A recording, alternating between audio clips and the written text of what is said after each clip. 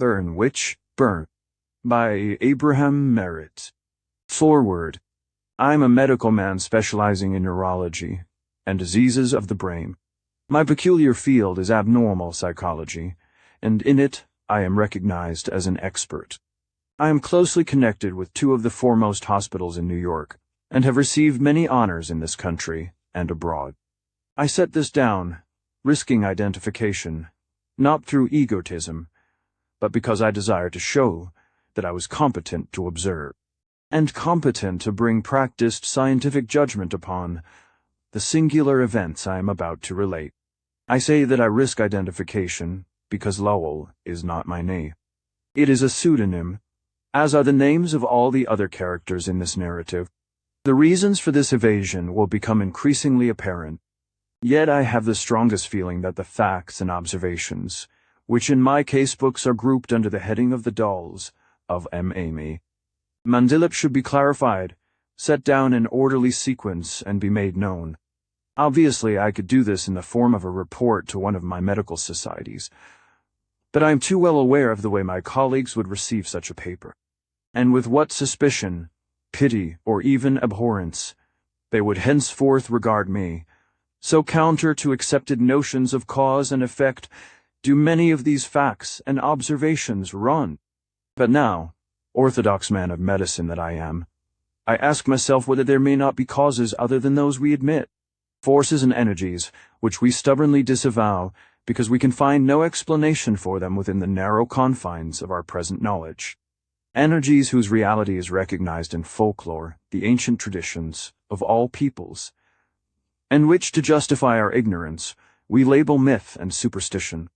A wisdom, a science, immeasurably old, born before history, but never dying, nor ever wholly lost. A secret wisdom, but always with its priests and priestesses guarding its dark flame, passing it on from century to century. Dark flame of forbidden knowledge, burning in Egypt before even the pyramids were raised, and in temples crumbling now beneath the Gobis sands known to the sons of Ad, whom Allah, so say the Arabs, turned to stone for their sorceries. 10,000 years before Abraham trod the streets of Ur, of the Chaldees known, in China known to the Tibetan Lama, the Buryat shaman of the steppes, and to the warlock of the South Seas alike. Dark flame of evil wisdom, deepening the shadows of Stonehenge's brooding menhirs, fed later by hands of Roman legionaries gathering strength, none knows why, in medieval Europe, and still burning, still alive, still strong. Enough of preamble. I begin where the dark wisdom, if that it were, first cast its shadow upon me. 1. The unknown death. I heard the clock strike 1 as I walked up the hospital steps. Ordinarily, I would have been in bed and asleep, but there was a case in which I was much interested, and Braille, my assistant, had telephoned me of certain developments which I wished to observe. It was a night in early November. I paused for a moment at the top of the steps to look at the brilliancy of the stars. As I did so, an automobile drew up at the entrance to the hospital. As I stood, wondering what its arrival at that hour meant, a man slipped out of it. He looked sharply up and down the deserted street, then threw the door wide open. Another man emerged. The two of them stooped and seemed to be fumbling around inside. They straightened, and then I saw that they had locked their arms around the shoulders of a third. They moved forward, not supporting but carrying this other man. His head hung upon his breast, and his body swung limply. A fourth man stepped from the automobile. I recognized him. He was Julian Ricori, a notorious underworld chieftain, one of the finished products of the Prohibition law. He had been pointed out to me several times. Even if he had not been, the newspapers would have made me familiar with his features and figure.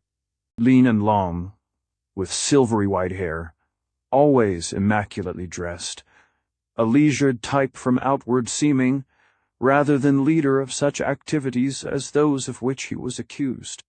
I had been standing in the shadow, unnoticed. I stepped out of the shadow. Instantly the burdened pair halted, swiftly as hunting hounds. Their free hands dropped into the pockets of their coats. Menace was in that movement. "I am Dr. Lowell," I said hastily, "connected with the hospital. Come right along." They did not answer me, nor did their gaze waver from me, nor did they move. Ricori stepped in front of them. His hands were also in his pockets. He looked me over, then nodded to the others. I felt the tension relax. "I know you, Doctor," he said pleasantly, in oddly precise English. "But that was quite a chance you took. If I might advise you, it is not well to move so quickly when those come whom you do not know, and at night, not in this town." "But," I said, "I do know you, Mr. Ricori." Then he smiled, faintly. "Your judgment was doubly at fault, and my advice doubly pertinent." There was an awkward moment of silence. He broke it. "And being who I am, I shall feel much better inside your doors than outside." I opened the doors. The two men passed through with their burden, and after them Ricori and I. Once within, I gave way to my professional instincts and stepped up to the man the two were carrying. They shot a quick glance at Ricori. He nodded. I raised the man's head. A little shock went through me. The man's eyes were wide open. He was neither dead nor unconscious, but upon his face was the most extraordinary expression of terror I had ever seen in a long experience with sane, insane, and borderland cases. It was not undiluted fear. It was mixed with an equally disturbing horror.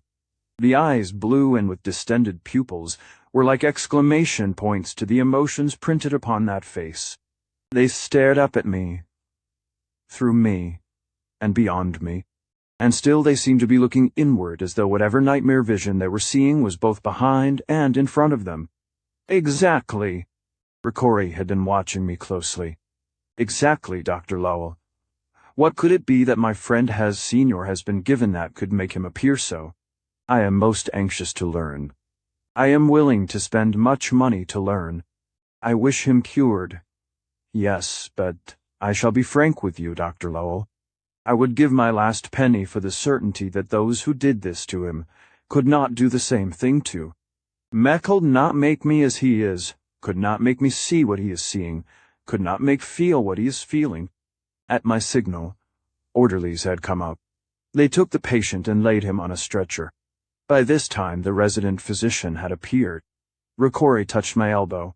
"I know a great deal about you, Dr. Lowell," he said. "I would like you to take full charge of this case." I hesitated. He continued, "Earnestly, could you drop everything else? Spend all your time upon it? Bring in any others you wish to consult. Don't think of expense." "A moment, Mr. Ricori," I broke in.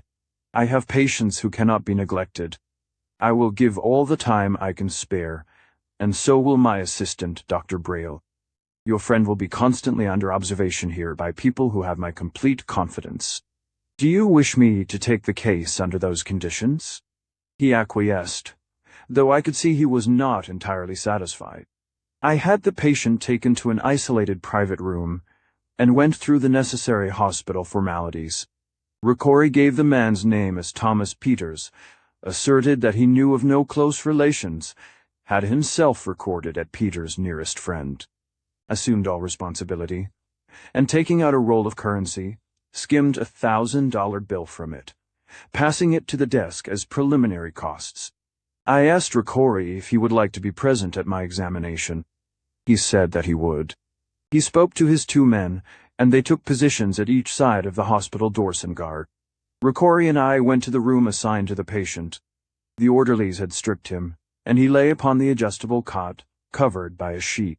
Braille, for whom I had sent, was bending over Peters, intent upon his face, and plainly puzzled. I saw with satisfaction that Nurse Walters, an unusually capable and conscientious young woman, had been assigned to the case. Braille looked up at me. He said obviously, "Some drug." "Maybe," I answered. "But if so, then a drug I have never encountered. Look at his eyes." I closed Peter's lids. As soon as I had lifted my fingers, they began to rise, slowly, until they were again wide open. Several times I tried to shut them. Always they opened the terror, the horror in them, undiminished. I began my examination. The entire body was limp, muscles and joints. It was as flaccid. The simile came to me, as a doll. It was as though every motor nerve had gone out of business. Yet, there was none of the familiar symptoms of paralysis, nor did the body respond to any sensory stimulus, although I struck down into the nerve trunks. The only reaction I could obtain was a slight contraction of the dilated pupils under strongest light. Hoskins, the pathologist, came in to take his samples for blood tests. When he had drawn what he wanted, I went over the body minute. I could find not a single puncture, wound, bruise, or abrasion. Peters was airy.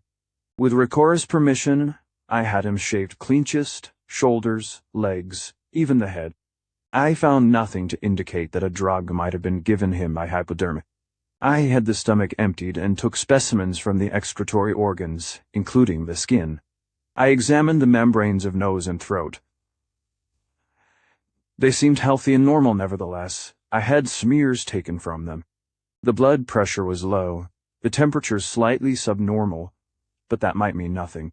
I gave an injection of adrenaline. There was absolutely no reaction from it. That might mean much. Poor devil, I said to myself. I'm going to try to kill that nightmare for you at any rate. I gave him a minimum hypo of morphine. It might have been water for all the good it did.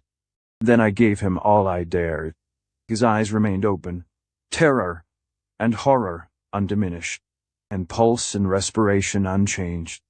Ricori had watched all these operations with intense interest. I had done all I could for the time, and told him so. I can do no more, I said, until I receive the reports of the specimens. Frankly, I am all at sea. I know of no disease nor drug which would produce these conditions. But Dr. Braille, he said, mentioned a drug. A suggestion only, interposed Braille hastily. Like Dr. Lowell, I know of no drug which would cause such symptoms. Ricori glanced at Peter's face and shivered. Now, I said, I must ask you some questions. Has this man been ill? If so, has he been under medical care? If he has not actually been ill, has he spoken of any discomfort? Or have you noticed anything unusual in his manner or behavior? No. To all questions, he answered. Peters has been in closest touch with me for the past week. He has not been ailing in the least.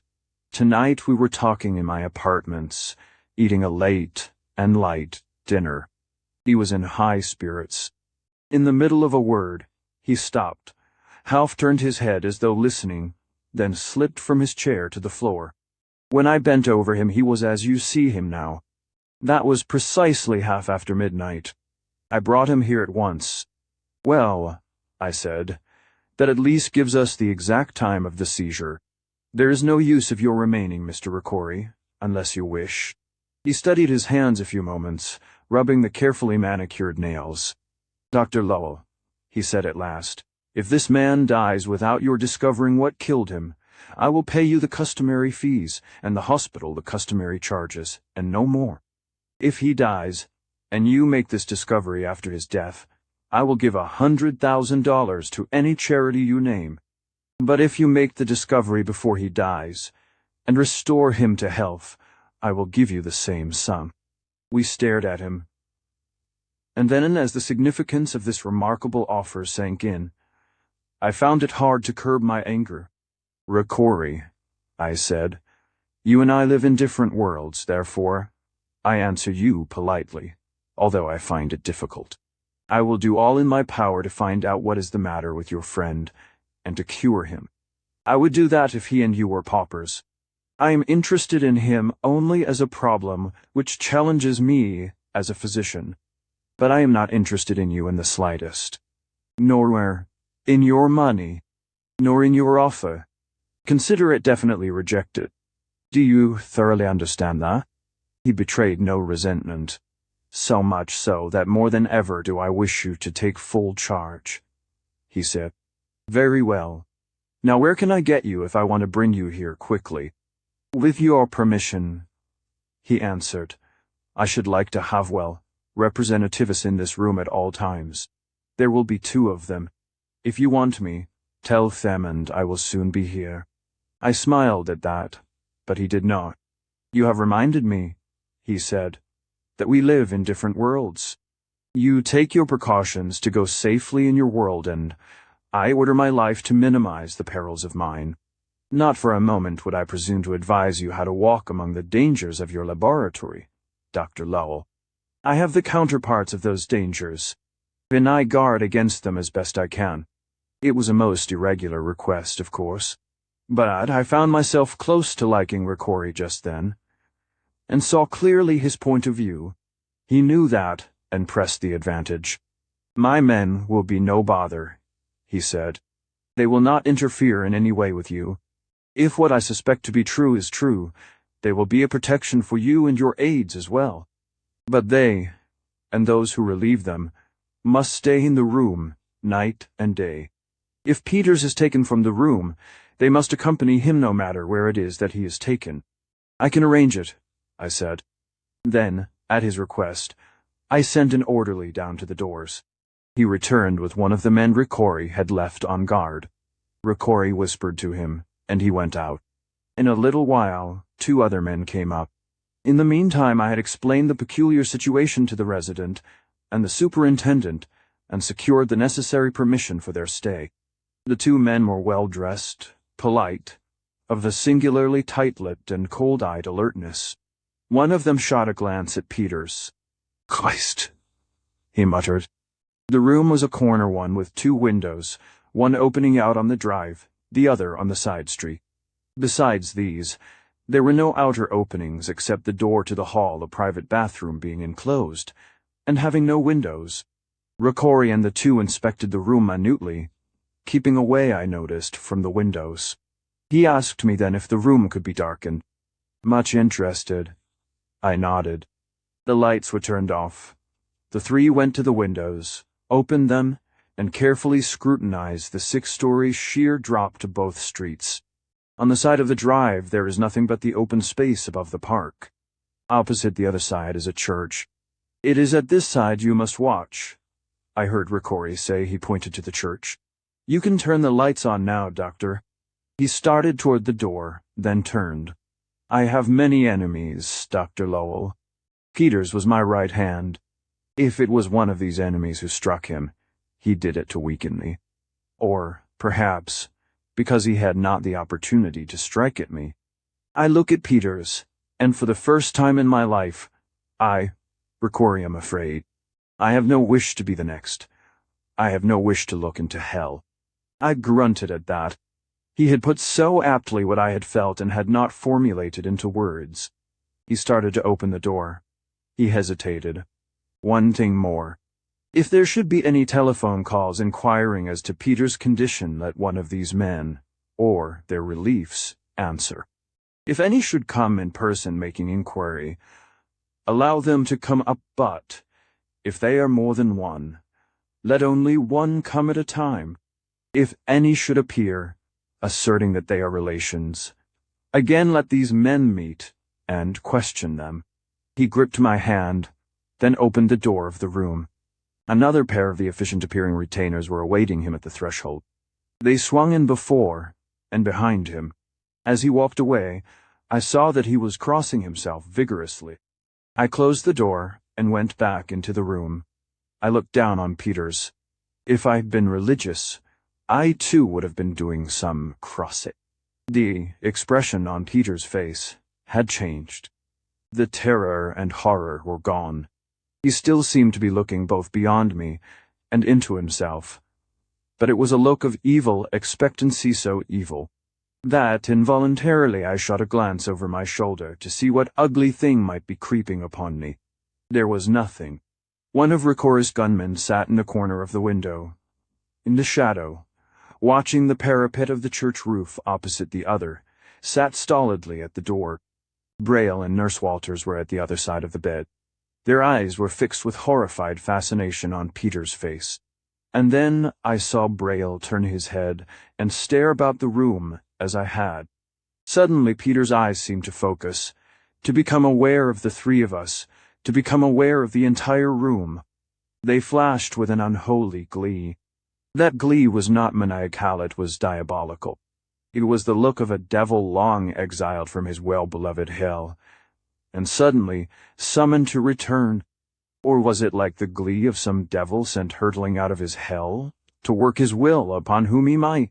Very well do I know how fantastic, how utterly unscientific, are such comparisons. Yet not otherwise can I describe that strange change. Then abruptly, as the closing of a camera shutter, that expression fled, and the old terror and horror came back. I gave an involuntary gasp of relief, for it was precisely as though some evil presence had withdrawn. The nurse was trembling. Braille asked, in a strained voice, "How about another hypodermic?" "No," I said. "I want you to watch the progress of this, whatever it is, without drugs. I'm going down to the laboratory. Watch him closely until I return." I went down to the laboratory. Hoskins looked up at me. "Nothing wrong, so far. Remarkable health, I'd say. Of course all I've results on are the simpler tests." I nodded. I had an uncomfortable feeling that the other tests also would show nothing, and I had been more shaken than I would have cared to confess by those alternations of hellish fear, hellish expectancy, and hellish glee in Peter's face and eyes. The whole case troubled me, gave me a nightmarish feeling of standing outside some door which it was vitally important to open, and to which not only did I have no key, but couldn't find the keyhole. I have found that concentration upon microscopic work often permits me to think more freely upon problems. So I took a few smears of Peter's blood and began to study them, not with any expectation of finding anything, but to slip the brakes from another part of my brain. I was on my fourth slide when I suddenly realized that I was looking at the incredible. As I had perfunctorily moved the slide, a white corpuscle had slid into the field of vision. Only a simple white corpuscle, but within it was a spark of phosphorescence, shining out like a tiny lamp. I thought at first that it was some effect of the light, but no manipulation of the illumination changed that spark. I rubbed my eyes and looked again. I called Hoskins. "Tell me if you see something peculiar in there." He peered into the microscope. He started, then shifted the light as I had. "What do you see, Hoskins?" he said, still staring through the lens. "A leukocyte inside of which is a globe of phosphorescence. Its glow is neither dimmed when I turn on the full illumination, nor is it increased when I lessen it. In all except the ingested globe, the corpuscle seems normal. And all of which," I said, "is quite impossible." "Quite," he agreed, straightening. "Yet, there it is."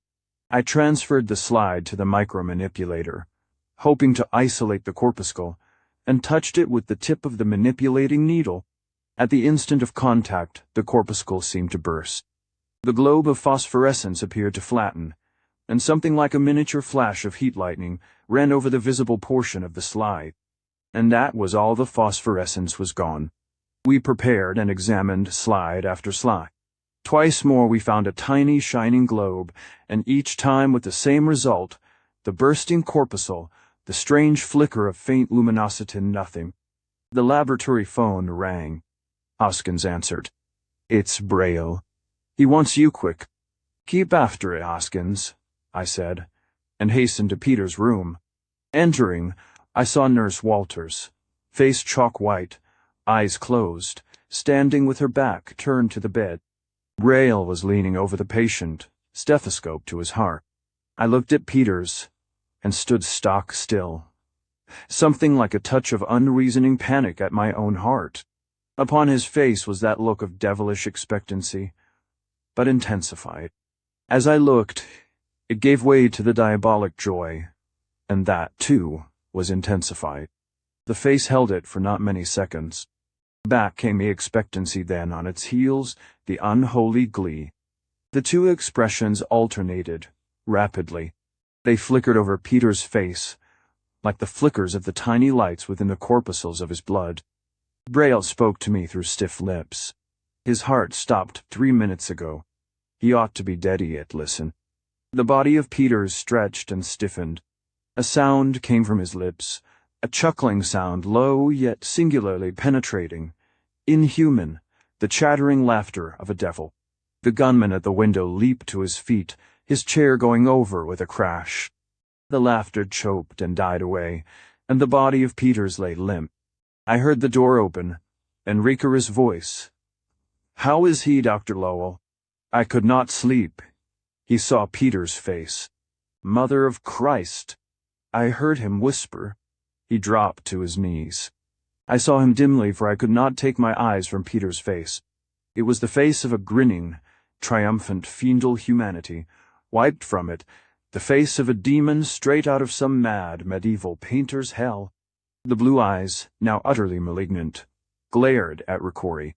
And as I looked, the dead hands moved slowly, the arms bent up from the elbows. The fingers contracting like claws, the dead body began to stir beneath the covers. At that, the spell of nightmare dropped from me for the first time in hours. I was on ground that I knew.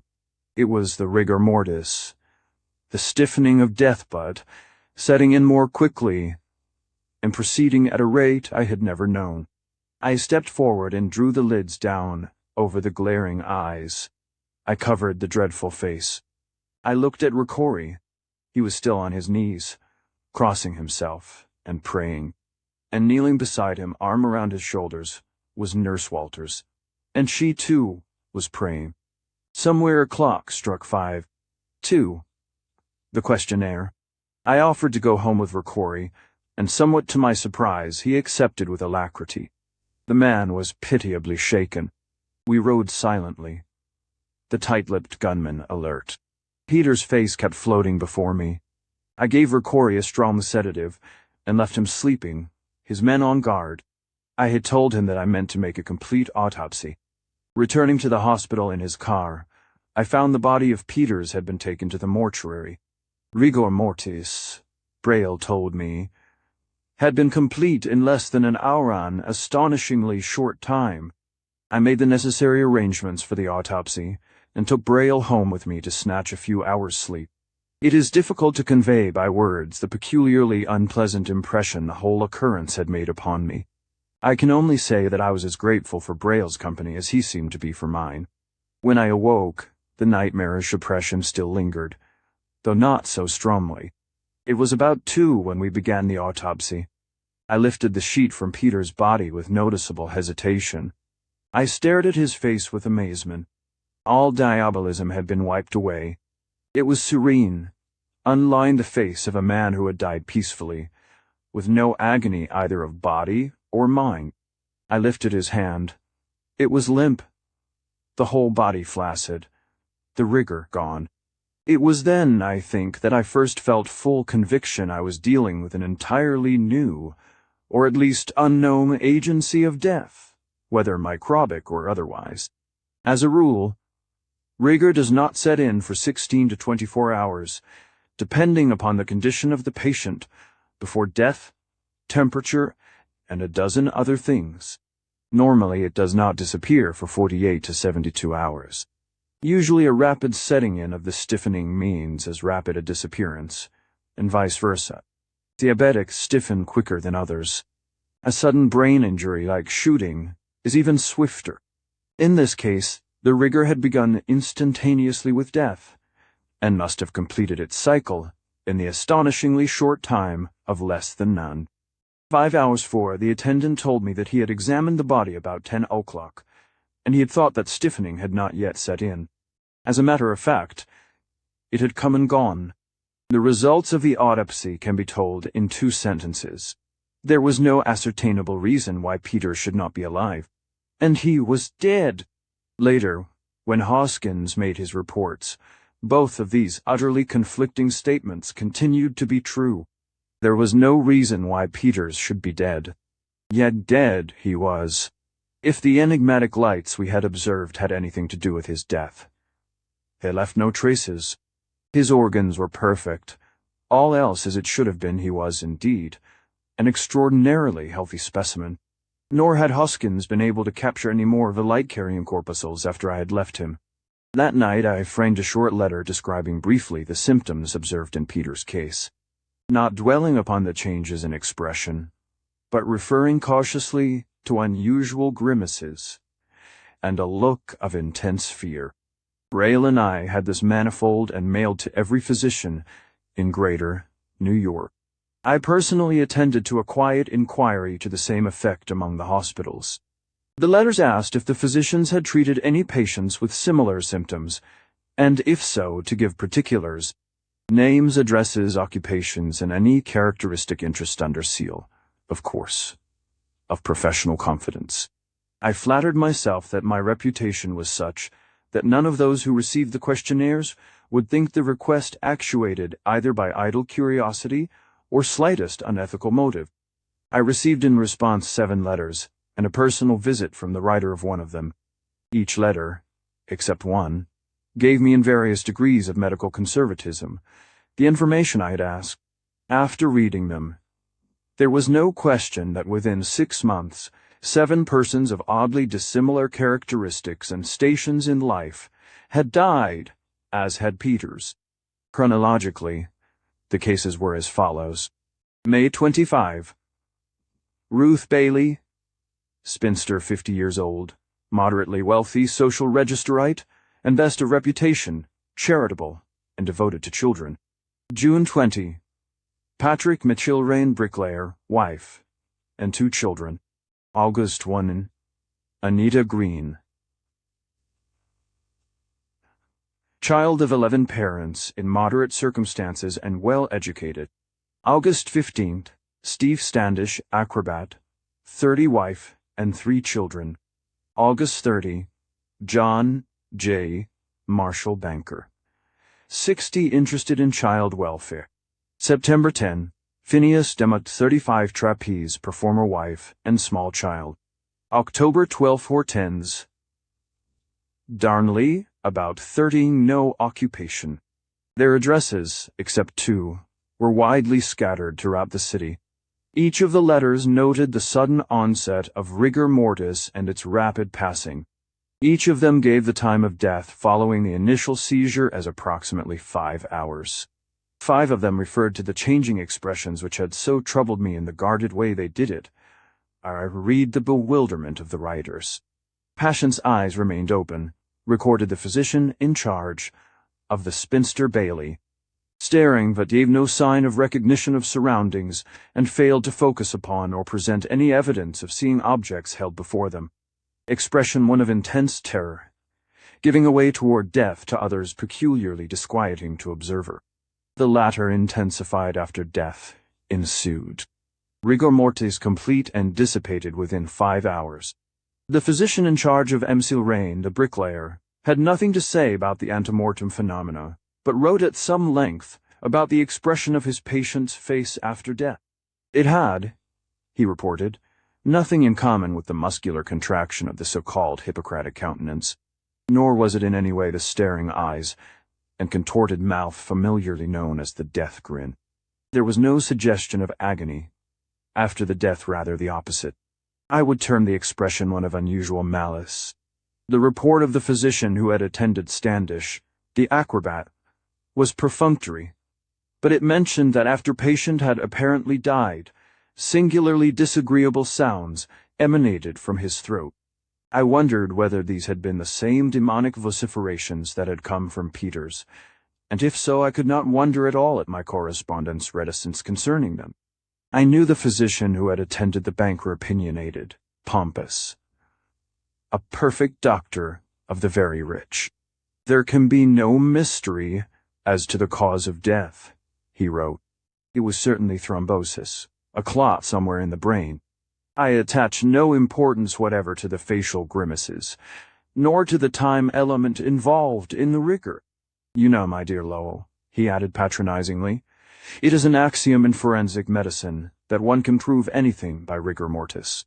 I would have liked to have replied that, when in doubt, thrombosis as a diagnosis is equally as useful in covering the ignorance of practitioners, but it would not have punctured his complacency.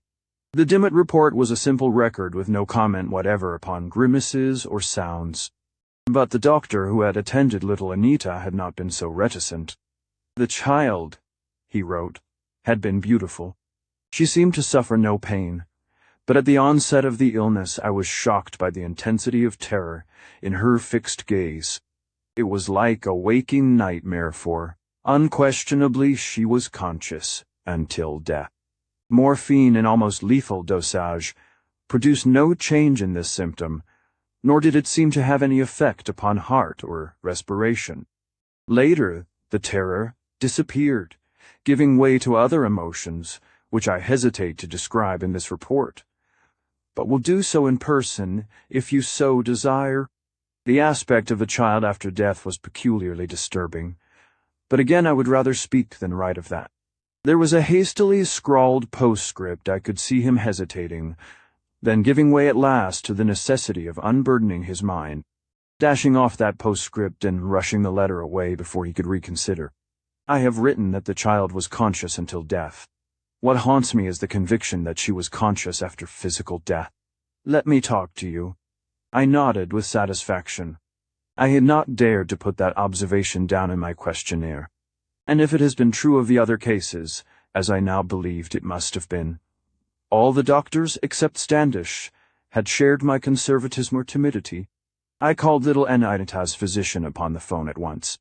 He was strongly perturbed. In every detail his case had paralleled that of Peter's. He kept repeating over and over, the child was sweet and good as an angel, and she changed into a devil. I promised to keep him apprised of any discoveries I might make, and shortly after our conversation, I was visited by the young physician who had attended Hortense Darnley. Dr. Huey, as I shall call him, had nothing to add to the medical aspect other than what I already knew. But his talk suggested the first practical line of approach toward the problem. His office, he said, was in the apartment house which had been Hortense Darnley's home. He had been working late, and had been summoned to her apartment about 10 o'clock by the woman's maid, a colored girl. He had found the patient lying upon her bed, and had at once been struck by the expression of terror on her face, and the extraordinary limpness of her body. He described her as blonde, blue-eyed, the doll type. A man was in the apartment. He had at first evaded giving his name, saying that he was merely a friend. At first glance, Dr. Willey had thought the woman had been subjected to some violence, but examination revealed no bruises or other injuries. The friend had told him they had been eating dinner when Miss Darnley flopped right down on the floor, as though all her bones had gone soft, and we couldn't get anything out of her. The maid confirmed this. There was a half-eaten dinner on the table, and both man and servant declared Hortense had been in the best of spirits. There had been no quarrel. Reluctantly, the friend had admitted that the seizure had occurred 3 hours before, and that they had tried to bring her about themselves, calling upon him only when the alternating expressions, which I have referred to in the case of Peters, began to appear. As the seizure progressed, the maid had become hysterical with fright and fled. The man was of tougher timber, and had remained until the end. He had been much shaken, as had Dr. Y, by the after-death phenomena. Upon the physician declaring that the case was one for the coroner, he had lost his reticence, volunteering his name as James Martin, and expressing himself as eager for a complete autopsy. He was quite frank as to his reasons. The Darnley woman had been his mistress, and he had enough trouble without her death pinned to me. There had been a thorough autopsy. No trace of disease or poison had been found. Beyond a slight valvular trouble of the heart, Hortense Darnley had been perfectly healthy. The verdict had been death by heart disease. But Dr. Weil was perfectly convinced the heart had nothing to do with it. It was, of course, quite obvious that Hortense Darnley had died from the same cause or agency as had all the others.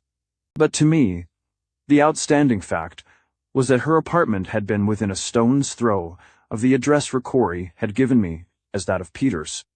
Furthermore, Martin was of the same world, if Dr. I's impressions were correct. Here was conceivably a link between two of the case missing and the others. I determined to call in Ricori, to lay all the cards before him, and enlist his aid if possible. My investigation had consumed about 2 weeks. During that time I had become well acquainted with Ricori. For one thing, he interested me immensely. As a product of present-day conditions for another, I liked him. Despite his reputation, he was remarkably well-read, of a high grade of totally unmoral intelligence. Subtle and superstitious in olden time, he would probably have been a captain of condottieri. His wits and sword for hire. I wondered what were his antecedents. He had paid me several visits since the death of Peters, and quite plainly my liking was reciprocated. On these visits he was guarded by the tight-lipped man who had watched by the hospital window. This man's name, I learned, was McCann. He was Ricori's most trusted bodyguard, apparently wholly devoted to his white-haired chief. He was an interesting character, too, and quite approved of me. He was a drawling southerner who had been, as he put it, a counters down Arizona way, and then got too popular on the border. For you, Doc," he told me. "You're sure good for the boss.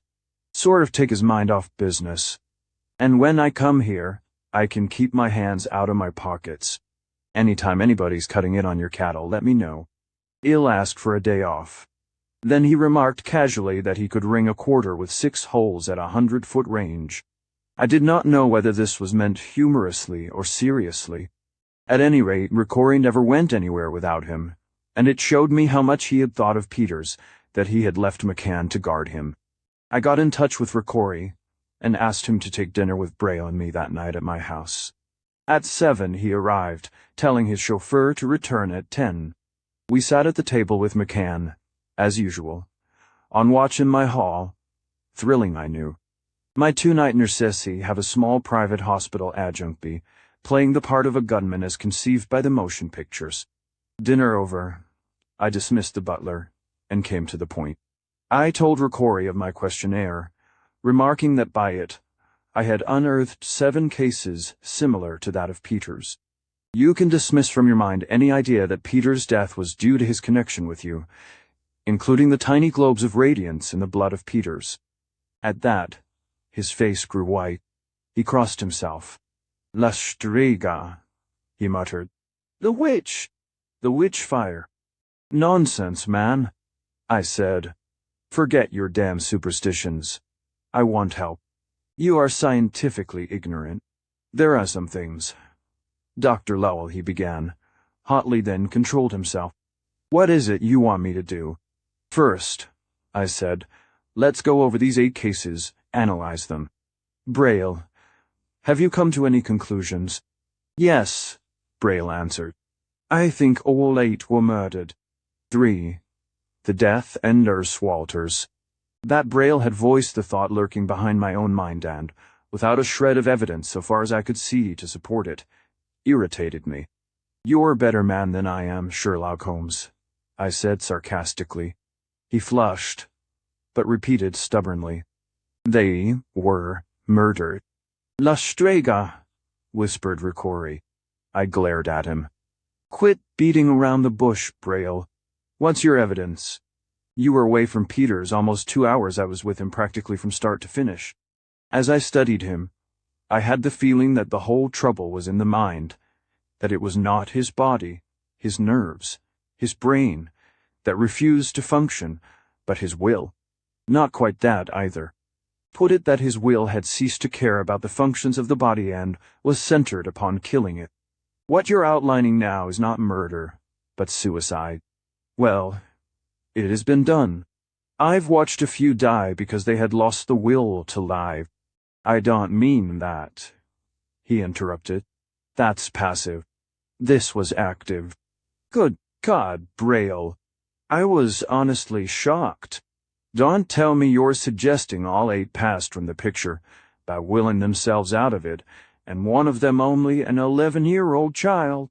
"I didn't say that," he replied. "What I felt was that it was not primarily Peter's own will doing it, but another's will, which had gripped his, had wound itself around, threaded itself through his will. Another's will which he could not, or did not want to resistate, least toward the end." "La maledetta strega," muttered Ricori again. I curbed my irritation and sat considering. After all, I had a wholesome respect for Braille.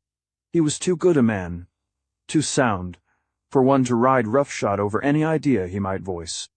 Have you any idea as to how these murders, if murders they are, were carried out? I asked politely. Not the slightest, said Braille. Let's consider the murder theory. Ricori, you have had more experience in this line than we, so listen carefully and forget your witch, I said, brutally enough.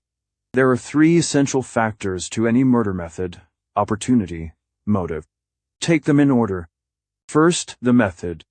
There are three ways a person can be killed: by poison, or by infection through the nose, and this includes by gases through the mouth and through the skin. There are two or three other avenues. Hamlet's father, for example, was poisoned, we read, through the ears, although I've always had my doubts about that.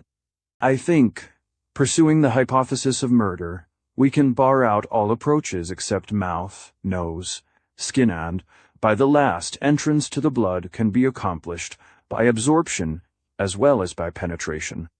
Was there any evidence whatever on the skin, in the membranes of the respiratory channels, in the throat, in the viscera, stomach, blood, nerves, brain, off anything of the sort?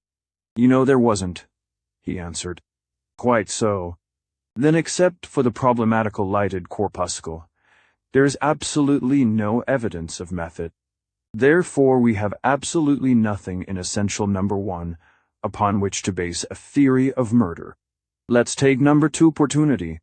We have a tarnished lady, a racketeer, a respectable spinster, a bricklayer, an 11-year-old schoolgirl, a banker, an acrobat, and a trapeze performer. There, I submit, is about as incongruous a congregation as is possible. So far as we can tell, none of them except conceivably the circus minion Peters and the Darnley woman had anything in common. How could anyone who had opportunity to come in close enough contact to Peters the racketeer to kill him have equal opportunity to come in similar close contact with Ruth Bailey, the social registerite maiden lady? How could one who had found a way to make contact with Banker Marshall come equally close to Acrobat Standish? And so on you perceive the difficulty. To administer whatever it was that caused the deaths, if they were murder, could have been no casual matter. It implies a certain degree of intimacy. You agree? Partly, he conceded. Had all lived in the same neighborhood, we might assume that they might normally have come within range of the hypothetical killer. But they did not. Pardon me, Dr. Lowell, Ricori interrupted. But suppose they had some common interest which brought them within that range. What possible common interest could so divergent a group have had? One common interest is very plainly indicated in these reports, and in what McCann has told us. What do you mean, Ricori? Babies, he answered. Or at least children. Braille nodded. I noticed that. Consider the reports, Ricori went on. Miss Bailey is described as charitable and devoted to children. Her charities, presumably, took the form of helping them. Marshall, the banker, was interested in child welfare. The bricklayer, the acrobat, and the trapeze performer had children. Anita was a child. Peters and the Darnley woman were, to use McCann's expression, daffy over a baby. But, I objected, if they are murders, they are the work of one hand. It is beyond range of possibility that all of the 8 were interested in one baby, one child, or one group of children. Very true, said Braille, but all could have been interested in one especial peculiar thing, which they believed would be of benefit to, or would delight the child or children, to whom each was devoted, and that peculiar article might be obtainable in only one place. If we could find that this is the fact, then certainly that place would bear investigation. It is, I said, undeniably worth looking into. Yet it seems to me that the common interest idea works 2 ways. The homes of those who died might have had something of common interest to an individual. The murderer, for example, might be a radio adjuster, or a plumber, or a collector. an electrician, and so on. Braille shrugged a shoulder. Ricori did not answer. He sat deep in thought, as though he had not heard me. "Please listen, Ricori," I said. "We've gotten this far. Method of murder, if it is murder unknown. Opportunity for killing find some person whose business, profession, or what not was a matter of interest to each of the 8, and whom they visited or who visited them, said business being concerned, possibly in some way, with babies or older children. Now, for motive, revenge, gain, love, hate, jealousy, self-protection, none of these seems to fit. For again we come to that barrier of dissimilar stations in life. How about the satisfaction of an appetite for death want? You call that a motive?" asked Braille oddly. Ricori half rose from his chair, stared at him with a curious intentness, then sank back. But I noticed he was now all alert. "I was about to discuss the possibility of a homicidal maniac," I said, somewhat testily. "That's not exactly what I mean. You remember Longfellow's lines. I shot an arrow into the air. It fell to earth I know not where. I've never acquiesced in the idea that that was an inspired bit of verse, meaning the sending of an argosy to some unknown port and getting it back with a surprise cargo of ivory and peacocks, apes and precious stones. There are some people who can't stand at a window high above a busy street, or on top of a skyscraper, without wanting to throw something down. They get a thrill in wondering who or what will be hit. The feeling of power. Enomets, apiro, and denied. Unloosing the pestilence upon the just and the unjust alike. Longfellow must have been one of those people. In his heart, he wanted to shoot a real arrow and then mull over in his imagination whether it had dropped in somebody's eye, hit a heart, or just missed someone and skewered a stray dog. Carry us on a little further. Give one of these people power and opportunity to loose death at random, death whose cause he is sure cannot be detected. He sits in his obscurity, in safety, a god of death, with no special malice against anyone, perhaps impersonal, just shooting his arrows in the air, like Longfellow's archer, for the fun of it. And you wouldn't call such a person a homicidal maniac? I asked, dryly. Not necessarily. Merely free of inhibitions against killing. He might have no consciousness of wrongdoing whatever. Everybody comes into this world under sentence of death time and method of execution unknown. Well, this killer might consider himself as natural as death itself. No one who believes that things on earth are run by an all-wise, all-powerful God thinks of him as a homicidal maniac. Yet he looses wars, pestilences, misery, disease, floods, earthquakes, and believers and unbelievers alike. If you believe things are in the hands of what is vaguely termed fate, would you call fate a homicidal maniac? Your hypothetical archer, I said, looses a singularly unpleasant arrow, Braille. Also, the discussion is growing far too metaphysical for a simple scientist like me. Ricori, I can't lay this matter before the police. They would listen politely and laugh heartily after I had gone. If I told all that is in my mind to the medical authorities, they would deplore the decadence of a hitherto honored intellect, and I would rather not call in any private detective agency to pursue inquiries. What do you want me to do? He asked. You have unusual resources, I answered. I want you to sift every movement of Peters and Hortense Darnley for the past 2 months. I want you to do all that is possible in the same way with the others. I hesitated. I want you to find that one place to which, because of their love for children, each of these unfortunates was drawn. For though my reason tells me you and Braille have not the slightest real evidence upon which to base your suspicions, I grudgingly admit to you that I have a feeling you may be right. You progress, Dr. Lowell, Ricori said formally. I predict that it will not be long before you will as grudgingly admit the possibility of my witch. I am sufficiently abased, I replied, by my present credulity not to deny even that. Ricori laughed. and busied himself copying the essential information from the reports. 10:00 struck. McCann came up to say that the car was waiting, and we accompanied Ricori to the door.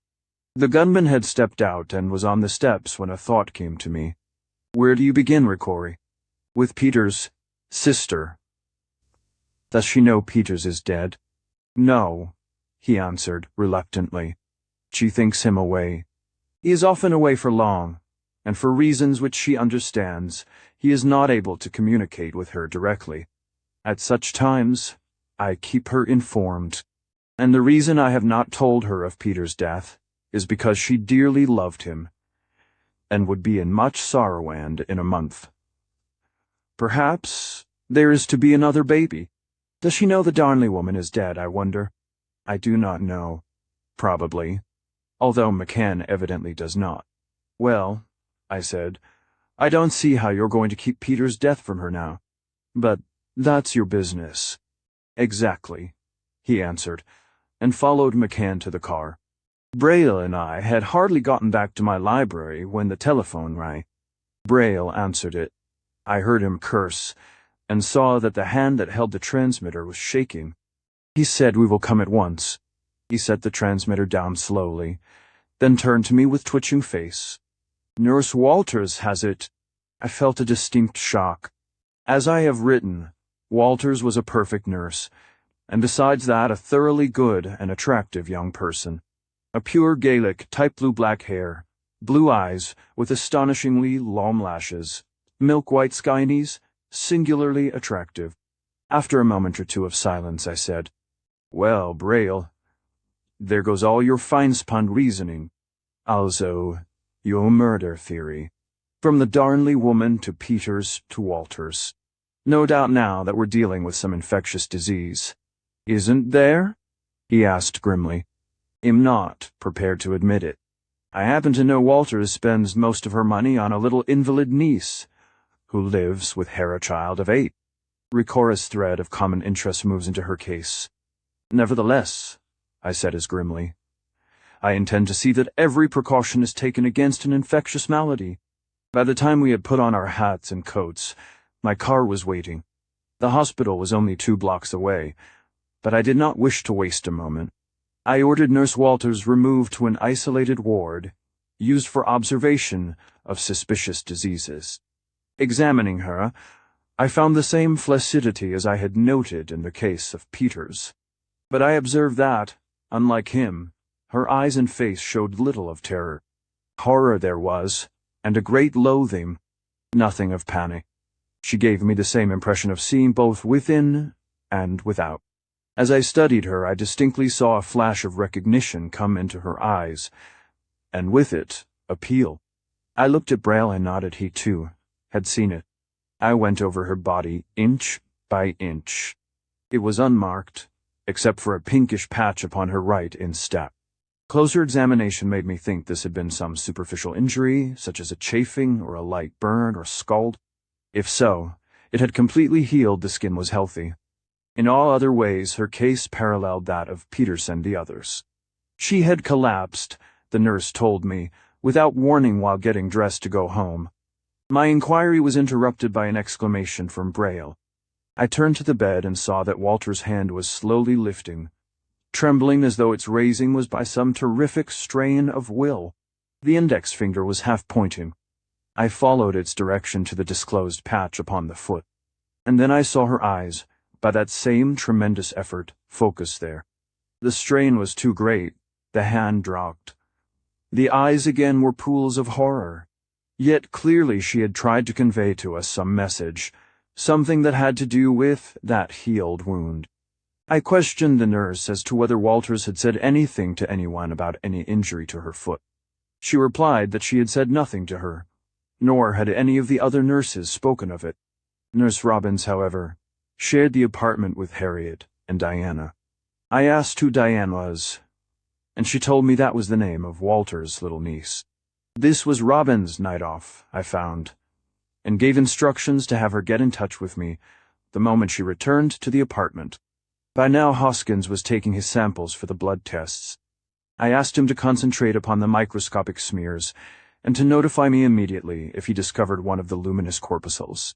Bartano, an outstanding expert upon tropical diseases, happened to be in the hospital, as well as Summers, a brain specialist in whom I had strong confidence. I called them in for observation, saying nothing of the previous cases. While they were examining Walters, Hoskins called up to say he had isolated one of the shining corpuscles. I asked the pair to go to Hoskins and give me their opinion upon what he had to show them. In a little while they returned, somewhat annoyed and mystified. Hoskins, they said, had spoken of a leukocyte containing a phosphorescent nucleus. They had looked at the slide but had been unable to find it. Summers very seriously advised me to insist upon Hoskins having his eyes examined.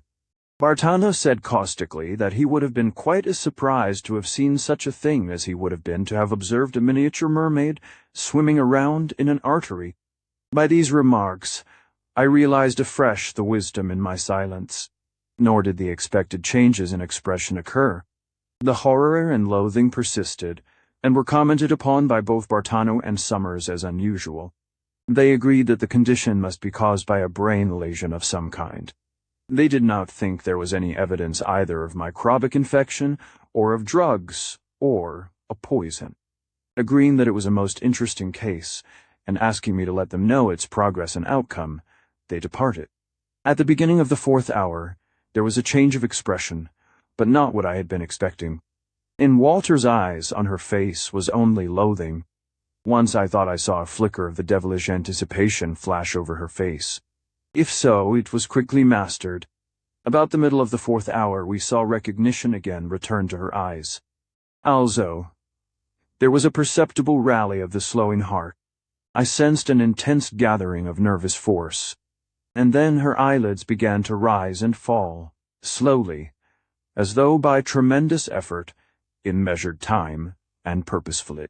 4 times they raised and lowered. There was a pause. Then 9 times they lifted and fell again, the pause. Then they closed and opened once. Twice she did this.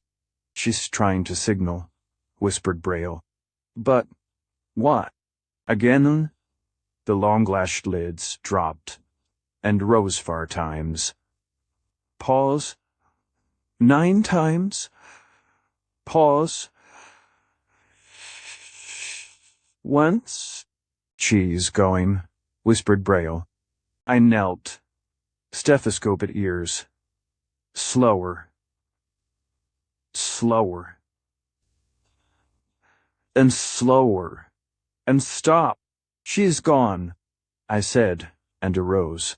We bent over her, waiting for that last hideous spasm, convulsion, whatever it might be. It did not come. Stamped upon her dead face was the loathing, and that only. Nothing of the devilish glee, nor was there sound from her dead lips.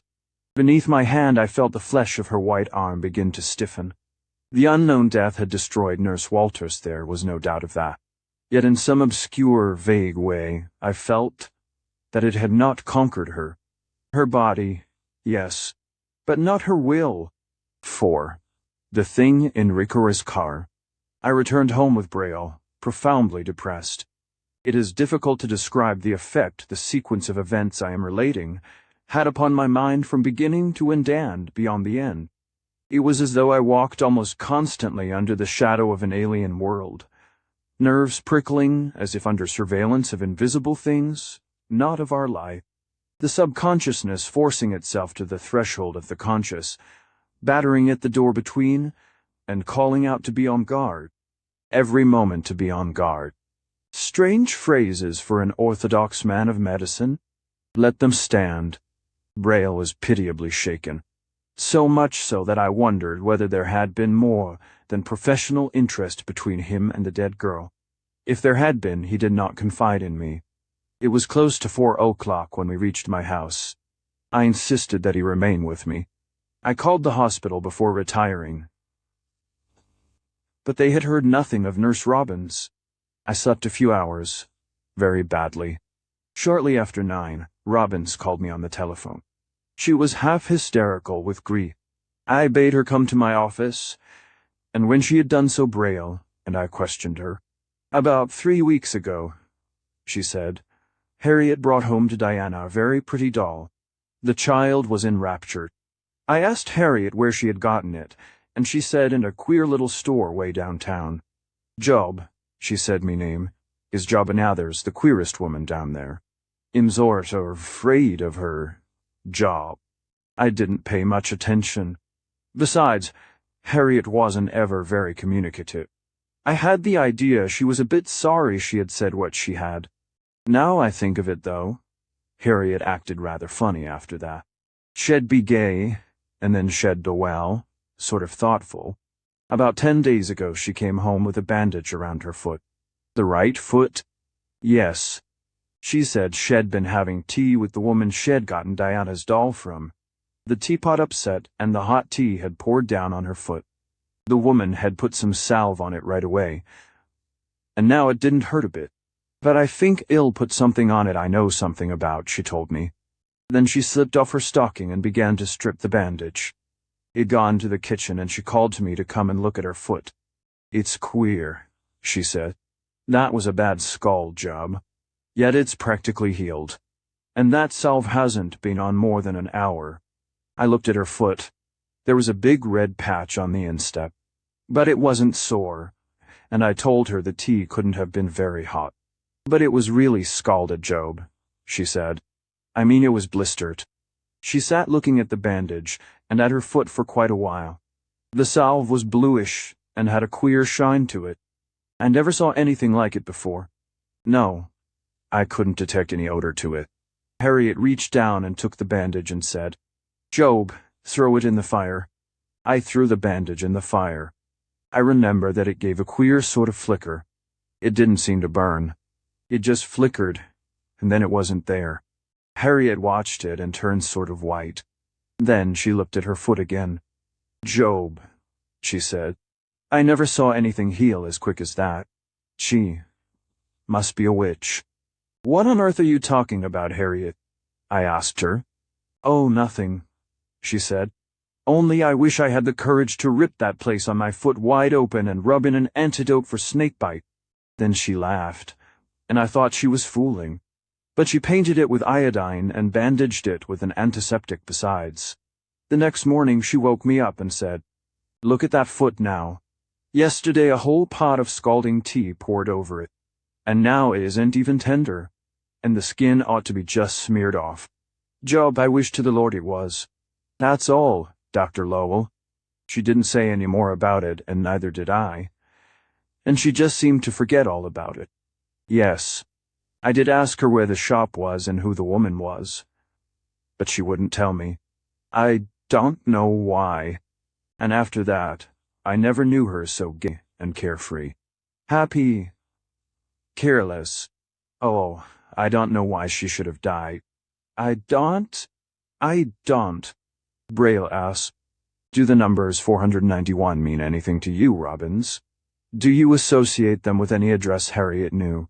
She thought, then shook her head. I told her of the measured closing and opening of Walter's eyes. She was clearly attempting to convey some message in which those numbers figured. Think again. Suddenly she straightened and began counting upon her fingers. She nodded. Could she have been trying to spell out something? If they were letters, they would read D, I, and A. They're the first 3 letters of Diana's name. Well, of course that seemed the simple explanation. She might have been trying to ask us to take care of the child. I suggested this to Braille. He shook his head. She knew I'd do that, he said. No, it was something else. A little after Robbins had gone, Corey called up. I told him of Walter's death. He was greatly moved, and after that came the melancholy business of the autopsy. The results were precisely the same as in that of Peters. There was nothing whatever to show why the girl had died. At about 4 o'clock the next day, Corey again called me on the telephone. Will you be at home between 6 and 9, Dr. Lowell? There was suppressed eagerness in his voice. Certainly, if it is important, I answered, after consulting my appointment book. Have you found out anything, Corey? He hesitated. I do not know. I think perhaps he's. You mean, I did not even try to hide my own eagerness. You mean the hypothetical place we discussed? Perhaps. I will know later. I go now, to where it may be. Tell me this. Ricoré, what do you expect to find? Dolls, he answered, and as though to avoid further questions, he hung up before I could speak. Dolls? I sat thinking. Walters had bought a doll, and in that same unknown place where she had bought it, she had sustained the injury which had so worried her, or rather, whose unorthodox behavior had so worried her. Nor was there doubt in my mind, after hearing Robin's story, that it was to that injury she had attributed her seizure, and had tried to tell us so. We had not been mistaken in our interpretation of that first desperate effort of will I have described. She might, of course, have been in error. The scald, or rather, the salve, had had nothing whatever to do with her condition. Yet Walters had been strongly interested in a child. Children were the common interest of all who had died as she had. And certainly the one great common interest of children is dolls. What was it that Ricoré had discovered? I called Braille, but could not get him. I called up Robbins and told her to bring the doll to me immediately, which she did. The doll was a peculiarly beautiful thing. It had been cut from wood, then covered with gesso. It was curiously lifelike, a baby doll with an elfin little face. Its dress was exquisitely embroidered, a folk dress of some country I could not place. It was, I thought, almost a museum piece, and one whose price Nurse Walters could hardly have afforded. It bore no mark by which either maker or seller could be identified. After I had examined it minutely, I laid it away in a drawer. I waited impatiently to hear from Ricoré. At 7 o'clock, there was a sustained, peremptory ringing of the doorbell. Opening my study door, I heard McCann's voice in the hall, and called to him to come up. At first glance, I knew something was very wrong. His tight-mouthed, tanned face was a sallow yellow. His eyes held a dazed look. He spoke from stiff lips. Come down to the car. I think the boss is dead. Dead, I exclaimed, and was down the stairs and out beside the car in a breath. The chauffeur was standing beside the door. He opened it, and I saw Ricoré huddled in a corner of the rear seat. I could feel no pulse, and when I raised the lids of his eyes, they stared at me sightlessly. Yet, he was not cold. Bring him in, I ordered. McCann and the chauffeur carried him into the house and placed him on the examination table in my office. I bared his breast and applied the stethoscope. I could detect no sign of the heart functioning, nor was there, apparently, any respiration. I made a few other rapid tests. To all appearances, Ricoré was quite dead. And yet, I was not satisfied.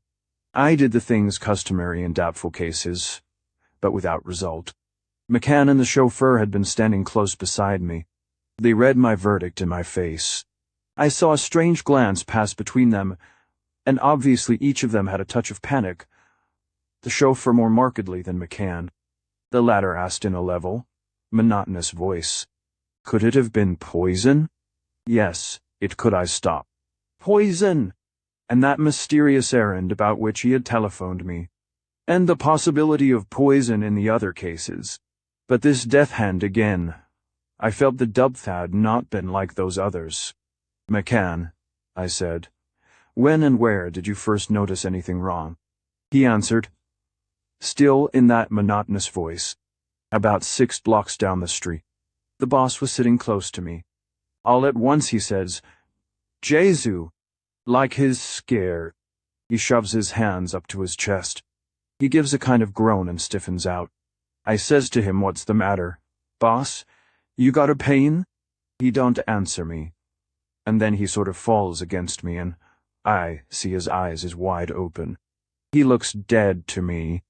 So I yelps to Paul to stop the car, and we both look him over. Then we beat it here like hell. I went to a cabinet and poured them stiff drinks of brandy. They needed it. I threw a sheet over Ricoré. Sit down, I said. And you, McCann, tell me exactly what occurred from the time he started out with Mr. Ricoré to wherever it was he went. Don't skip a single detail. He said, About 2 o'clock the boss goes to Mollystat's. Peter's sister stays an hour, comes out, goes home and tells Paul to be back at 4:30. But he's doing a lot of phoning, so he don't start till 5. He tells Paul where he wants to go. A place over in a little street down, off Battery Park. He says to Paul not to go through the street, just park the car over by the Battery. And he says to me, "McCann, I'm going in this place myself. I don't want to know I ain't by myself." He says, "I got reasons.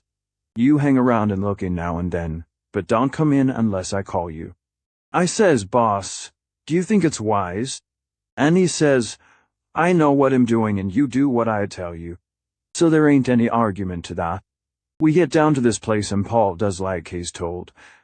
And the boss walks up the street, and he stops at a little joint that's got a lot of dolls in the window. I looks in the place as I go past. There ain't much light, but I see a lot of other dolls inside and a thin gal at a counter. She looks white as a fish's belly to me, and after the boss has stood at the window a minute or two, he goes in, and I go by slow to look at the gal again, because she sure looks whiter than I ever saw, a gal look who's on her 2 feet. The boss is talking to the gal who's showing him some dolls. The next time I go by there's a woman in the place. She's so big. I stand at the window a minute to look at her, because I never seen anybody that looks like her. She's got a brown face and it looks sort of like a horse, and a little mustache, and moles. And she's as funny a looking broad as the fish-white gal. Big and fat. But I get a peep at her eyes geese. What eyes? Big and black and bright. And somehow I don't like them any more than the rest of her. The next time I go by, the boss is over in a corner with the big dame. Has got a wad of bills in his hand and I see the gal watching sort of frightened like. The next time I do my beat, I don't see either the boss or the woman. So I stand looking through the window because I don't like the boss out of my sight in this joint. And the next thing I see is the boss coming out of a door at the back of the shop. He's madder than hell and carrying something in his ear. The woman is behind him, and her eyes spitting fire. The boss is jabbering, but I can't hear what he's saying. And the dame is jabbering too and making funny passes at him. Funny passes? Why, funny motions with her hands. But the boss heads for the door, and when he gets to it, I see him stick what he's carrying inside his overcoat and button it up around it. It's a doll.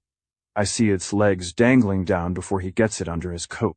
A big one, too, for it makes quite a bulge. He paused, began mechanically to roll a cigarette, then glanced at the covered body and threw the cigarette away. He went on. I never see the boss so mad before. He's muttering to himself in Italian and saying something over and over that sounds like strega. I see it ain't no time to talk, so I just walk along with him. Once he says to me more as if he's talking to himself than me. If you get what I mean, he says. The Bible says you shall not suffer a witch to live. Then he goes on muttering and holding one arm fast over this doll inside his coat. We get to the car and he tells Paul to beat it straight to you, and to hell with traffic, that's right. Ain't it, Paul? Yes. When we get in the car, he stops muttering and just sits there quiet, not saying anything to me until I hear him say, "Jesu, like I told you." And that's all, ain't it, Paul? The chauffeur did not answer. He sat staring at McCann with something of entreaty in his gaze. I distinctly saw McCann shake his head. The chauffeur said, in a strongly marked Italian accent, hesitatingly, "I do not see the shop, but everything else McCann say is truth." I got up and walked over to Ricora's body. I was about to lift the sheet when something caught my eye. A red spot about as big as a Demia blood stain.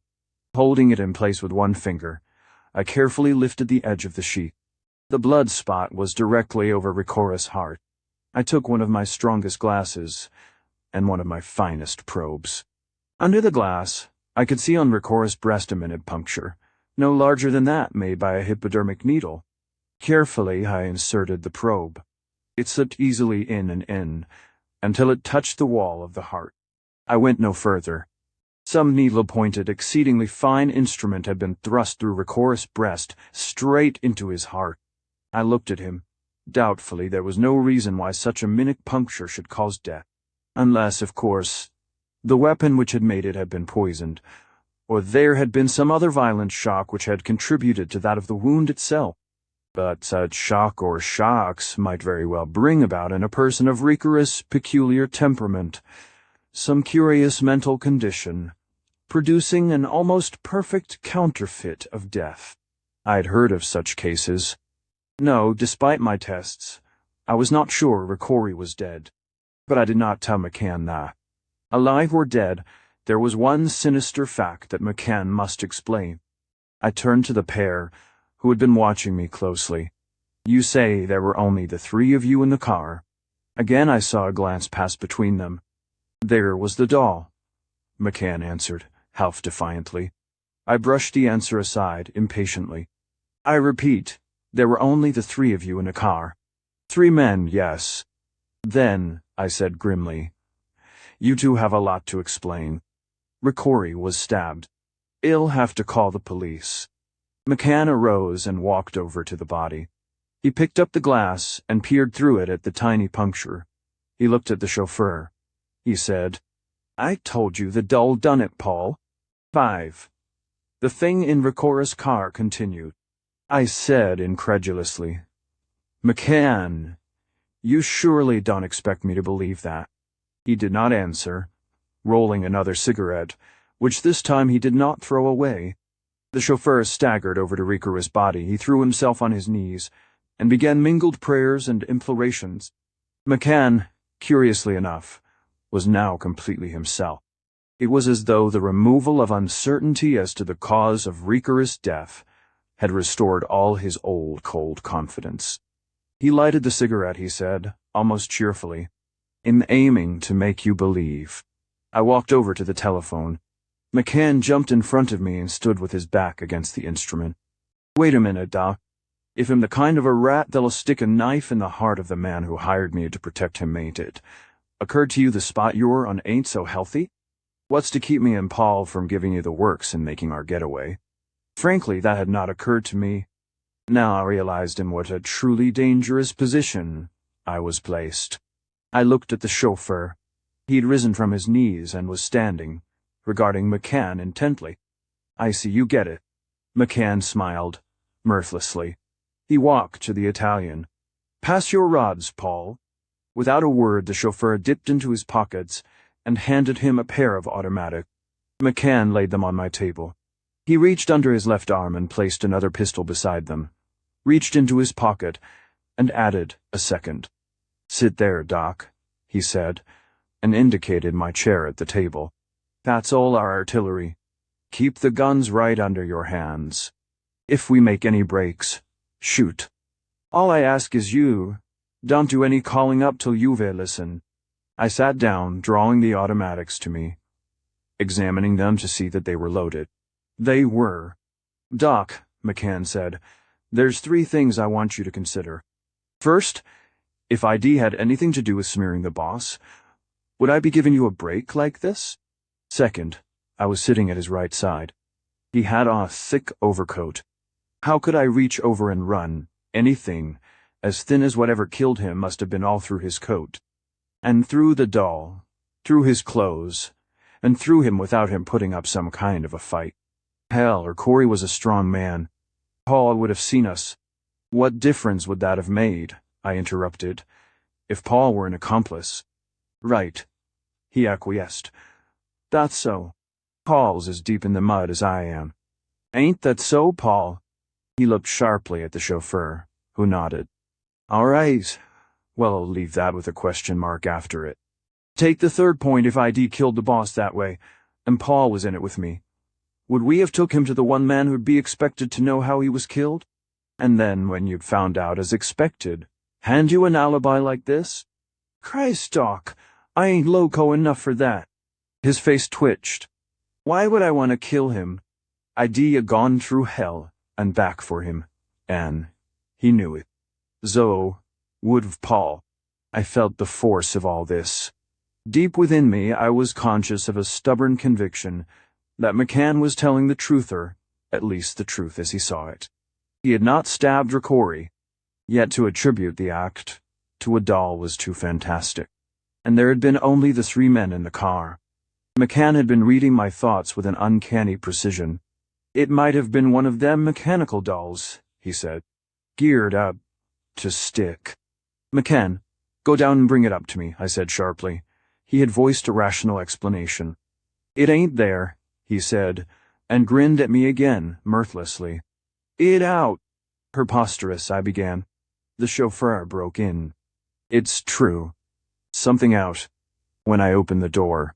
"I think a cat dog, maybe." I say, "What the hell?" Then I see it. It run like hell. In stoop. It duck in shadow. I see it just as flash. And then no more. I say to McCann, "What the hell?" McCann. He's feeling around bottom of car. He say, "It's the doll." "It done for the boss." I say, "Doll." "What you mean, doll?" He tell me. I know nothing of any doll before. I see the boss carry something in his coat, Si. But I don't know what. But I see one goddamn thing that don't look like cat, dog. It jump out of car, through my legs. "Si," I said ironically, "is it your idea, McCann, that this mechanical doll was geared to run away as well as to stab?" He flushed, but answered quietly.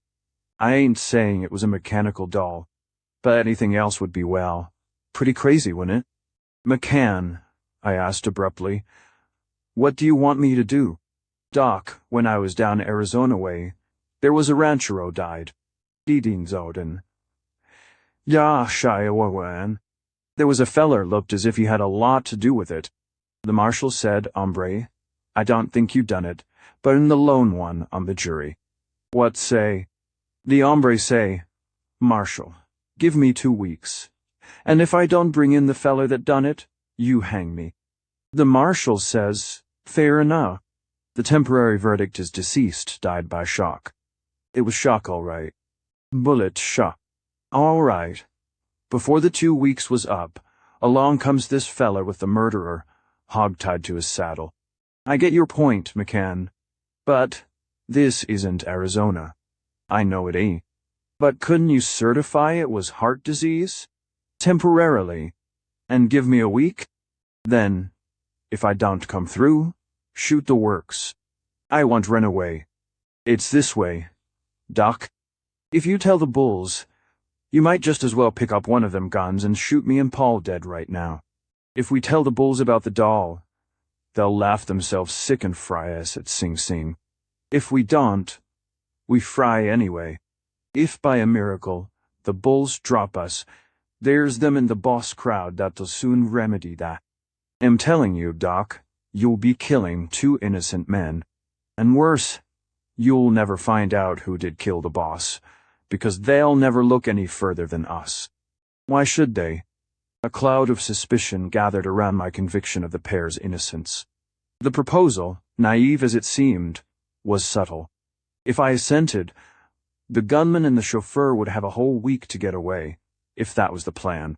If McCann did not come back, and I told the truth of the matter, I would be an accessory after the fact in effect.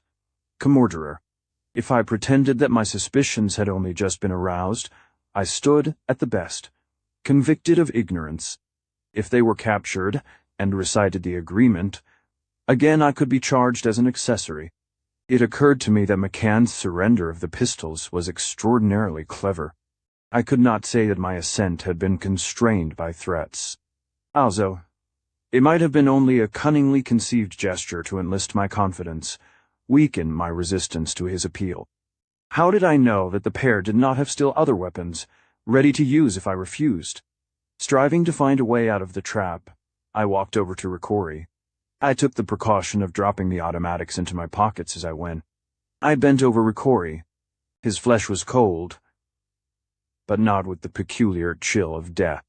I examined him once more, minutely, and now I could detect the faintest of pulsation in the heart.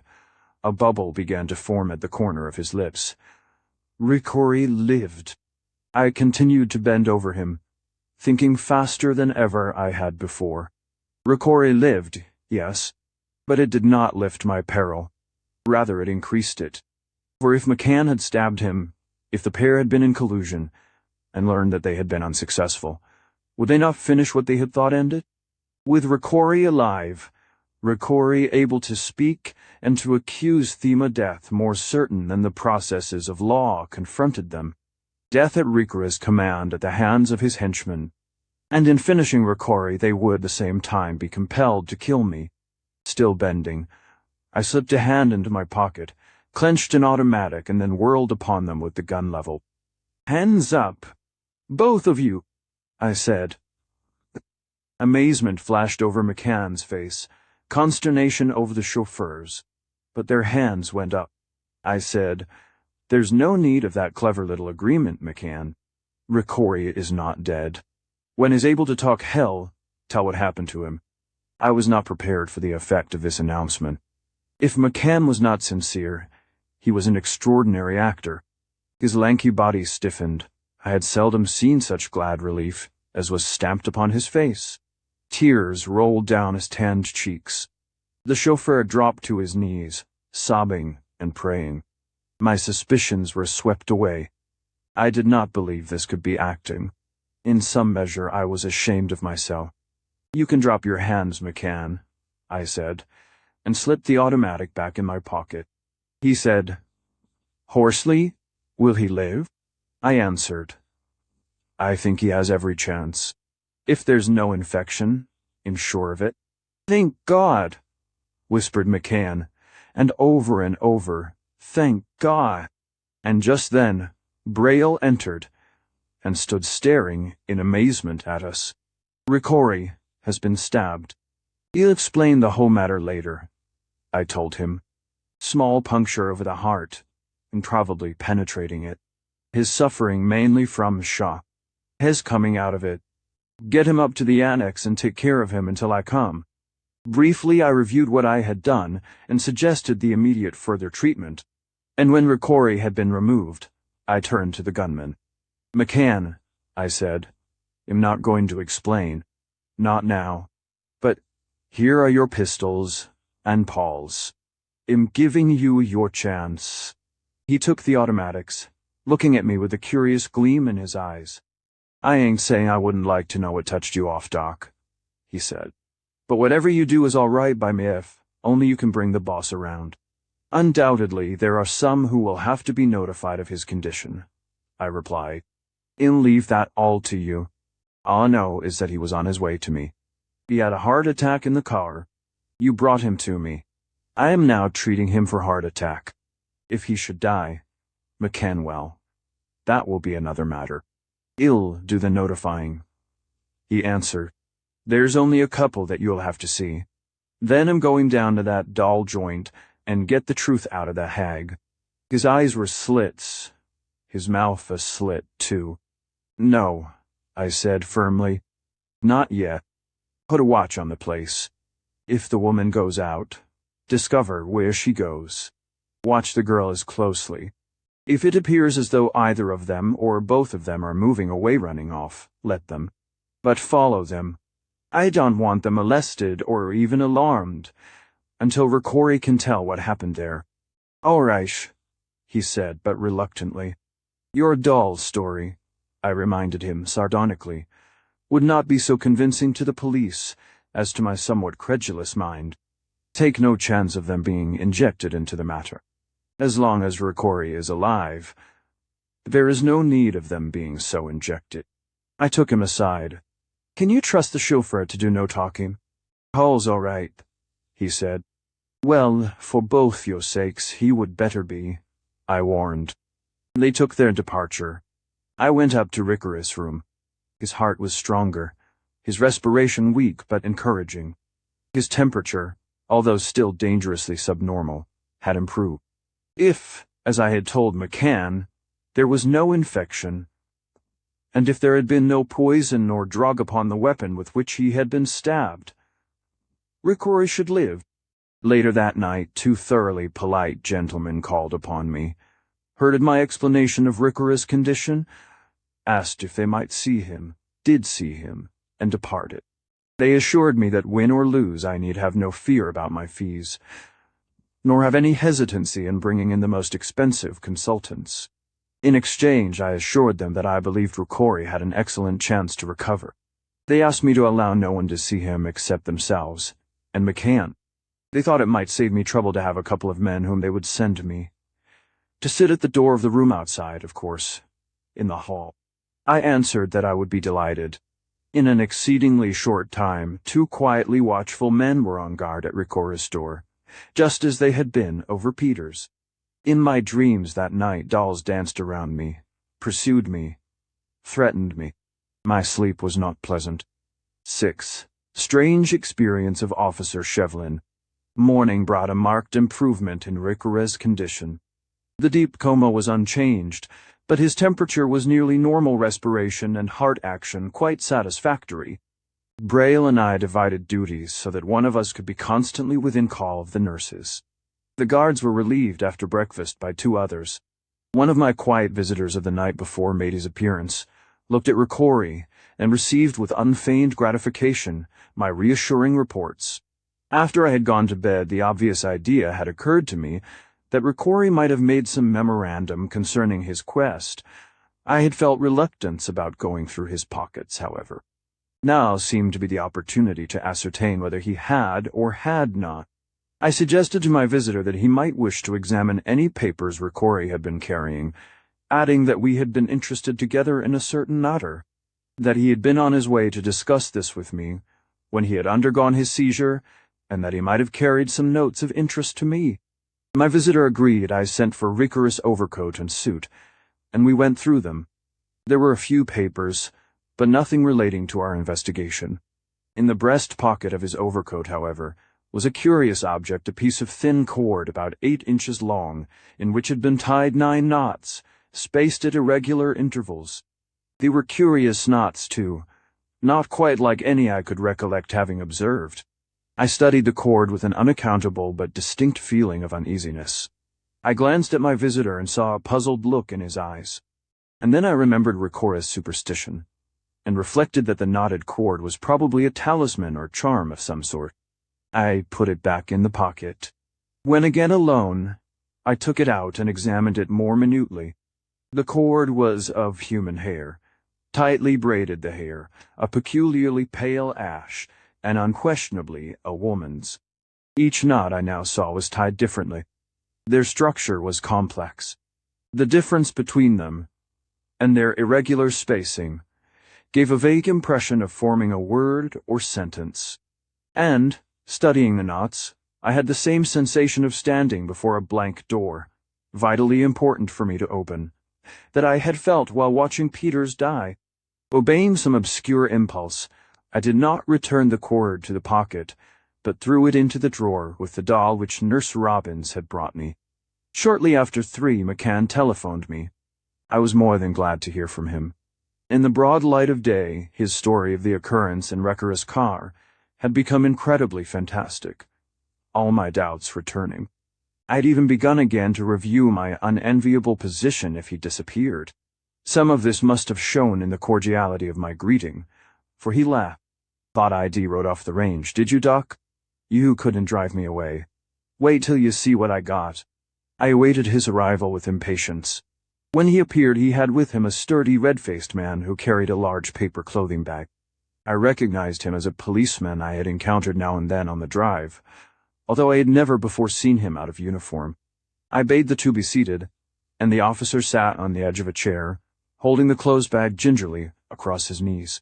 I looked at McCann inquiringly. Shevlin. He waved his hand at the officer. Said he knew you, Doc, but I'd have brought him along. Anyway, if I didn't know Dr. Lowell, it's not me that be here, McCann me lad, said Shevlin glumly. But it's brains the Doc has got in his head, and not a cold-boiled potato like that damned lieutenant. Well, said McCann maliciously, the Doc'll prescribe for you anyway, Tim. 'Tis no prescribing I want, I tell you, Shevlin bellowed. I seen it with me own eyes. I'm telling you. And if Dr. Lowell tells me I was drunk or crazy, I'll tell him Thee'll wit him, like I told the lieutenant. And him telling you, too, McCann. I listened to this with growing amazement. Now, Tim, soothed McCann. I believe you. You don't know how much I want to believe you or why, either. He gave me a quick glance, and I gathered that whatever the reason he had brought the policeman to see me, he had not spoken to him of Ricori. You see, Doc, when I told you about that doll, getting up and jumping out of the car, you thought I was loco. All right, I says to me. Maybe it didn't get far. Maybe it was one of them improved mechanical dolls. But even if it was, it has to run down sometime. So I goes hunting for somebody else that might have seen it. And this morning I runs into Shevlin here. Anne, he tells me. Go on, Tim. Give the doc what you gave me. Shevlin blinked, shifted the bag cautiously, and began.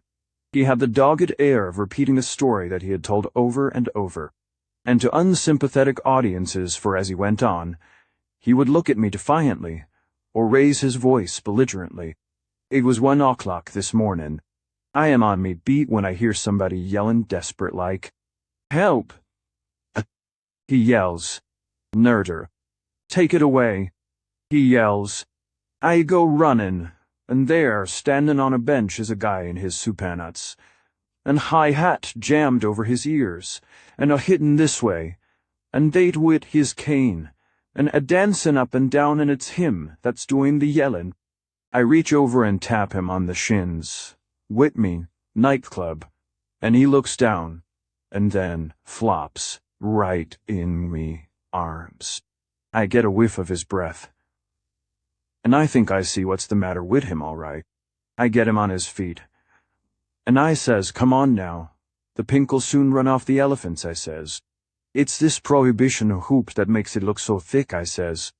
"Tell me where you live and I'll put you in a taxi. Or do you want to go to a hospital?" I says. He stands there a-holdin' unto me in a shackin', and he says, "Die. Think him drunk." And I begins, tell him, and how when I looks at him and he ain't drunk. He might have been drunk, but he ain't drunk now. And all t'once he flops down on the bench and pulls up his pants and down his socks, and I sees blood runnin' from a dozen little holes. And he says, "Maybe you'll be tellin' me it's pink elephants done that?" I looks at him and feels him, and it's blood all right, as if somebody's been jabbing a hatpin in him. Involuntarily, I stared at McCann. He did not meet my eyes.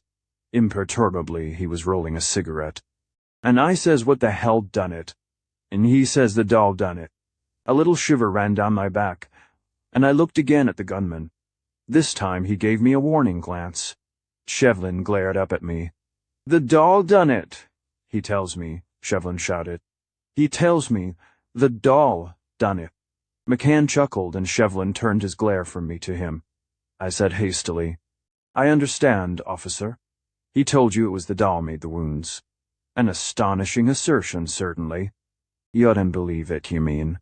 demanded Shevlin, furiously. "I believe he told you that, yes," I answered. "But go on." 1. All right, would you be saying I was drunk too, to believe it? Fear it's what that potato-brained lieutenant did. No, I assured him hastily. Shevlin settled back and went on. "I asks the drunk, 'What's her name?'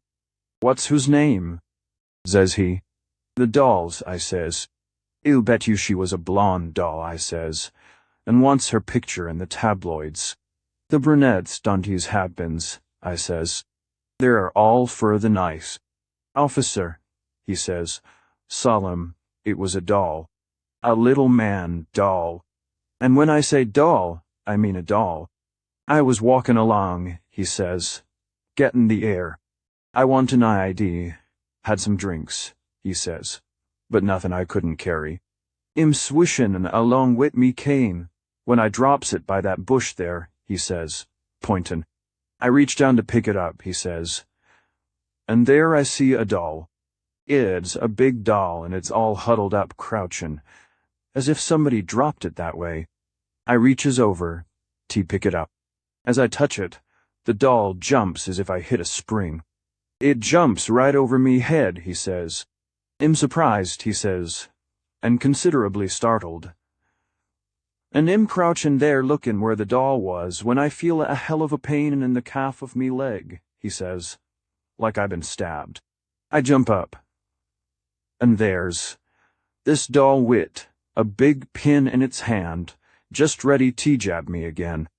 Maybe, says I to the drunk, maybe 'twas a midget you seen? Midget hell, says he.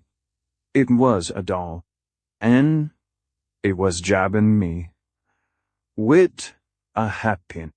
It was about 2 feet high, he says. Wit blue eyes. It was grinning at me in a way that made me blood run cold.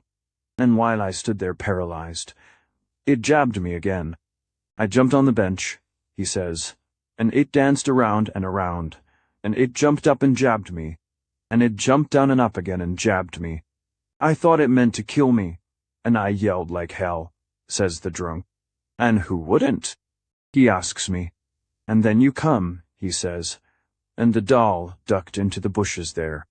For God's sake, officer, come with me till I can get a taxi and go home, he says. Fur I make no bones tellin' you I'm scared right down to me gizzard, says he. So I take the drunk by the arm, went on Shevlin, thinkin', poor lad, what this bootleg booz'll make you see, but still puzzled about how he got them holes in his legs. We come out to the drive. The drunk is still a shockin' and me am a-waitin' to hail a taxi, when all of a sudden he lets out a squeal. There it goes. Look, there it goes. I follow his finger, and sure enough I see something scuttling over the sidewalk and out on the drive. The light's none too good, and I think it's a cat, or maybe a dog. Then I see there's a little coupe drawn up opposite at the curb. The cat or dog, whatever it is, seems to be making for it. The drunk's still yelling and I'm trying to see what it is, when down the drive, hell for leather, comes a big car. It hits this thing Herzmack and never stops. He's out of sight before I can raise me whistle. I think I see the thing wriggle and I think, still thinking it's a cat or dog, it'll put you out of your misery. And I run over to it with me gun. As I do so, the coupe that's been waiting shoots off hell for leather too. I get over to what the other car hit, and I look at it. He slipped the bag off his knees, set it down beside him, and untied the top. And this is what it was. Out of the bag he drew a doll, or what remained of it. The automobile had gone across its middle, crushing it. One leg was missing, the other hung by a thread. Its clothing was torn and begrimed with the dirt of the roadway. It was a doll, but uncannily did it give the impression of a mutilated pygmy. Its neck hung limply over its breast. McCann stepped over and lifted the doll's head. I stared. And stared, with a prickling of the scalp, with a slowing of the heartbeat. For the face that looked up at me, blue eyes glaring, was the face of Peters, and on it, like the thinnest of veils, was the shadow of that demonic exultance I had watched spread over the face of Peters after death had stilled the pulse of his heart. 7. The Peters doll. Shevlin watched me as I stared at the doll. He was satisfied by its effect upon me. A hell of a looking thing, ain't it? He asked. The doctor sees it, McCann. I told you he had brains. He jounced the doll down upon his knee, and sat there like a red-faced ventriloquist, with a peculiarly malevolent. Certainly it would not have surprised me to have heard the diabolic laughter issue from its faintly grinning mouth. Now, I'll tell you, Dr. Lowell, Shevlin went on. I stands there looking at this doll, and I picks it up. There's more in this than meets the eye, Tim Shevlin, I says to myself, and I looks to see what's become of the drunk. Hez standin' where I left him, and I walk over to him, and he says, was it a doll like I told you? Fuh, I told you it was a doll. Fuh, that's him. He says, gettin' a peek at what I'm carryin'. So I says to him, young fellow, me lad, there's something wrong here. You're going to the station with me and tell the lieutenant what you told me, and show him your legs and all, I says.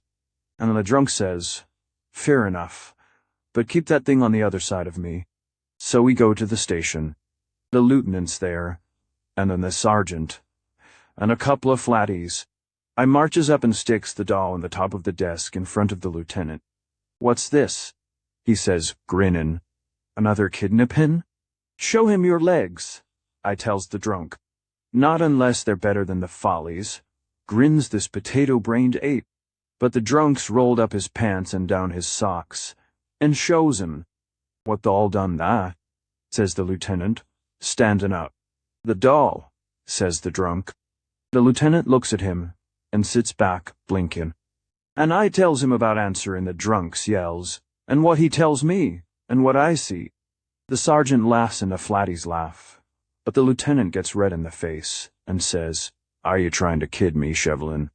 And I says, "I'm telling you what he tells me and what I seen, and there's the doll." And he says, "This bootleg is fierce, but I never knew it was catchin'." And he crooks his finger at me and says, "Come up here, I want to smell your breath." And then I knows it's all up, because T tell the truth the drunk had a flask and ID took one with him. Only one, and the only one ID had. But there it was on me breath. And the lieutenant says, "I thought so. Get down." And then he starts bellerin' and hollerin' at the drunk. "You wit your supernats and your silk hat. You ought to be a credit to your city, and what t'hell you think you can do? Corrupt a good officer and kid me? You done the first, but you ain't doing the second," he yelps. "Put him in the cooler," he yelps, "and throw his damn doll and wit him take him company." And at that the drunk lets out a screech and drops to the floor. He out good and plenty. And the lieutenant says, "The poor damn fool, by God, he believes his own lie. Bring him around and let him go." And he says to me, "If you weren't such a good man, Tim, I'd have you up for this. Take your deacon rat doll and go home," he says. "It'll send a relief to your beat. And take tomorrow off and sober up," says he. And I says to him, "All right, but I seen what I seen. And hell wit you all," I says to the flatties. And everybody's laughin' fit split. And I says to Lieutenant, "If you break me for it or not, hell wit you too." But they keep on laughin'. So I take the doll and walk out. He paused. "I take the doll home," he resumed. "I tell it all to Maggie, me wife. And what does she tell me? Think you've been off the hard stuff, or near off so long," she says. "And now look at you," she says, "with this talk of stabbin' dolls, and insultin' the lieutenant, and maybe gettin' sent to Staten Island," she says. "And Jenny just gettin' in high school. Go to bed," she says. "And sleep it off, and throw the doll in the garbage," she says. But by now I am getting good and mad, and I do not throw it in the garbage, but I take it with me. And a while ago, I meet McCann, and somehow he knows something. I tell him, and he brings me here. And just for what, I don't know. "Do you want me to speak to the lieutenant?" I asked. "What could you say?" He replied, "Reasonably enough. If you tell him the drunk was right, and that I'm right and I did see the doll run, what'll he think? He'll think you're as crazy as I must be. And if you explain, maybe I was a little off me nut, just for the minute, it's to the hospital they'll be sending me. No, doctor, I'm much obliged, but all I can do is say nothing more, and be dignified and maybe hand out a shiner or two if they get too rough. It's grateful I am for the kindly way you've listened. It makes me feel better." Shevlin got to his feet, sighing heavily. "And what do you think? I mean about what the drunk said he's seen, and what I seen?" he asked somewhat nervously. "I cannot speak for the inebriate," I answered cautiously. "As for yourself, well, it might be that the doll had been lying out there in the street, and that a cat or dog ran across just as the automobile went by. Dog or cat escaped, but the action directed your attention to the doll, and you thought." He interrupted me with a wave of his hand. All right. Ah, 'tis enough. How? I'll just leave the doll with you to pay for the diagnosis, sir." With considerable dignity and perceptibly heightened color, Shevlin stalked from the room. McCann was shaking with silent laughter. I picked up the doll and laid it on my table. I looked at the subtly malignant little face, and I did not feel much like laughing. For some obscure reason, I took the Walters doll out of the drawer and placed it beside the other, took out the strangely knotted cord and set it between them. McCann was standing at my side, watching. I heard him give a low whistle. "Where did you get that, Doc?" He pointed to the cord. I told him. He whistled again. "The boss never knew he had it, that's sure," he said. "Wonder who slipped it over on him." "The hag, of course. But how?" "What are you talking about?" I asked. "Why, the witch ladder." He pointed again to the cord. "That's what they call it down Mexico way. It's bad medicine. The witch slips it to you, and then she has power over you." He bent over the cord. "Yep, it's the witch's ladder, the 9 knots and woman's hair, and in the boss pocket." He stood staring at the cord. I noticed he made no attempt to pick it up. "Take it up and look at it closer, McCann," I said. "Not me." He stepped back. "I'm telling you it's bad medicine, Doc." I had been steadily growing more and more irritated against the fog of superstition gathering ever heavier around me. And now I lost my patience. "See here, McCann," I said hotly. "Are you, to use Shevlin's expression, trying to kid me? Every time I see you, I am brought face to face with some fresh outrage against credibility. First, it is your doll in the car. Then Shevlin. And now, your witch's ladder. What's your idea?" He looked at me with narrowed eyes, a faint flush reddening the high cheekbones. "The only idea I got," he drawled more slowly than usual, "is to see the boss on his feet, and to get whoever got him. As for Shevlin, you don't think he was faking, do you?" "I do not," I answered. "But I am reminded that you were beside Ricori in the car when he was stabbed, and I cannot help wondering how it was that you discovered Shevlin so quickly today." "Meaning by that?" he asked. "Meaning," I answered, "that your drunken man has disappeared. Meaning that it would be entirely possible for him to have been your confederate.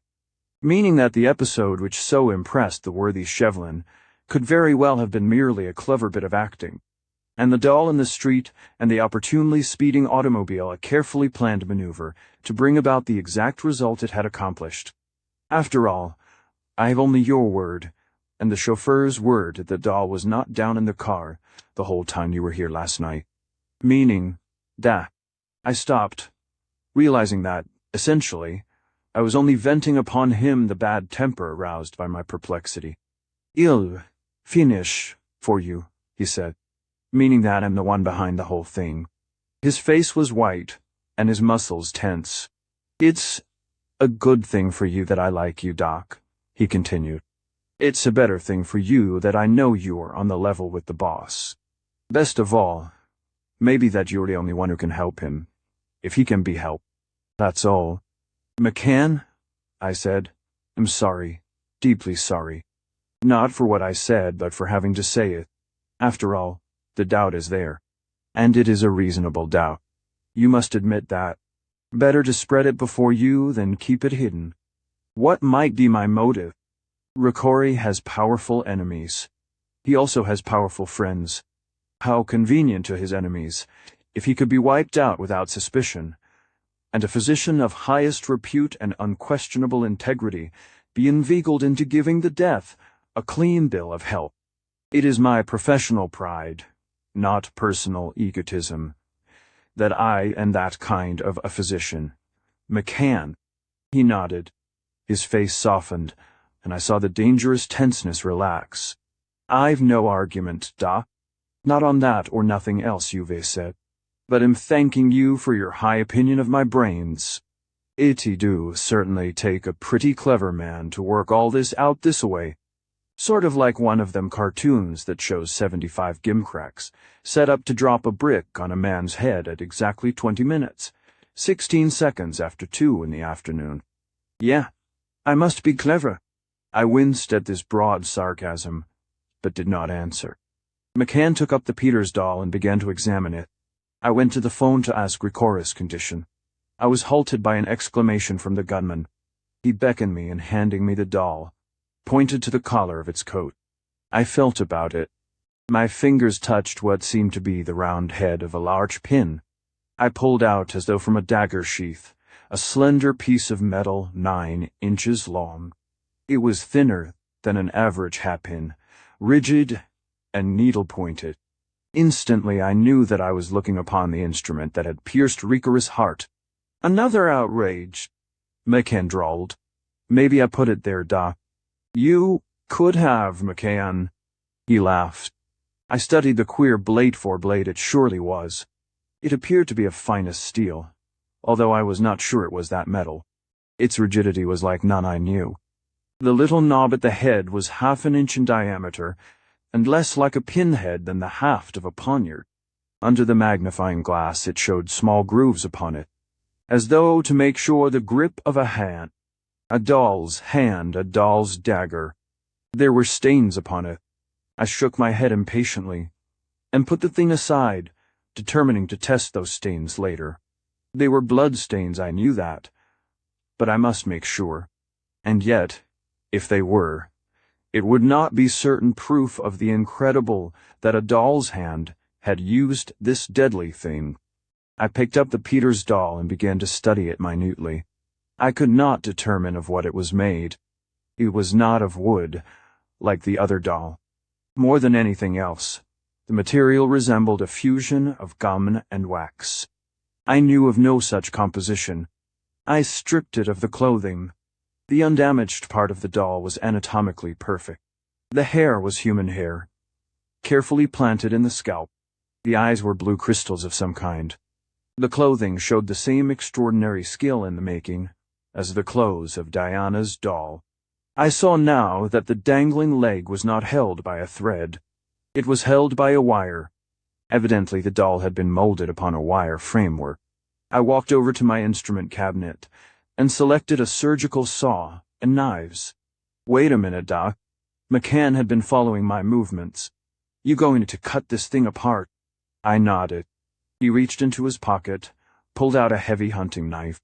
Before I could stop him, he had brought its blade down like an axe across the neck of the Peters doll. It cut through it cleanly. He took the head and twisted it. A wire snapped. He dropped the head on the table and tossed the body to me. The head rolled. It came to rest against the cord he had called the witch's ladder. The head seemed to twist and to look up at us. I thought for an instant the eyes flared redly, the features to contort, the malignancy intensify as I had seen it intensify upon Peter's living face. I caught myself up, angrily, a trick of the light, of course. I turned to McCann and swore. "Why did you do that?" "You're worth more to the boss than I am," he said cryptically. I did not answer. I cut open the decapitated body of the doll. As I had suspected, it had been built upon a wire framework. As I cut away the encasing material, I found this framework was a single wire, or a single metal strand, and that as cunningly as the doll's body had been shaped, just as cunningly had this wire been twisted into an outline of the human skeleton. Not, of course, with minute fidelity, but still with amazing accuracy. There were no joints nor articulations. The substance of which the doll was made was astonishingly pliant. The little hands flexible. It was more like dissecting some living mannequin than a doll, and it was rather dreadful. I glanced toward the severed head. McCann was bending over it, staring down into its eyes, his own not more than a few inches away from the glinting blue crystals. His hands clutched the table edge, and I saw that they were strained and tense, as though he were making a violent effort to push himself away. When he had tossed the head upon the table, it had come to rest against the knotted cord, but now that cord was twisted around the doll's severed neck, and around its forehead as though it were a small serpent, and distinctly I saw that McCann's face was moving closer, slowly closer, to that tiny one, as though it were being drawn to it, and that in the little face a living evil was concentrated, and that McCann's face was a mask of horror. McCann, I cried, and thrust an arm under his chin, jerking back his head. And as I did this, I could have sworn the doll's eyes turned to me, and that its lips writhed. McCann staggered back. He stared at me for a moment, and then leaped to the table. He picked up the doll's head, dashed it to the floor, and brought his heel down upon it again and again, like one stamping out the life of a venomous spider. Before he ceased, the head was a shapeless blotch, all semblance of humanity or anything else crushed out of it but within it. The two blue crystals that had been its eyes still glinted, and the knotted cord of the witch's ladder still wound through it. God! It was drawing me down to it. McCann lighted a cigarette with shaking hand, tossed the match away. The match fell upon what had been the doll's head. There followed, simultaneously, a brilliant flash, a disconcerting sobbing sound, and a wave of intense heat. Where the crushed head had been, there was now only an irregularly charred spot upon the polished wood. Within it lay the blue crystals that had been the eyes of the dollusterless and blackened. The knotted cord had vanished, and the body of the doll had disappeared. Upon the table was a nauseous puddle of black waxy liquid, out of which lifted the ribs of the wire skeleton. The annex phone rang mechanically. I answered it. Yes, I said. What is it? Mr. Ricori, sir. He's out of the coma. He's awake. I turned to McCann. Ricori's come through. He gripped my shoulders then, drew a step away, a touch of awe on his face. Yeah? Whispered McCann. Yeah, he came through when the knots burned. It freed him. It's you and me that's got to watch our step now. 8. Nurse Walter's diary. I took McCann up with me to Ricori's bedside. Confrontation with his chief would be the supreme test, I felt, resolving one way or another all my doubts as to his sincerity. For I realized almost immediately that bizarre as had been the occurrences I have just narrated, each and all of them could have been a part of the elaborate hocus pocus with which I had tentatively charged the gunman. The cutting off of the doll's head could have been a dramatic gesture designed to impress my imagination. It was he who had called my attention to the sinister reputation of the knotted cord. It was McCann who had found the pin. His fascination by the severed head might have been assumed, and the tossing of the match a calculated action designed to destroy evidence. I did not feel that I could trust my own peculiar reactions as valid, and yet it was difficult to credit McCann with being so consummate an actor, so subtle a plotter. But he could be following the instructions of another mind capable of such subtleties. I wanted to trust McCann. I hoped that he would pass the test. Very earnestly, I hoped it. The test was ordained to failure. Ricori was fully conscious, wide awake. His mind probably as alert and sane as ever. But the lines of communication were still down. His mind had been freed, but not his body. The paralysis persisted, forbidding any muscular movements except the deep-seated unconscious reflexes essential to the continuance of life. He could not speak. His eyes looked up at me, bright and intelligent, but from an expressionless face, looked up at McCann with the same unchanging stare. McCann whispered, "Can he hear?" "I think so, but he has no way of telling us." The gunman knelt beside the bed and took Ricori's hands in his. He said, "Clearly everything's all right, boss. We're all on the job." Not the utterance nor the behavior of a guilty man. But then I had told him Ricori could not answer. I said to Ricori, "You're coming through splendidly. You've had a severe shock, and I know the cause. I'd rather you were this way for a day or so than able to move about. I have a perfectly good medical reason for this. Don't worry, don't fret. Try not to think of anything unpleasant. Let your mind relax. I'm going to give you a mild hypo. Don't fight it. Let yourself sleep." I gave him the hypodermic and watched with satisfaction its quick effect. It convinced me that he had heard. I returned to my study with McCann. I was doing some hard thinking. There was no knowing how long Rokory would remain in the grip of the paralysis. He might awaken in an hour fully restored, or it might hold him for days. In the meantime, there were 3 things I felt it necessary to ascertain. The first, that a thorough watch was being kept upon the place where Rokory had gotten the doll. Second, that everything possible be found out about the 2 women McCann had described. Third, what it was that had made Rokory go there. I had determined to take the gunman's story of the happenings at the store at their face value for the moment at least. At the same time, I did not want to admit him into my confidence any more than was necessary. "McCann," I began, "have you arranged to keep the doll store under constant surveillance, as we agreed last night?" "You bet. A flea couldn't hop in or out without being spotted." "Any reports?" The boys ringed the joint close to midnight. "The front's all dark. There's a building in the back, and a space between it and the rear of the joint. There's a window with a heavy shutter, but a line of light shows under it. About 2 o'clock this fish-white gal comes slipping up the street and gets in. The boys at the back hear a hell of a squalling, and then the light goes out. This morning, the gal opens the shop. After a while, the hag shows up too. They're covered, right? What have you found out about them?" "The hag calls herself Madame Mandilip. The gal's her niece, or so she says. They rode in about 8 months since. Nobody knows where from. Pay their bills regular. Seem to have plenty of money. Niece does all the marketing. The old woman never goes out. Keep to themselves like a pair of clams. Have strictly nothing to do with the neighbors. The hag has a bunch of special customers, rig-looking people, many of them. Just 2 kinds of trade. It looks regular dolls, and what goes with them, and special dolls which they say the old woman's a wonder at. Neighbors ain't a bit fond of 'em. Some of 'em think she's handling dope. That's all yet. Special dolls.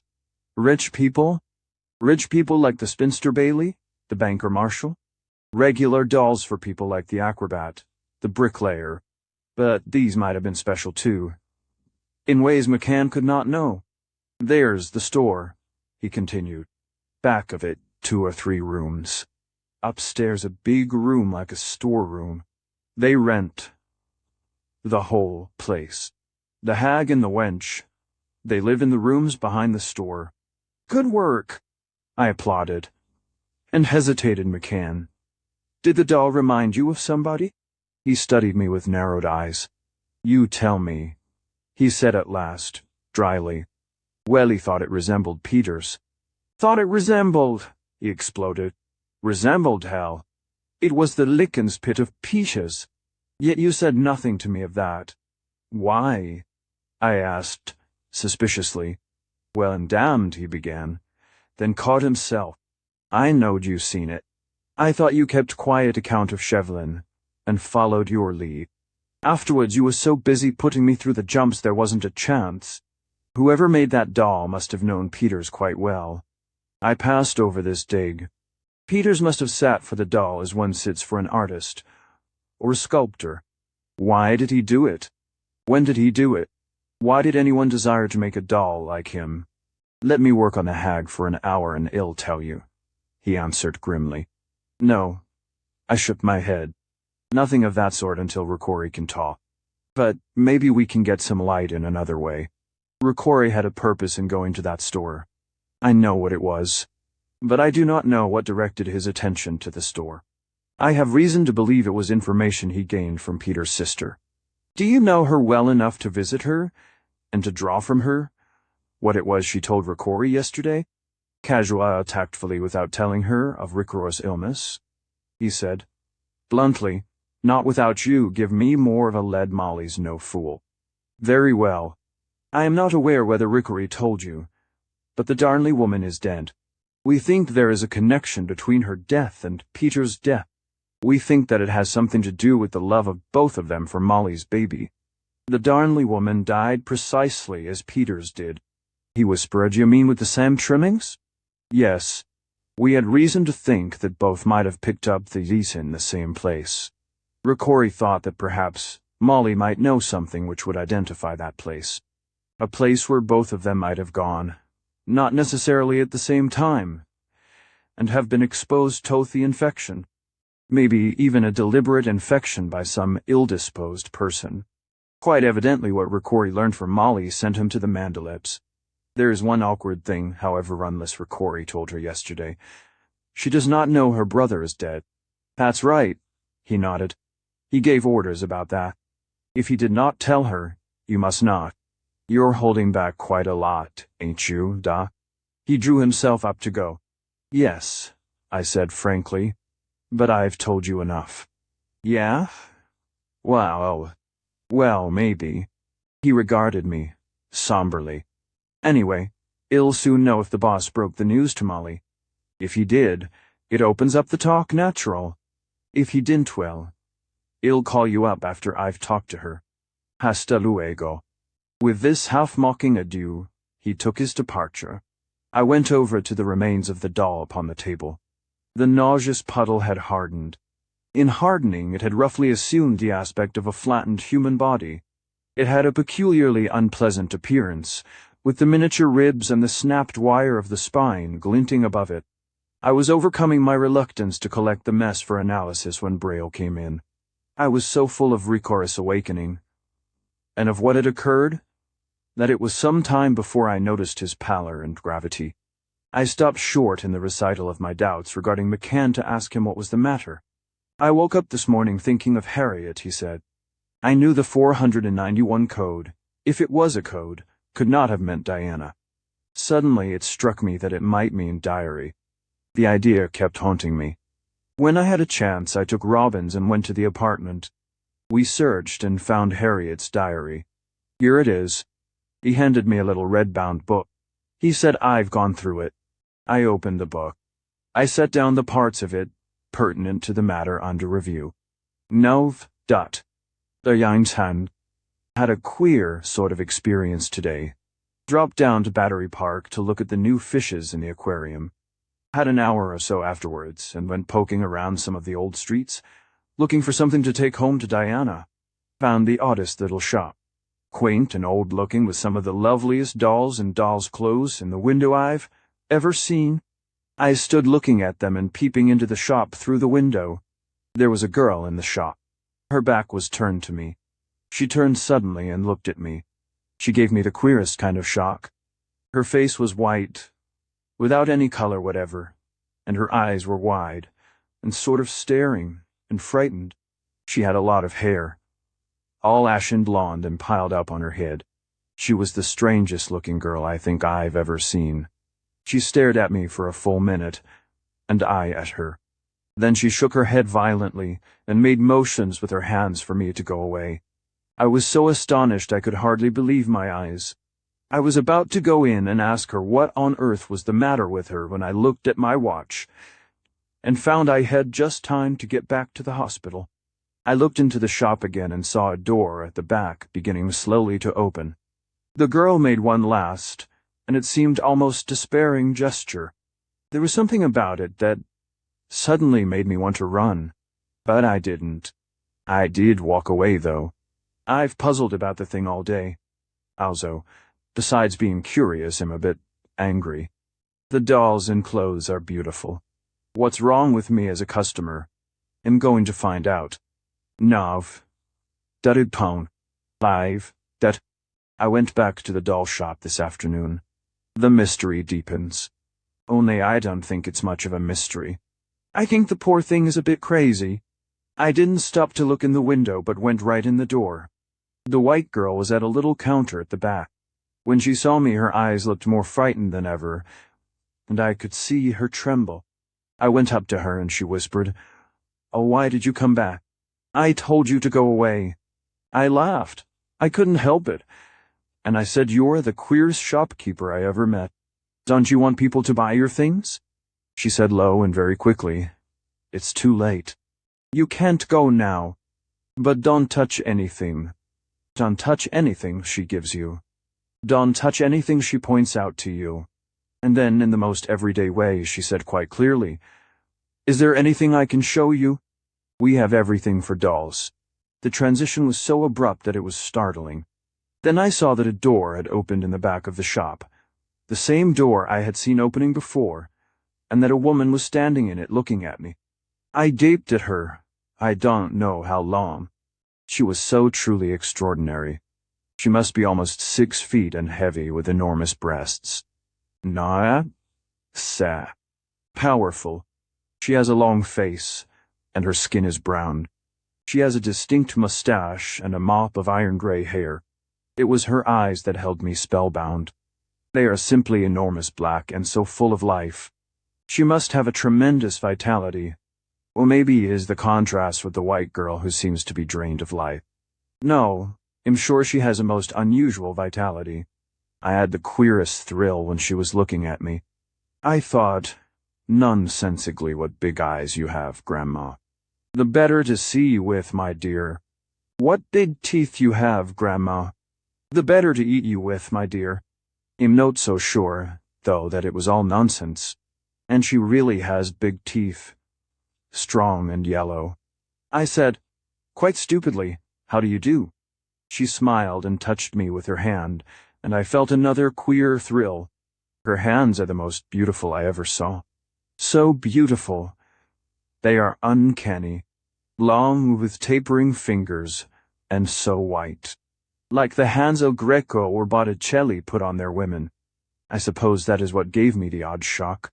They don't seem to belong to her immense coarse body at all. But neither do the eyes. The hands and the eyes go together. Yes, that's it. She smiled and said you love beautiful things. Her voice belongs to hands and eyes. A deep, rich, glowing contralto. I could feel it go through me like an organ chord. I nodded. She said, then you shall see them, my dear. Come. Lowell. She paid no attention to the girl. She turned to the door, and I followed her. As I went through the door, I looked back at the girl. She appeared more frightened than ever, and distinctly, I saw her lips form the word, remember. The room she led me into was, well, I can't describe it. It was like her eyes, and hands, and voice. When I went into it, I had the strange feeling that I was no longer in New York, nor in America, nor anywhere on earth for that matter. I had the feeling that the only real place that existed was the room. It was frightening. The room was larger than it seemed possible it could be, judging from the size of the store. Perhaps it was the light that made it seem so. A soft, mellow, dusky light. It is exquisitely paneled, even the ceiling. On one side there's nothing but these beautiful old dark panelings, with carvings in very low relief covering them. There is a fireplace, and a fire was burning in it. It was unusually warm, but the warmth was not oppressive. There was a faint, fragrant odor, probably from the burning wood. The furniture is old and exquisite too, but unfamiliar. There are some tapestries, clearly ancient. It is curious, but I find it difficult to recall clearly just what is in that room. All that is clear is its unfamiliar beauty. I do remember clearly an immense table, and I recall thinking of it as a baronial board, and I remember intensely the round mirror, and I don't like to think of that. I found myself telling her all about myself, and about Diana, and how she loved beautiful things. She listened, and said in that deep, sweet voice, "She shall have one beautiful thing, my dear." She went to a cabinet, and came to me with the loveliest doll I have ever seen. It made me gasp when I thought how Thou would love it. A little baby doll, and so lifelike and exquisite. Would she like that? She asked. I said, but I could never afford such a treasure. Poor, Tassi. And she laughed, and said, but I am not poor. This shall be yours when I have finished dressing it. It was rude, but I could not help saying you must be very, very rich to have all these lovely things. I wonder why you keep a doll store. And she laughed again and said, just to meet nice people like you, my dear. It was then I had the peculiar experience with the mirror. It was round, and I had looked and looked at it because it was like, I thought, the half of an immense globule of clearest water. Its frame was brown wood elaborately carved, and now and then the reflection of the carvings seemed to dance in the mirror, like vegetation on the edge of a woodland pool, when a breeze ruffles it. I had been wanting to look into it, and all at once, the desire became irresistible. I walked to the mirror. I could see the whole room reflected in it, just as though I were looking not at its image or my own image, but into another similar room, with a similar me peering out. And then there was a wavering, and the reflection of the room became misty, although the reflection of myself was perfectly clear. Then I could see only myself, and I seemed to be getting smaller and smaller, until I was no bigger than a large doll. I brought my face closer, and the little face thrust itself forward. I shook my head and smiled, and it did the same. It was my reflection, but so small, and suddenly I felt frightened and shut my eyes tight. And when I looked in the mirror again, everything was as it had been before. I looked at my watch and was appalled at the time I had spent. I arose to go, still with the panicky feeling at my heart. She said, "Visit me again tomorrow, my dear. I will have the doll ready for you." I thanked her and said I would. She went with me to the door of the shop. The girl did not look at me as I passed through. Her name is Madame Mandilli. I am not going to her tomorrow, nor ever again. She fascinates me, but she makes me afraid. I don't like the way I felt before the round mirror. And when I first looked into it and saw the whole room reflected, why didn't I see her image in it? I did not. And although the room was lighted, I can't remember seeing any windows or lamps. And that girl. And yet Dee would love the doll so. 9, 13, 7. Queer how difficult it is to keep to my resolution not to return to Madame Mandilli. It makes me so restless. Last night I had a terrifying dream. I thought I was back in that room. I could see it distinctly. And suddenly, I realized I was looking out into it, and that I was inside the mirror. I knew I was little, like a doll. I was frightened and I beat against it, and fluttered against it like a moth against a window pane. Then I saw 2 beautiful long white hands stretching out to me. They opened the mirror and caught me, and I struggled and fought and tried to get away. I woke with my heart beating so hard, it nigh smothered me. These eyes I was crying out, "No! No! I want! No! I want!" over and over. She threw a pillow at me, and I suppose that's what awakened me.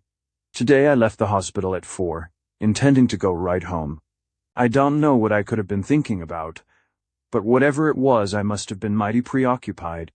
I woke up to find myself in the subway station, just getting on a Bowling Green train. That would have taken me to the Battery.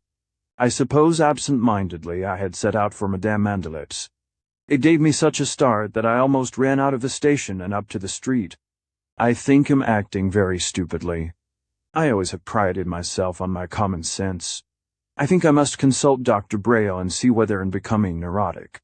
There's no earthly reason why I shouldn't go to see Madame Mandilip. She's most interesting, and certainly showed she liked me. It was so gracious of her to offer me that lovely doll. She must think me ungrateful and rude, and it would please Di so. When I think of how I've been feeling about the mirror, it makes me feel as childish as Alice in Wonderland, or Through the Looking Glass, rather. Mirrors or any other reflecting surfaces make you see queer things sometimes. Probably the heat and the fragrance had a lot to do with it. I really don't know that Madame Mandilip wasn't reflected.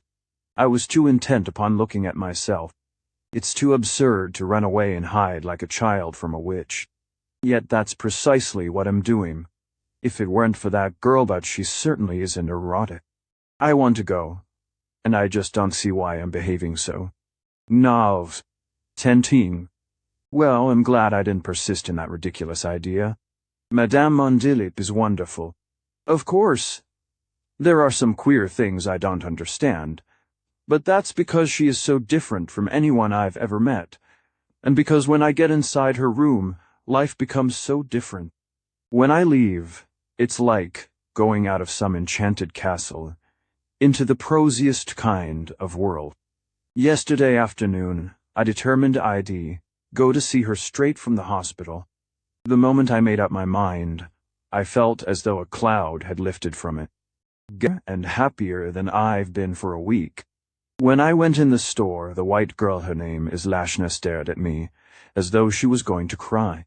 She said, in the oddest choked voice, "Remember that I tried to save you." It seemed so funny that I laughed and laughed.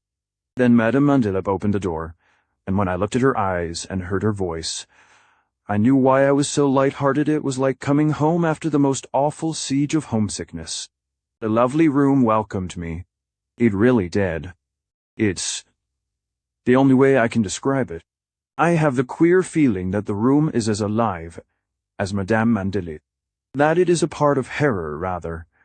A part of the part of her that are her eyes and hands and voice. She didn't ask me why I had stayed away. She brought out the doll. It is more wonderful than ever. She has still some work to do on it. We sat and talked, and then she said, "I'd like to make a doll of you, my dear." Those were her exact words, and for just an instant I had a frightened feeling because I remembered my dream and saw myself fluttering inside the mirror and trying to get out. And then I realized it was just her way of speaking, and that she meant she would like to make a doll that looked like me. So I laughed and said, "Of course you can make a doll of me, Madame Mandilip. I wonder what nationality she is." She laughed with me, her big eyes bigger than ever and very bright. She brought out some wax and began to model my head. Those beautiful long fingers worked rapidly, as though each of them was a little artist in itself. I watched them, fascinated. I began to get sleepy, and sleepier, and sleepier. She said, "My dear, I do wish you'd take off your clothes and let me model your whole body. Don't be shocked. I'm just an old woman." I didn't mind at all, and I said sleepily, "Why, of course you can." And I stood on a little stool and watched the wax taking shape under those white fingers until it had become a small and most perfect copy of me. I knew it was perfect, although I was so sleepy I could hardly see it. I was so sleepy Madame Mandilip had to help me dress, and then I must have gone sound asleep, because I woke up with quite a start to find her patting my hands and saying, "I'm sorry I tired you, child. Stay if you wish. But if you must go, it is growing late." I looked at my watch, and I was still so sleepy I could hardly see it, but I knew it was dreadfully late. Then Madame Mandilip pressed her hands over my eyes, and suddenly I was wide awake. She said, "Come tomorrow and take the doll." I said, "I must pay you what I can afford." She said, "You've paid me in full, my dear, by letting me make a doll of you." Then we both laughed, and I hurried out. The white girl was busy with someone, but I called au revoir to her. Probably she didn't hear me, for she didn't answer. 11. I have the doll and Diana is crazy about it. How glad I am. I didn't surrender to that silly, morbid feeling. She has never had anything that has given her such happiness. She adores it. Sat again for Madame Mandilip this afternoon, for the finishing touches on my own doll. She is a genius. Truly a genius. I wonder more than ever why she is content to run a little shop. She surely could take her place among the greatest of artists. The doll literally is me. She asked if she could cut some of my hair for its head, and of course I let her. She tells me this doll is not the real doll she is going to make of me. That will be much larger. This is just the model from which she will work. I told her I thought this was perfect, but she said the other would be of less perishable material. Maybe she will give me this one after she is finished with it. I was so anxious to take the baby doll home to die that I didn't stay long. I smiled and spoke to Lashna as I went out, and she nodded to me, although not very cordially. I wonder if she can be jealous. The giant. 13. This is the first time I have felt like writing since that dreadful case of Mr. Peters on the morning of the 10th. I had just finished writing about this doll when the hospital called to say they wanted me on duty that night. Of course, I said I would come. Oh, but I wish I hadn't. I'll never forget that dreadful death. Never. I don't want to write or think about it. When I came home that morning, I could not sleep, and I tossed and tossed, trying to get his face out of my mind. I thought I had schooled myself too well to be affected by any patient. But there was something then, I thought, that if there was anyone who could help me to forget, it would be Madame Mandelie. So about 2 o'clock I went down to see her. Madame was in the store with Lashna, and seemed surprised to see me so early, and not so pleased as usual, or so I thought, but perhaps it was my nervousness. The moment I entered the lovely room I began to feel better. Madame had been doing something with wire on the table, but I couldn't see what because she made me sit in a big comfortable chair, saying, "You look tired, child. Sit here and rest until I'm finished, and here's an old picture book that will keep you interested." She gave me a queer old book, long and narrow, and it must have been very old because it was on vellum or something, and the pictures. And their colorings were like some of those books that have come down from the Middle Ages. The kind the old monks used to paint. They were all scenes in forests or gardens, and the flowers and trees were the queerest. There were no people or anything in them, but you had the strangest feeling that if you had just a little better eyes, you could see people or something behind them. I mean, it was as though they were hiding behind the trees and flowers, or among them, and looking out at you. I don't know how long I studied the pictures, trying to see those hidden folk, but at last Madame called me. I went to the table with the book still in my hand. She said, "That's for the doll I am making of you. Take it up and see how cleverly it is done." And she pointed to something made of wire on the table. I reached out to pick it up, and then suddenly I saw that it was a skeleton. It was little, like a child's skeleton, and all at once the face of Mr. Peters flashed in my mind, and I screamed in a moment of perfectly crazy panic, and threw out my hands. The book flew out of my hand and dropped on the little wire skeleton, and there was a sharp twang, and the skeleton seemed to jump. I recovered myself immediately, and I saw that the end of the wire had come loose, and had cut the binding of the book, and was still stuck in it. For a moment Madame was dreadfully angry. She caught my arm and squeezed it so it hurt, and her eyes were furious. And she said in the strangest voice, "Why did you do that? Answer me. Why?" And she actually shook me. I don't blame her now, although then she really did frighten me, because she must have thought I did it deliberately. Then she saw how I was trembling, and her eyes and voice became gentle, and she said, "Something is troubling you, my dear. Tell me, and perhaps I can help you." She made me lie down upon a divan and sat beside me and stroked my hair and forehead. And though I never discuss our cases to others, I found myself pouring out the whole story of the Peters case.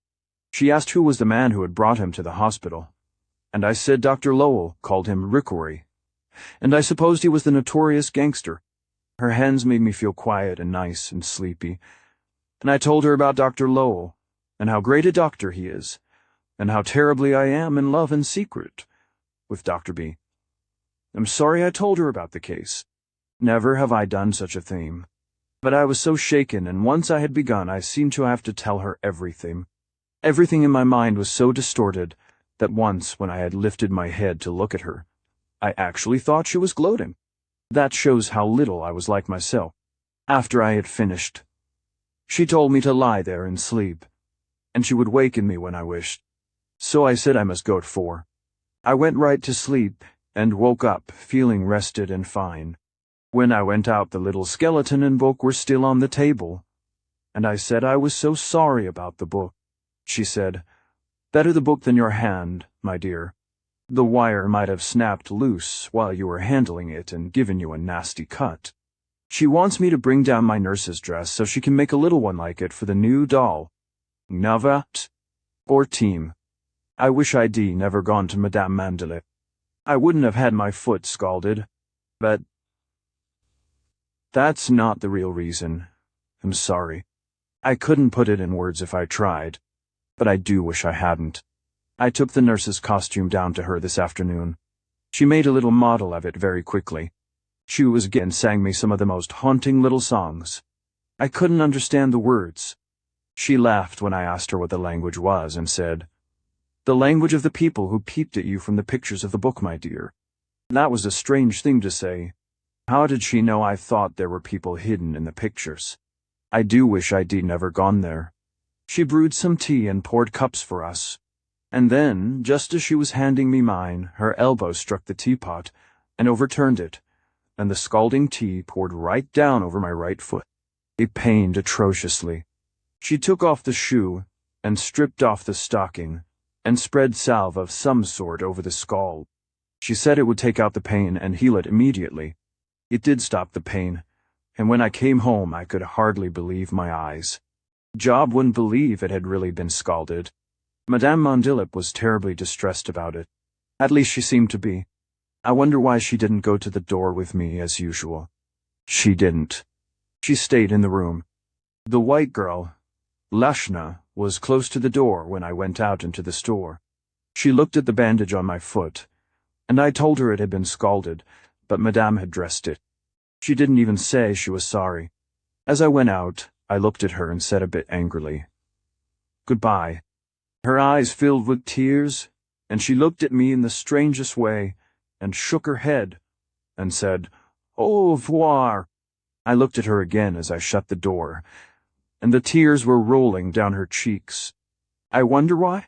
I wish I had never gone to Madame Mandela. Nav. 15. Foot all healed.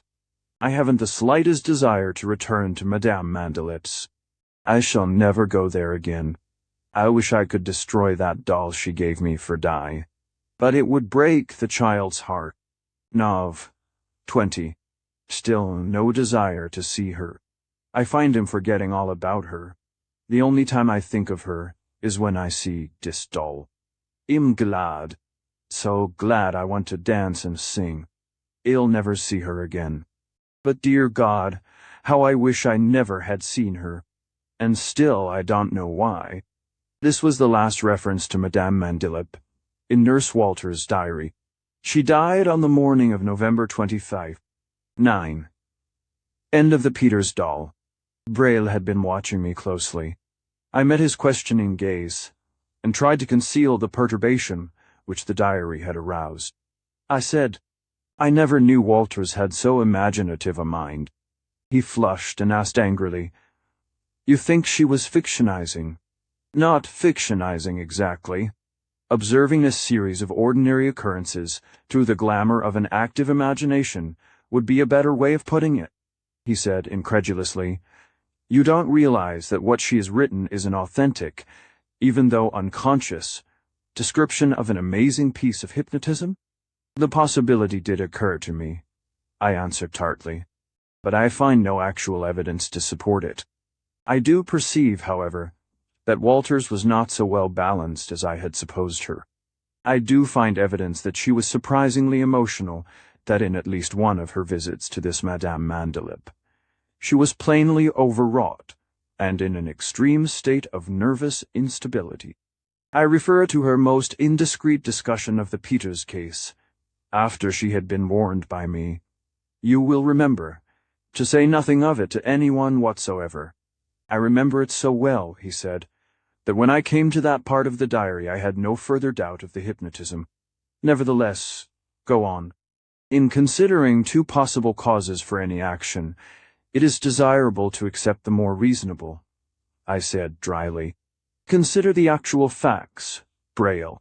Walters lays stress upon the odd conduct and warnings of the girl. She admits the girl is a neurotic. Well, the conduct she describes is exactly what we would expect from a neurotic. Walters is attracted by the dolls and goes in to price them as anyone would. She is acting under no compulsion. She meets a woman whose physical characteristics stimulate her imagination and arouse her emotionalism. She confides in her. This woman, evidently also of the emotional type, likes her, and makes her a present of a doll. The woman is an artist she sees, in Walters, a desirable model. She asks her to pose a still no compulsion, and a natural requiescand. Walters does pose for her. The woman has her technique, like all artists, and part of it is to make skeletons for the framework of her dolls. A natural and intelligent procedure. The sight of the skeleton suggests death to Walters, and the suggestion of death brings up the image of Peters, which has been powerfully impressed upon her imagination. She becomes momentarily hysterical again, evidence of her overwrought condition. She takes tea with the doll-maker, and is accidentally scalded.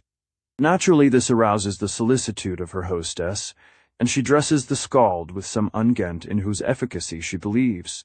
And that is all. Where in this entirely commonplace sequence of events is there evidence that Walters was hypnotized? Finally, assuming that she was hypnotized, what evidence is there of motive? She herself gave it, he said, to make a doll of you, my dear.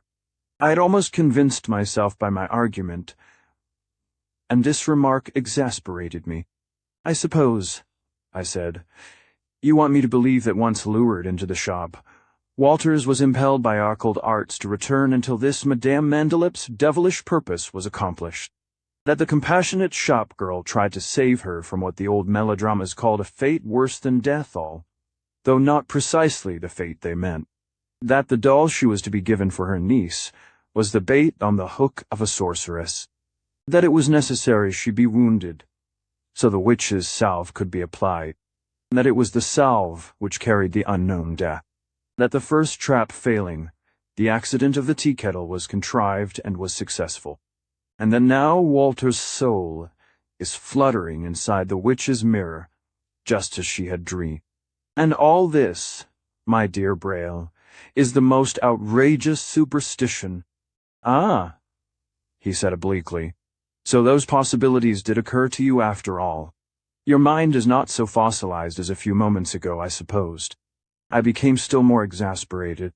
It is your theory that from the moment Walters entered the store, every occurrence she has narrated was designed to give this Madame Mandelip possession of her soul, a design that was consummated by Walters' death?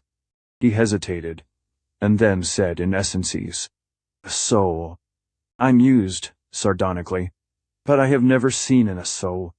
I know of no one whose evidence I would credit who has seen a soul. What is a soul if it exists?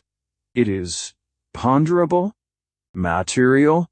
If your theory is correct, it must be. How could one gain possession of something which is both imponderable and non-material?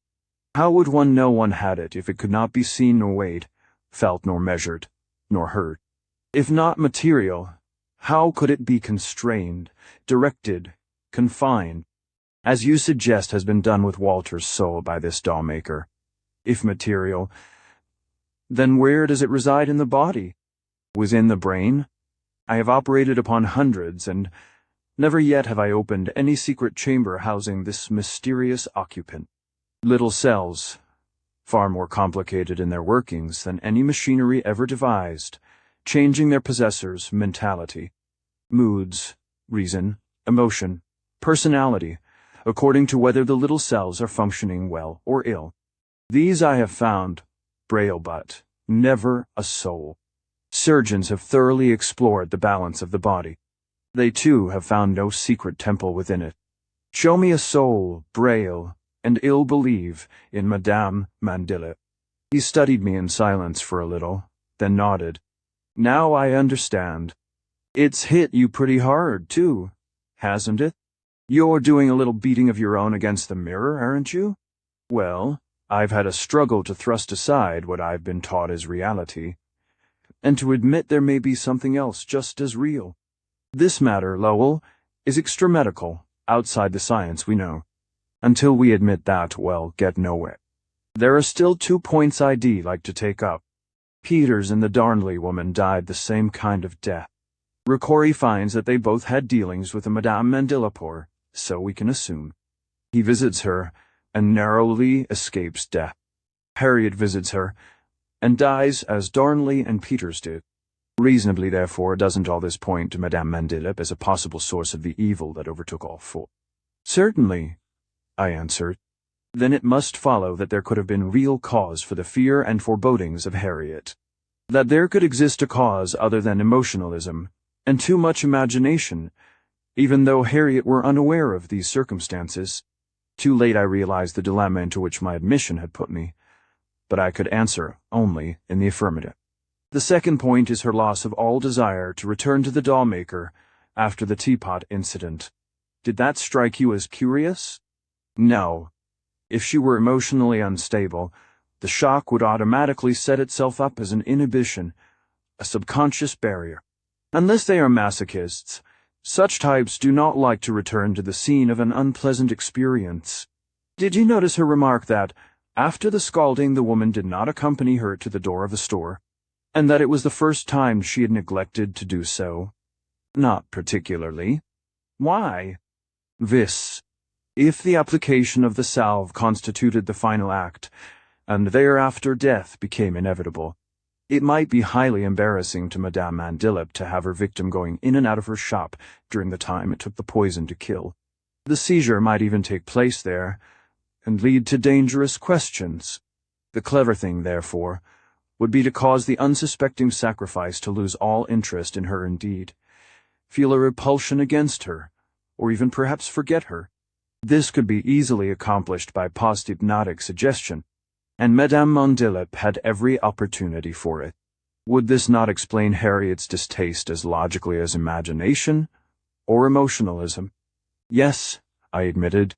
And so, he said, we have the woman's failure to go to the door with Harriet that day explained. Her plot has succeeded. It is all over, and she has planted her suggestion. No need now for any further contact with Harriet. She lets her go, unaccompanied. Significant symbolism of finality. He sat thinking. No need to meet Harriet again. He half whispered. Till after death, I said, startled. What do you mean by that?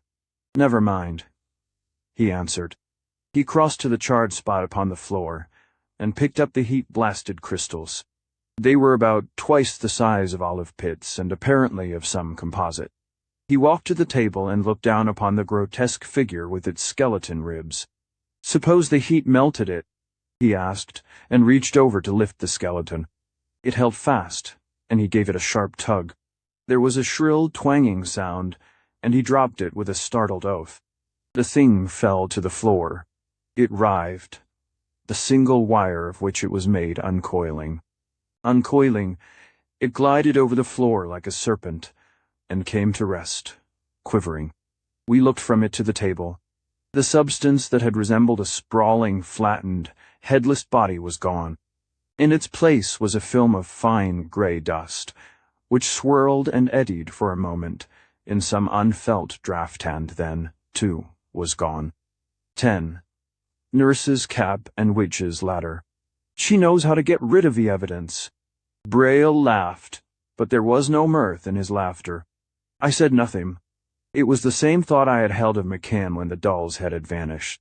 But McCann could not be suspected of this. Evading any further discussion of the matter, we went to the annex to see Ricori. There were 2 new guards on watch at his door.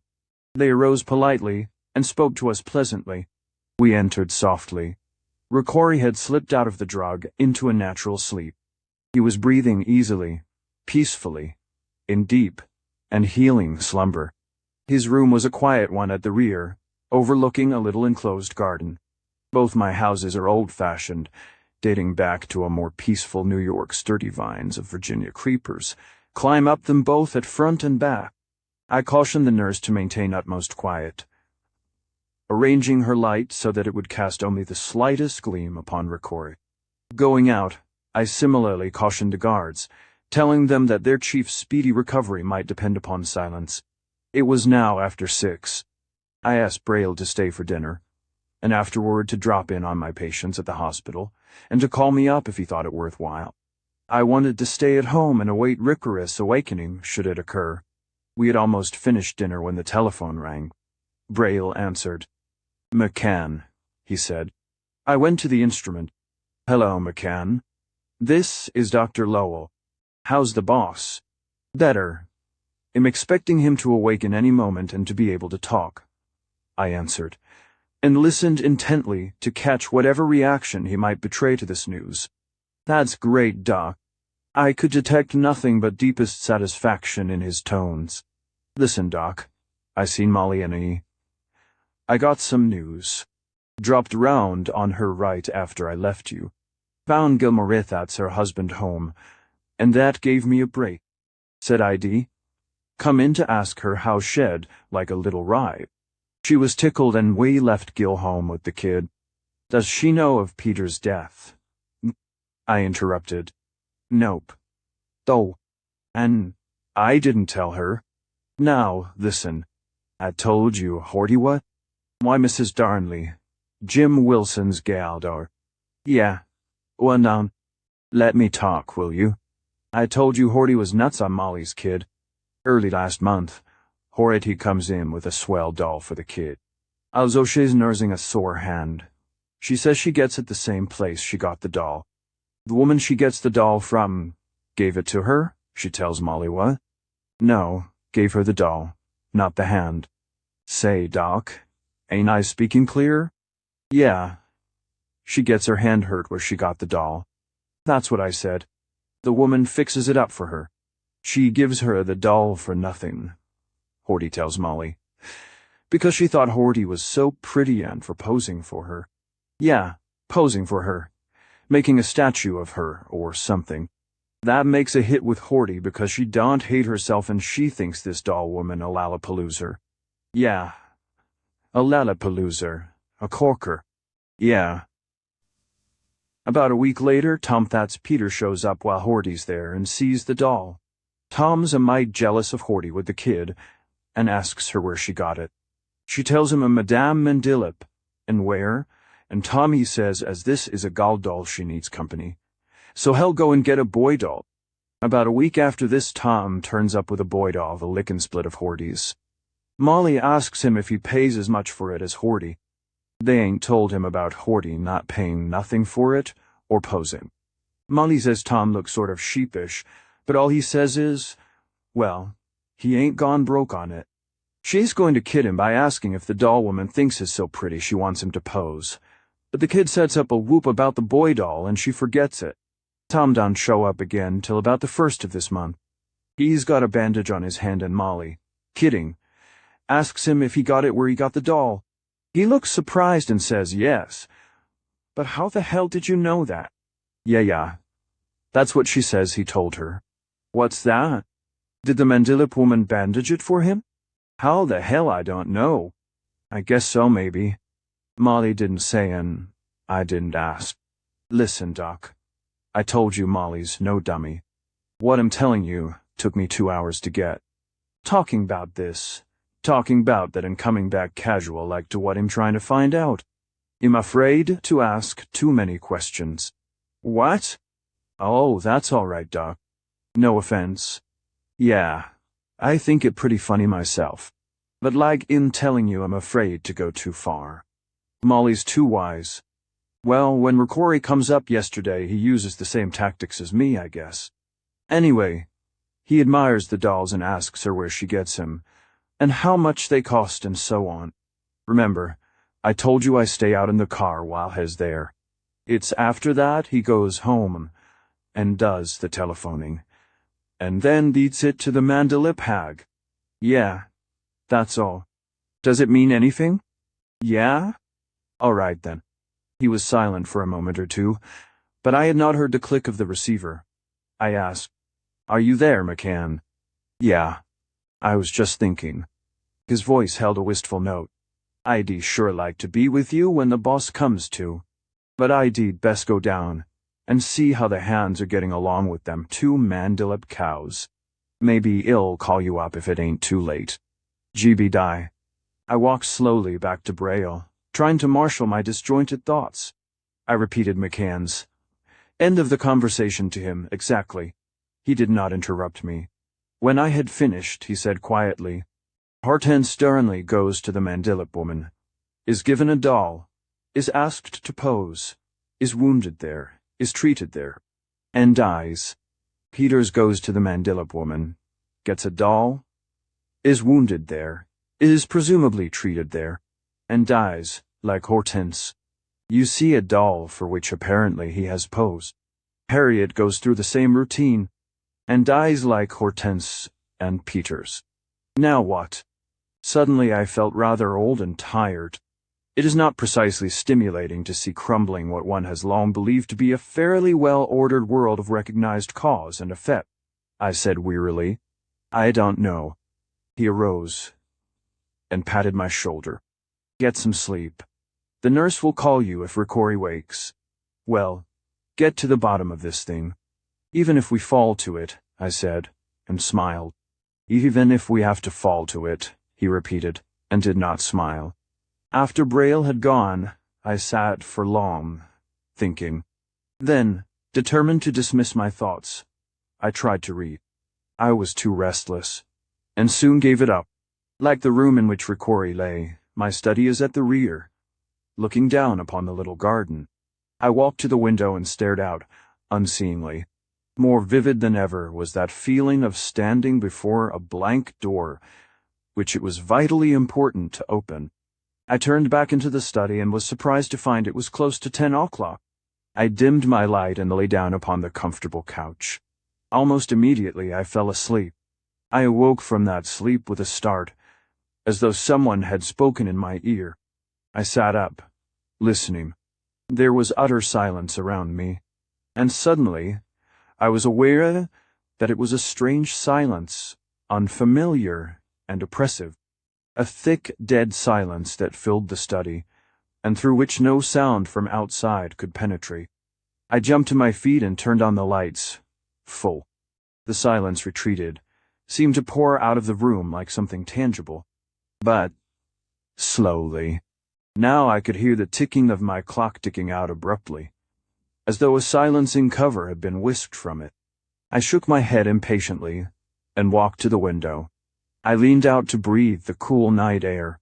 I leaned out still more, so that I could see the window of Ricori's room, resting my hand on the trunk of the vine. I felt a tremor along it as though someone were gently shaking eider, as though some small animal were climbing it. The window of Ricori's room broke into a square of light. Behind me, I heard the shrilling of the annex alarm bell, which meant the urgent need of haste. I raced out of the study, and up the stairs and over. As I ran into the corridor, I saw that the guards were not at the door. The door was open. I stood stock still on its threshold, incredulous. One guard crouched beside the window, automatic in hand. The other knelt beside a body on the floor, his pistol pointed toward me. At her table sat the nurse, head bent upon her breast, unconscious or asleep. The bed was empty. The body on the floor was Ricori. The guard lowered his gun. I dropped at Ricori's side. He was lying face down, stretched out a few feet from the bed. I turned him over. His face had the pallor of death, but his heart was beating. "Help me lift him to the bed," I said to the guard. "Then shut that door." He did so, silently. The man at the window asked from the side of his mouth, never relaxing his watch outward, "Boss dead?" "Not quite," I answered, then swore as I seldom doubt at the hell kind of guards are you. The man who had shut the door gave a mirthless chuckle. "There's more in you going to ask that, though." I gave a glance at the nurse. She still sat huddled in the limp attitude of unconsciousness or deep sleep. I stripped Ricori of his pajamas and went over his body. There was no mark upon him. I sent for adrenaline, gave him an injection, and went over to the nurse and shook her. She did not awaken. I raised her eyelids. The pupils of her eyes were contracted. I flashed a light in them without response. Her pulse and respiration were slow, but not dangerously so. I let her be for a moment and turned to the guards. "What happened?" They looked at each other, uneasily. The guard at the window waved his hand as though bidding the other do the talking. This guard said, "We're sitting out there. All at once the house gets damn still. I says to Jack there, 'Sounds like they put a silencer on the dump.' He says, 'Yeah.' We sit listening. Then all at once we hear a thump inside here, like somebody falling out of bed. We crush the door. There's the boss like you seen him on the floor. There's the nurse asleep like you see her. We glim the alarm and pull it. Then we wait for somebody to come. That's all, ain't it, Jack?" Yeah, answered the guard at the window tonelessly. Yeah, I guess that's all. I looked at him suspiciously. You guess that's all? What do you mean you guess? Again they looked at each other. Better come clean, Bill, said the guard at the window. Hell, he won't believe it, said the other, and nobody else. Anyway, tell him, the guard Bill said. When we crashed the door, we seen something like a couple of cats fighting there beside the window. The boss is lying on the floor. We had our guns out, but was afraid to shoot for what you told us. Then we heard a funny noise outside, like somebody blowing a flute. The two things broke loose and jumped up on the windowsill and out. We jumped to the window, and we didn't see nothing. You saw the things at the window. What did they look like then? I asked. You tell him, Ja. Dolls. A shiver went down my back. It was the answer I had expected and dreaded. Out the window. I recalled the tremor of the vine when I gripped it. The guard who had closed the door looked at me, and I saw his jaw drop. Jesus, Jack, he gasped. He believes it. I forced myself to speak. Wines of dolls. The guard at the window answered, more confidently. One we couldn't see well. The other looked like one of your nurses if she'd shrunk to about 2 feet. One of my nurses. Walters. I felt a wave of weakness, and sank down on the edge of Rikora's bed. Something white on the floor at the head of it caught my eye. I stared at it stupidly, then leaned and picked it up. It was a nurse's cap, a little copy of those my nurses wear. It was about large enough to fit the head of a 2-foot doll. There was something else where it had been. I picked that up. It was a knotted cord of hair, pale ashen hair, with 9 curious knots spaced at irregular intervals along it. The guard named Bill stood looking down at me anxiously. He asked, Want me to call any of your people, Doc? Try to get hold of McCann. I bade him, then spoke to the other guard, closed the windows and fastened them, and pulled down the curtains, then locked the door. Bill began to telephone. Stuffing the cap and knotted cord in my pocket, I walked over to the nurse. She was rapidly recovering, and in a minute or two I had her awake. At first her eyes dwelt on me, puzzled took in the lighted room and the 2 men, and the puzzlement changed to alarm. She sprang to her feet. I didn't see you come in. Did I fall asleep? What's happened? Then. Her hand went to her throat. I'm hoping you can tell us, I said gently. She stared at me uncomprehendingly. She said, confusedly, I don't know. It became terribly still. I thought I saw something moving at the window. Then there was a queer fragrance, and then I looked up to see you bending over me. I asked, can you remember anything of what you saw at the window? The least detail, least impression. Please try. She answered, hesitantly. There was something white. I thought something, was watching me, and then came the fragrance, like flowers. That's all. Bill hung up the telephone all right, Doc. There, after McCann. Now what? Miss Butler, I turned to the nurse. I'm going to relieve you for the balance of the night. Go to bed, and I want you to sleep. I prescribe. I told her what. You're not angry, you don't think I've been careless. No, to both. I smiled and patted her shoulder. The case has taken an unexpected turn, that's all. Now don't ask any more questions. I walked with her to the door, opened it. Do exactly as I say. I closed and locked the door behind her. I sat beside Ricori. The shock that he had experienced, whatever it might have been, should either cure or kill, I thought grimly. As I watched him, a tremor went through his body. Slowly, an arm began to lift. Fist clenched. His lips moved.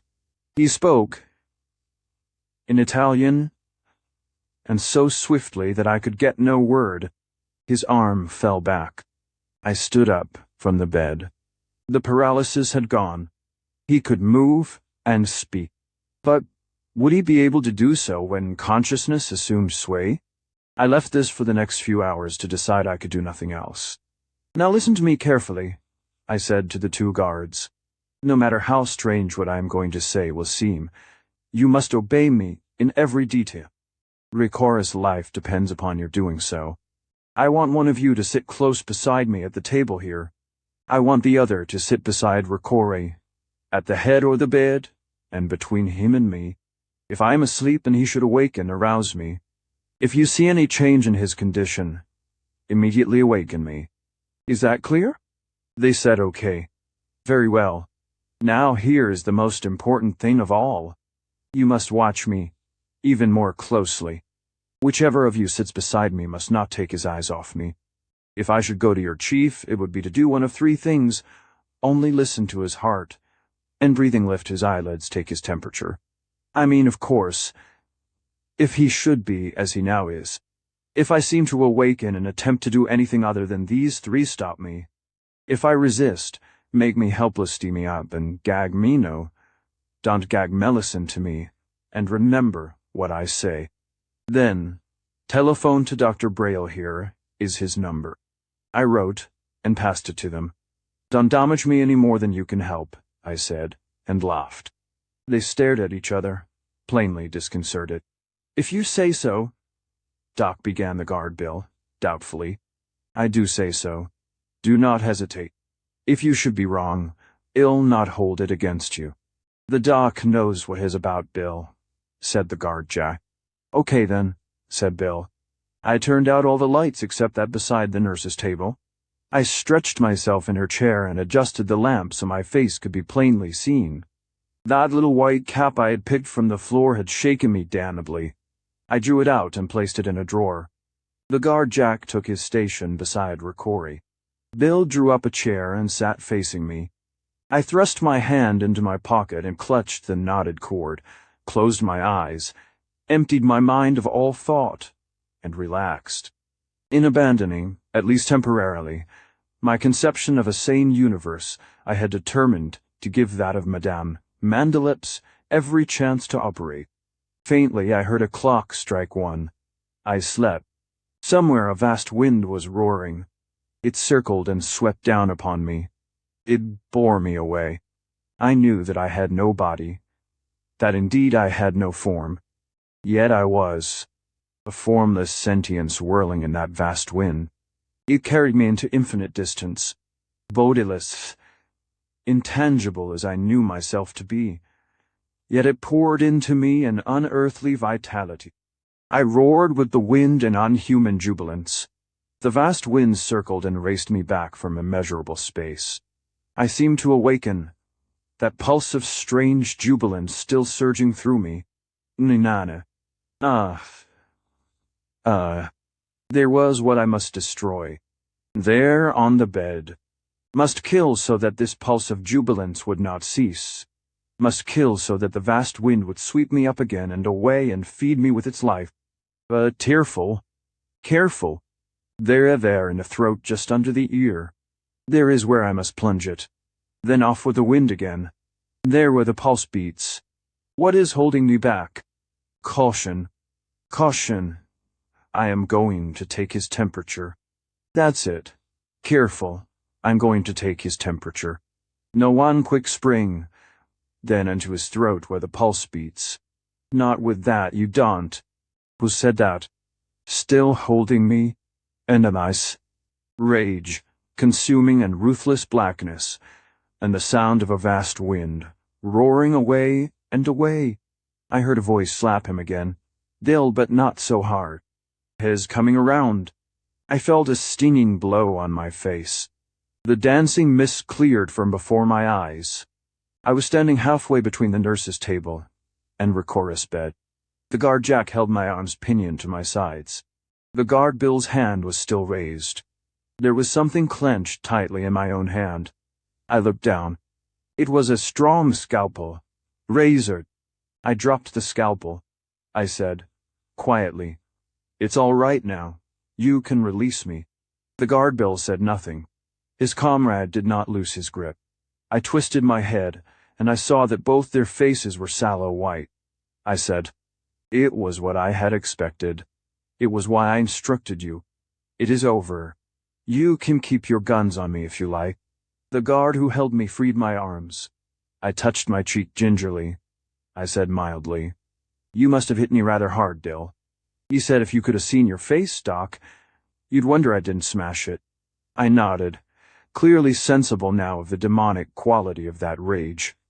I asked, "What did I do?" The guard Bill said you wake up and sit there for a minute, staring at the cheat. Then you take something out of that drawer and get up. You say you're going to take his temperature. You're half to him before we see what you got. I shout, "Not with that, you don't." Jack grabs you. Then you went crazy, and I had to slam you. That's all. I nodded again. I took out of my pocket the knot cord of woman's pale hair, held it over a dish, and touched a match to it. It began to burn, writhing like a tiny snake as it did so, the complex knots untying as the flame touched them. I dropped the last inch of it upon the plate and watched it turn to ash. "I think there'll be no more trouble tonight," I said. "But keep up your watch just as before." I dropped back into the chair and closed my eyes. Well, Braille had not shown me a soul. Beauty believed in Madame Mandelet. 11. A doll kills.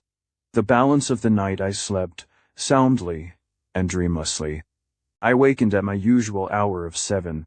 The guards were alert. I asked if anything had been heard from McCann, and they answered no. I wondered a little at that, but they did not seem to think it out of the ordinary. Their reliefs were soon due, and I cautioned them to speak to no one but McCann about the occurrences of the night, reminding them that no one would be likely to believe them if they did.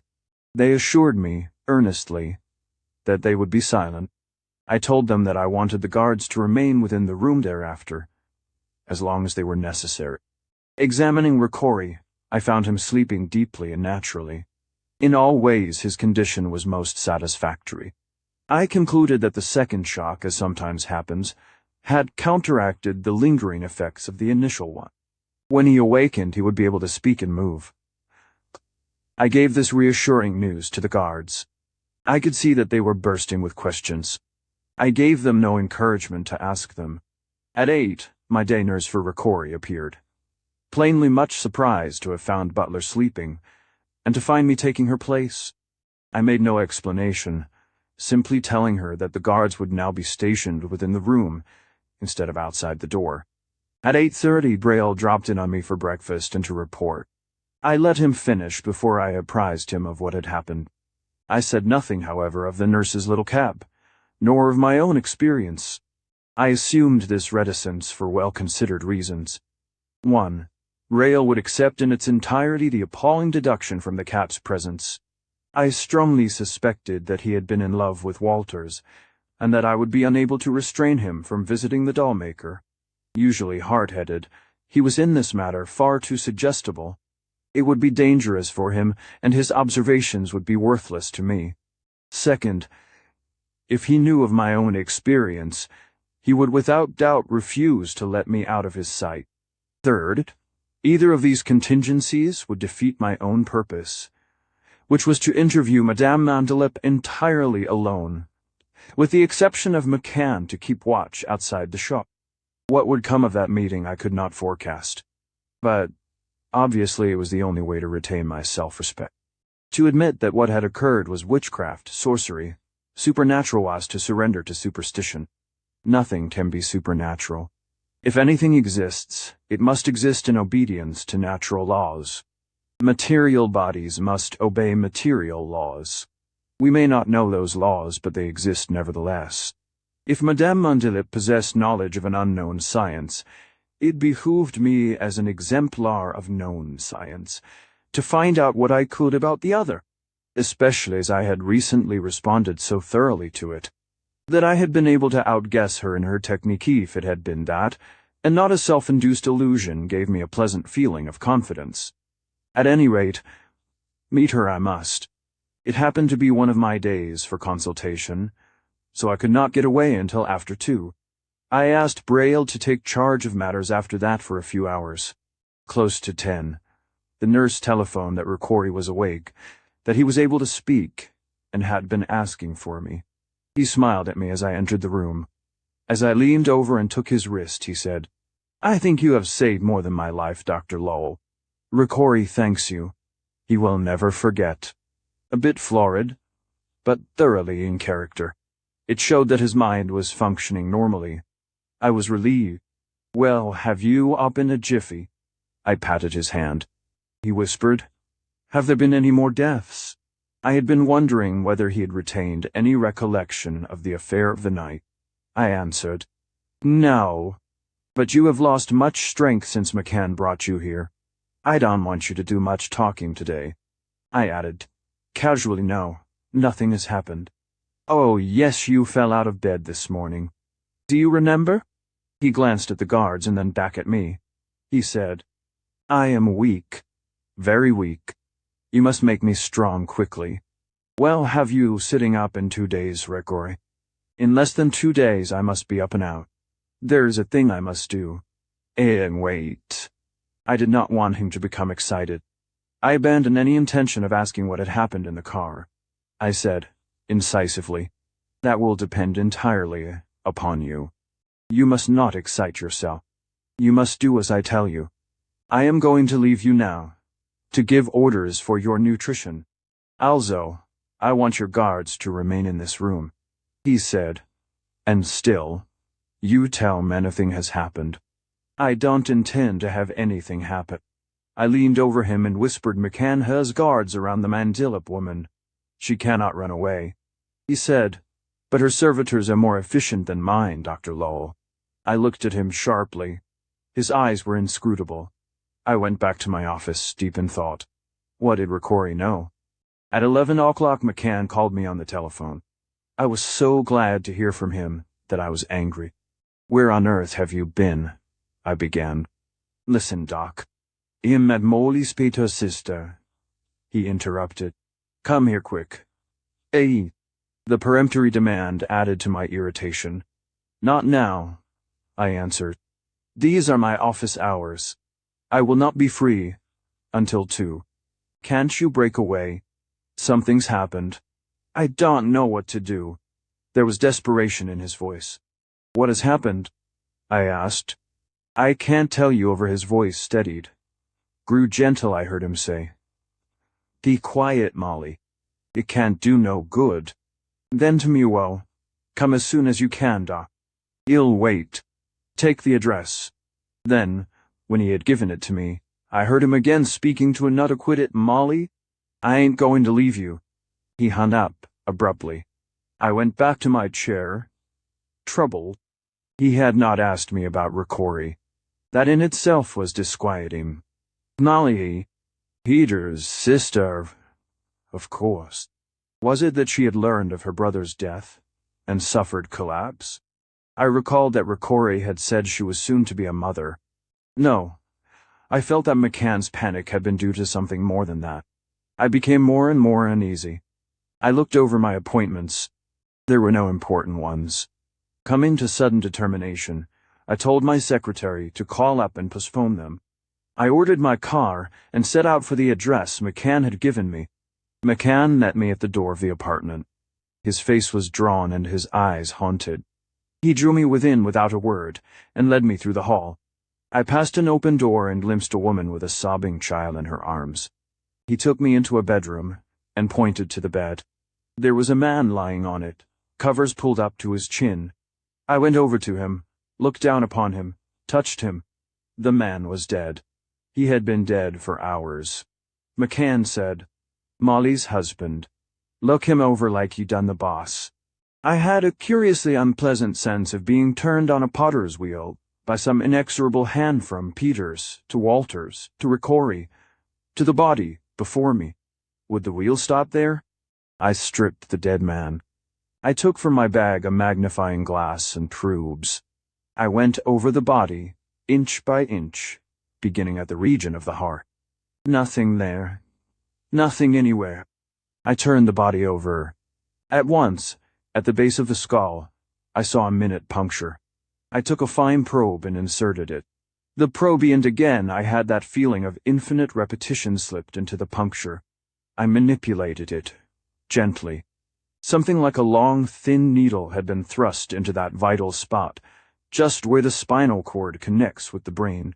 By accident, or perhaps because the needle had been twisted savagely to tear the nerve paths, there had been paralysis of respiration and almost instant death.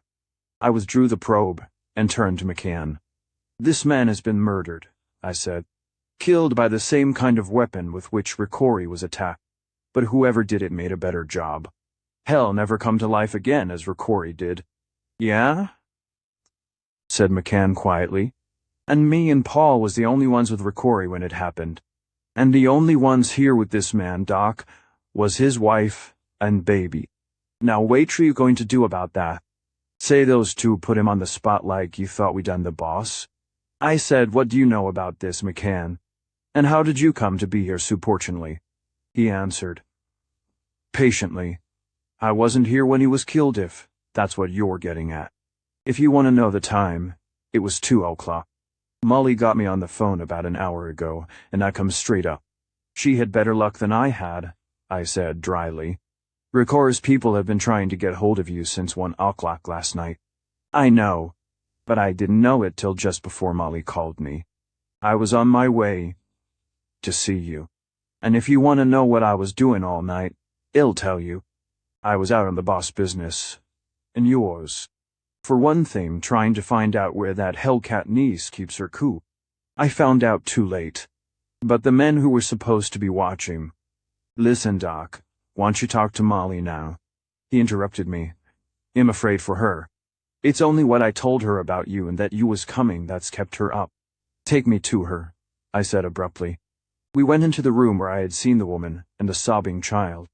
The woman was not more than 27 or 8, I judged, and in ordinary circumstances would have been unusually attractive. Now her face was drawn and bloodless, in her eyes horror, and a fear on the very borderline of madness. She stared at me. Vacantly, she kept rubbing her lips with the tips of her forefingers, staring at me with those eyes out of which looked a mind emptied of everything but fear and grief. The child, a girl of no more than 4, kept up her incessant sobbing. McCann shook the woman by the shoulder. "Snap out of it, Molly," he said roughly, but pityingly, too. "Here is the doc." The woman became aware of me, abruptly. She looked at me steadily for slow moments, then asked, less like one questioning than one relinquishing a last thin thread of hope, "He is dead?" She read the answer in my face. She cried, "Oh, Johnny boy, dead." She took the child up in her arms. She said to it, almost tranquilly, "Johnny boy has gone away, darling. Daddy has had to go away. Don't cry, darling. We'll soon see him." I wished she would break down, weep, but that deep fear which never left her eyes was too strong. It blocked all normal outlets of sorrow. Not much longer, I realized, could her mind stand up under that tension. "McCann," I whispered, "say something, do something to her that will arouse her. Make her violently angry, or make her cry. I don't care which." He nodded. He snatched the child from her arms and thrust it behind him. He leaned, his face close to the woman's. He said brutally, "Come clean, Molly. Why did you kill John?" For a moment the woman stood, uncomprehending. Then a tremor shook her. The fear vanished from her eyes and fury took its place. She threw herself upon McCann, fists beating at his face. He caught her, pinioned her arms. The child screamed. The woman's body relaxed. Her arms fell to her sides. She crumpled to the floor, her head bent over her knees. And tears came. McCann would have lifted, comforted her. I stopped him. "Let her cry. It's the best thing for her." And after a little while, she looked up at McCann and said, shakily, "You didn't mean that, Dan." He said, "No. I know you didn't do it, Molly. But now you've got to talk to the doc. There's a lot to be done." She asked, normally enough, "Now do you want to question me, Doctor? Or shall I just go on and tell you what happened?" McCann said, "Tell him the way you told me. Begin with the doll." I said, "That's right. You tell me your story. If I've any questions, I'll ask them when you are done." She began. "Yesterday afternoon, Dan here came and took me out for a ride. Usually John did not get home until about 6. But yesterday he was worried about me and came home early, around 3. He liked Dan, and urged me to go. It was a little after 6 when I returned. "A present came for the kid while you were out, Molly," he said. "It's another doll. I'll bet Tom sent it. Tom is my brother." There was a big box on the table, and I lifted the lid. In it was the most lifelike doll imaginable. A perfect thing. A little girl doll. Not a baby doll, but a doll like a child about 10 or 12 years old. Dressed like a schoolgirl, with her books strapped, and over her shoulder only about a foot high, but perfect. The sweetest facile face like a little angel.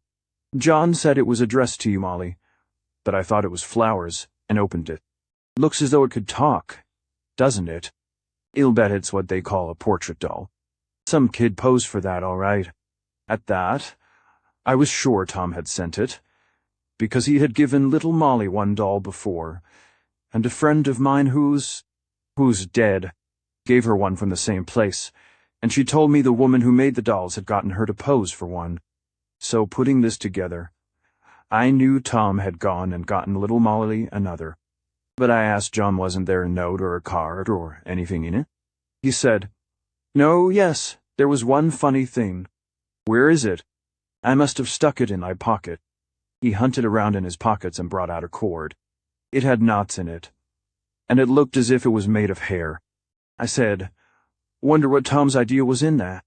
John put it back in his pocket, and I thought nothing more about it. Little Molly was asleep. We put the doll beside her where she could see it when she woke up. When she did, she was in raptures over it. We had dinner, and Molly played with the doll. After we put her to bed, I wanted to take it away from her, but she cried, so we let her go to sleep with it. We played cards until 11, and then made ready for bed. Molly is apt to be restless, and she still sleeps in a low crib so she can't fall out. The crib is in our bedroom, in the corner beside one of the 2 windows. Between the 2 windows is my dressing table, and our bed is set with its head against the wall opposite the windows. We both stopped and looked at Molly, as we always do. Dead. She was sound asleep with the doll clasped in one arm, its head on her shoulder. John said, "Lord, Molly, that doll looks as alive as the baby. You wouldn't be surprised to see it get up and walk." Whoever posed for it was some sweet kid. And that was true. It had the sweetest, gentlest little face. And oh, Dr. Lowell. That's what helps make it so dreadful. So utterly dreadful. I saw the fear begin to creep back into her eyes. McCann said, "Buck up, Molly." I tried to take the doll. It was so lovely I was afraid the baby might roll on it or damage it some way. She went on again quietly, but she held it fast, and I did not want to awaken her. So I let it be. While we were undressing, John took the knotted cord out of his pocket. "That's a funny-looking bunch of knots," he said. "When you hear from Tom, ask him what it's for." He tossed the cord on the little table at his side of the bed. It wasn't long before he was asleep, and then I went to sleep too. And then I woke up, or thought I did. For if I was awake or dreaming, I don't know. I must have been a dream, and yet, oh God, John is dead. I heard him die. Again, for a little time, the tears flowed. Then, if I was awake, it must have been the stillness that awakened me. And yet, it is what makes me feel I must have been dreaming. There couldn't be such silence, except in a dream. We are on the 2nd floor, and always there is some sound from the street. There wasn't the least sound now. It was as though the whole world had suddenly been stricken dumb. I thought I sat up, listening thirstily for the tiniest of noises. I could not even hear John breathing. I was frightened. for there was something dreadful in that stillness. Something living. Something wicked. I tried to lean over to John, tried to touch him, to awaken him. I could not move. I could not stir a finger. I tried to speak, to cry out. I could not. The window curtains were partly drawn. A faint light showed beneath and around them from the street. Suddenly this was blotted out. The room was dark, utterly dark. And then the green glow began. At first, it was the dimmest gleam. It did not come from outside. It was in the room itself. It would flicker and dim, flicker and dim. But always after each dimming, it was brighter. It was green like the light of the firefly, or like looking at moonlight through clear green water. At last the green glow became steady. It was like light, and still it wasn't light. It wasn't brilliant. It was just glowing, and it was everywhere under the dressing table. Under the chairs? I mean, it cast no shadow. I could see everything in the bedroom. I could see the baby asleep in her crib, the doll's head on her shoulder. The doll moved. It turned its head and seemed to listen to the baby's breathing. It put its little hands upon the baby's arm. The arm dropped away from it. The doll sat up, and now I was sure that I must be dreaming the strange silence, the strange green glow. And this... The doll clambered over the side of the crib and dropped to the floor. It came skipping over the floor toward the bed like a child, swinging its school books by their strap. It turned its head from side to side as it came, looking around the room like a curious child. It caught sight of the dressing table and stopped, looking up at the mirror. It climbed up the chair in front of the dressing table. It jumped from the chair seat to the table, tossed its books aside, and began to admire itself in the mirror. It preened itself. It turned and looked at itself, first over this shoulder and then over that. I thought, what a queer, fantastic dream.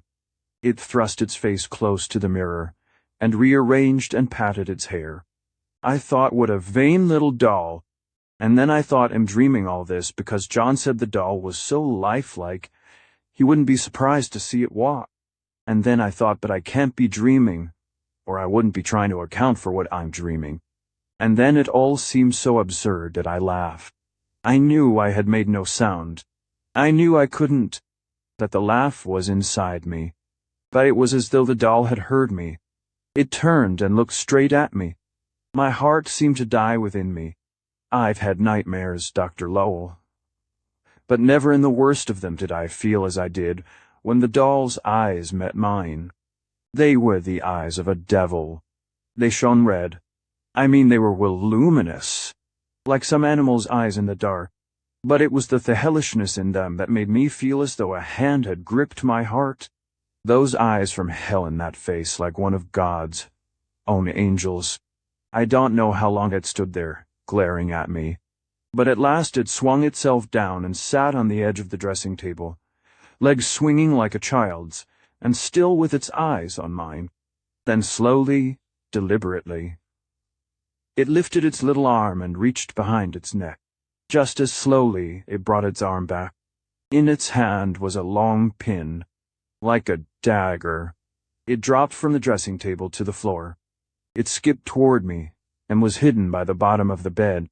An instant, and it had clambered up the bed and stood, still looking at me with those red eyes, at John's feet. I tried to cry out, tried to move, tried to arouse John. I prayed, "Oh God, wake him up. Dear God, wake him." The doll looked away from me. It stood there, looking at John. It began to creep along his body, up toward his head. I tried to move my hand, to follow it. I could not. The doll passed out of my sight. I heard a dreadful sobbing groan. I felt John shudder, then stretch and twist. I heard him sigh. Deep, deep, deep down. I knew John was dying, and I could do nothing. In the silence, in the green glow, I heard something like the note of a flute from the street beyond the windows. There was a tiny scurrying. I saw the doll skip across the floor and sprint up to the windowsill. It knelt there for a moment, looking out into the street. It held something in its hand, and then I saw that what it held was the knotted cord John had thrown on his table. I heard the flute note again. The doll swung itself out of the window. I had a glimpse of its red eyes. I saw its little hands clutching the sill. And it was gone. The green glow blinked and went out. The light from the street returned around the curtains. The silence seemed to be sucked away. And then something like a wave of darkness swept over me. I went down under it. Before it swept over me, I heard the clock strike 2. When I awakened again, or came out of my faint, or if it was just a dream, when I awakened, I turned to John. He lay there, so still. I touched him. He was cold, so cold. I knew he was dead. Dr. Lowell, tell me what was dream and what was real. I know that no doll could have killed John. Did he reach out to me when he was dying, and did the dream come from that? Or did I, dreaming, kill him? 12. Technique of Madame Nondelip. There was an agony in her eyes that forbade the truth, so I lied to her. I can comfort you as to that, at least. Your husband died of entirely natural causes from a blood clot in the brain. My examination satisfied me thoroughly as to that. You had nothing to do with it. As for the Dahlia had an unusually vivid dream. That is all. She looked at me as one who would give her soul to believe. She said, I heard him die. It is quite possible I plunged into a somewhat technical explanation, which I knew she would not quite understand, but would perhaps be therefore convincingio may have been halfawaken, what we term the borderline of waking consciousness. In all probability, the entire dream was suggested by what you heard. Your subconsciousness tried to explain the sounds, and conceived the whole fantastic drama you have recited to me. What seemed, in your dream, to take up many minutes actually passed through your mind in a split second. The subconsciousness makes its own time. It is a common experience. A door slams, or there is some other abrupt and violent sound. It awakens the sleeper. When he is fully awake, he has recollection of some singularly vivid dream, which ended with a loud noise. In reality, his dream began with the noise. The dream may have seemed to him to have taken hours. It was, in fact, almost instantaneous, taking place in the brief moment between noise and awakening. She drew a deep breath, her eyes lost some of their agony. I pressed my advantage. And there's another thing you must remember: your condition. It makes many women peculiarly subject to realistic dreams, usually of an unpleasant character, sometimes even to hallucinations. She whispered, that is true. When little Molly was coming, I had the most dreadful dreams. She hesitated. I saw doubt again cloud her face. But the doll is gone, she said. I cursed to myself at that, caught unawares, and with no ready answer. But McCann had one. He said, easily, Sure, it's gone, Molly. I dropped it down the chute into the waste. After what you told me, I thought you'd better not see it any more. She asked, sharply, Where did you find it? I looked for it. Guess you weren't in shape to do much looking, he answered. I found it down at the foot of the kid's crib, all messed up in the covers. It was busted. Looked like the kid had been dancing on it in her sleep. She said hesitantly, It might have slipped down. I don't think I looked there, I said severely. So she might not suspect collusion between McCann and myself. You ought not to have done that, McCann. If you had shown the doll to her, Mrs. Gilmore would have known at once that she had been dreaming, and she would have been spared much pain. Well, I ain't a doctor. His voice was sullen. I done what I thought best. Go down and see if you can find it, I ordered tartly. He glanced at me sharply. I nodded and hoped he understood. In a few minutes he returned. They cleaned out the waste only 15 minutes ago, he reported, lugubriously. The doll went with it. I found this, though. He held up a little strap from which dangled a half-dozen miniature books. He asked, Was them what you dreamed the doll dropped on the dressing table, Molly? She stared and shrank away. Yes, she whispered. Please put it away, Dan. I don't want to see it. He looked at me, triumphantly. I guess maybe I was right at that when I threw the doll away, Doc. I said at any rate, now that Mrs. Gilmore is satisfied it was all a dream, there's no harm done. And now, I took her cold hands in mine. I'm going to prescribe for you. I don't want you to stay in this place a moment longer than you can help. I want you to pack a bag with whatever you and little Molly may need for a week or so, and leave at once. I am thinking of your condition and a little life that is on its way. I will attend to all the necessary formalities. You can instruct McCann as to the other details. I want you to go. Will you do this? To my relief, she assented readily. There was a somewhat harrowing moment when she and the child bade farewell to the body, but before many minutes she was on her way with McCann to relations. The child had wanted to take the boy and girl dolls. I had refused to allow this, even at the risk of again arousing the mother's suspicions. I wanted nothing of Madame Mandillop to accompany them to their refuge. McCann supported me, and the dolls were left behind. I called an undertaker, whom I knew. I made a last examination of the body. The manic puncture would not be noticed, I was sure. There was no danger of an autopsy, since my certification of the cause of death would not be questioned.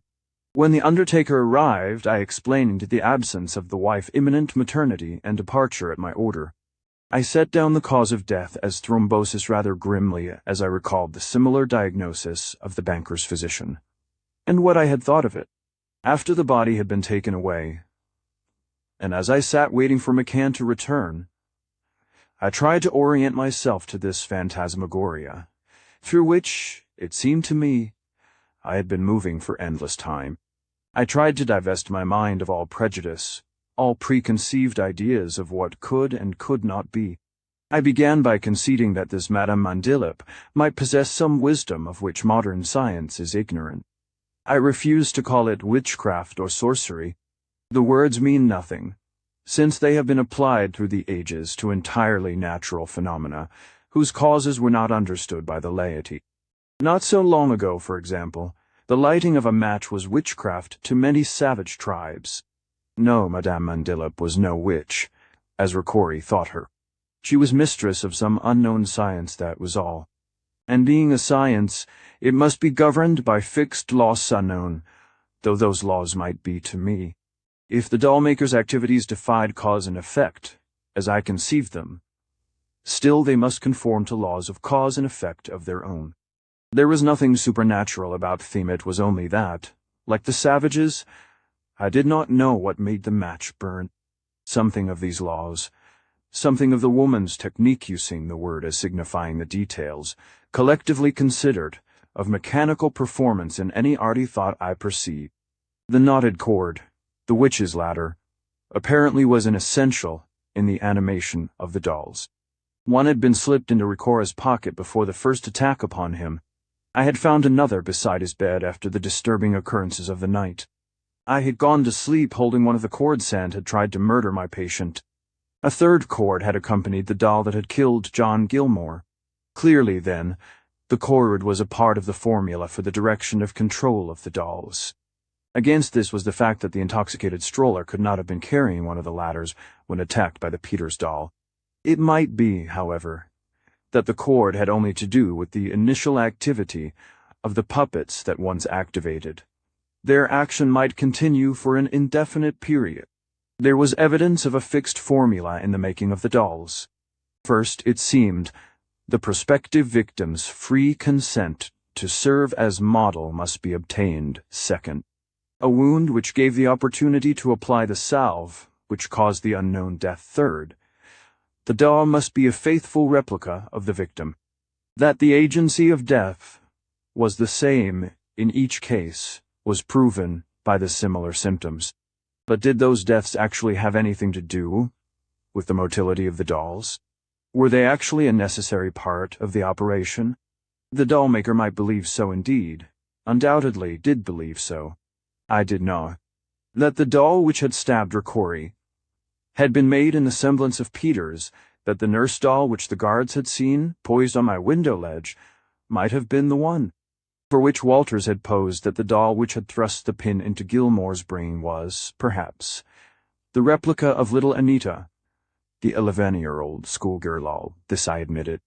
But that anything of Peter's, anything of Walter's, anything of Anita had animated these dolls.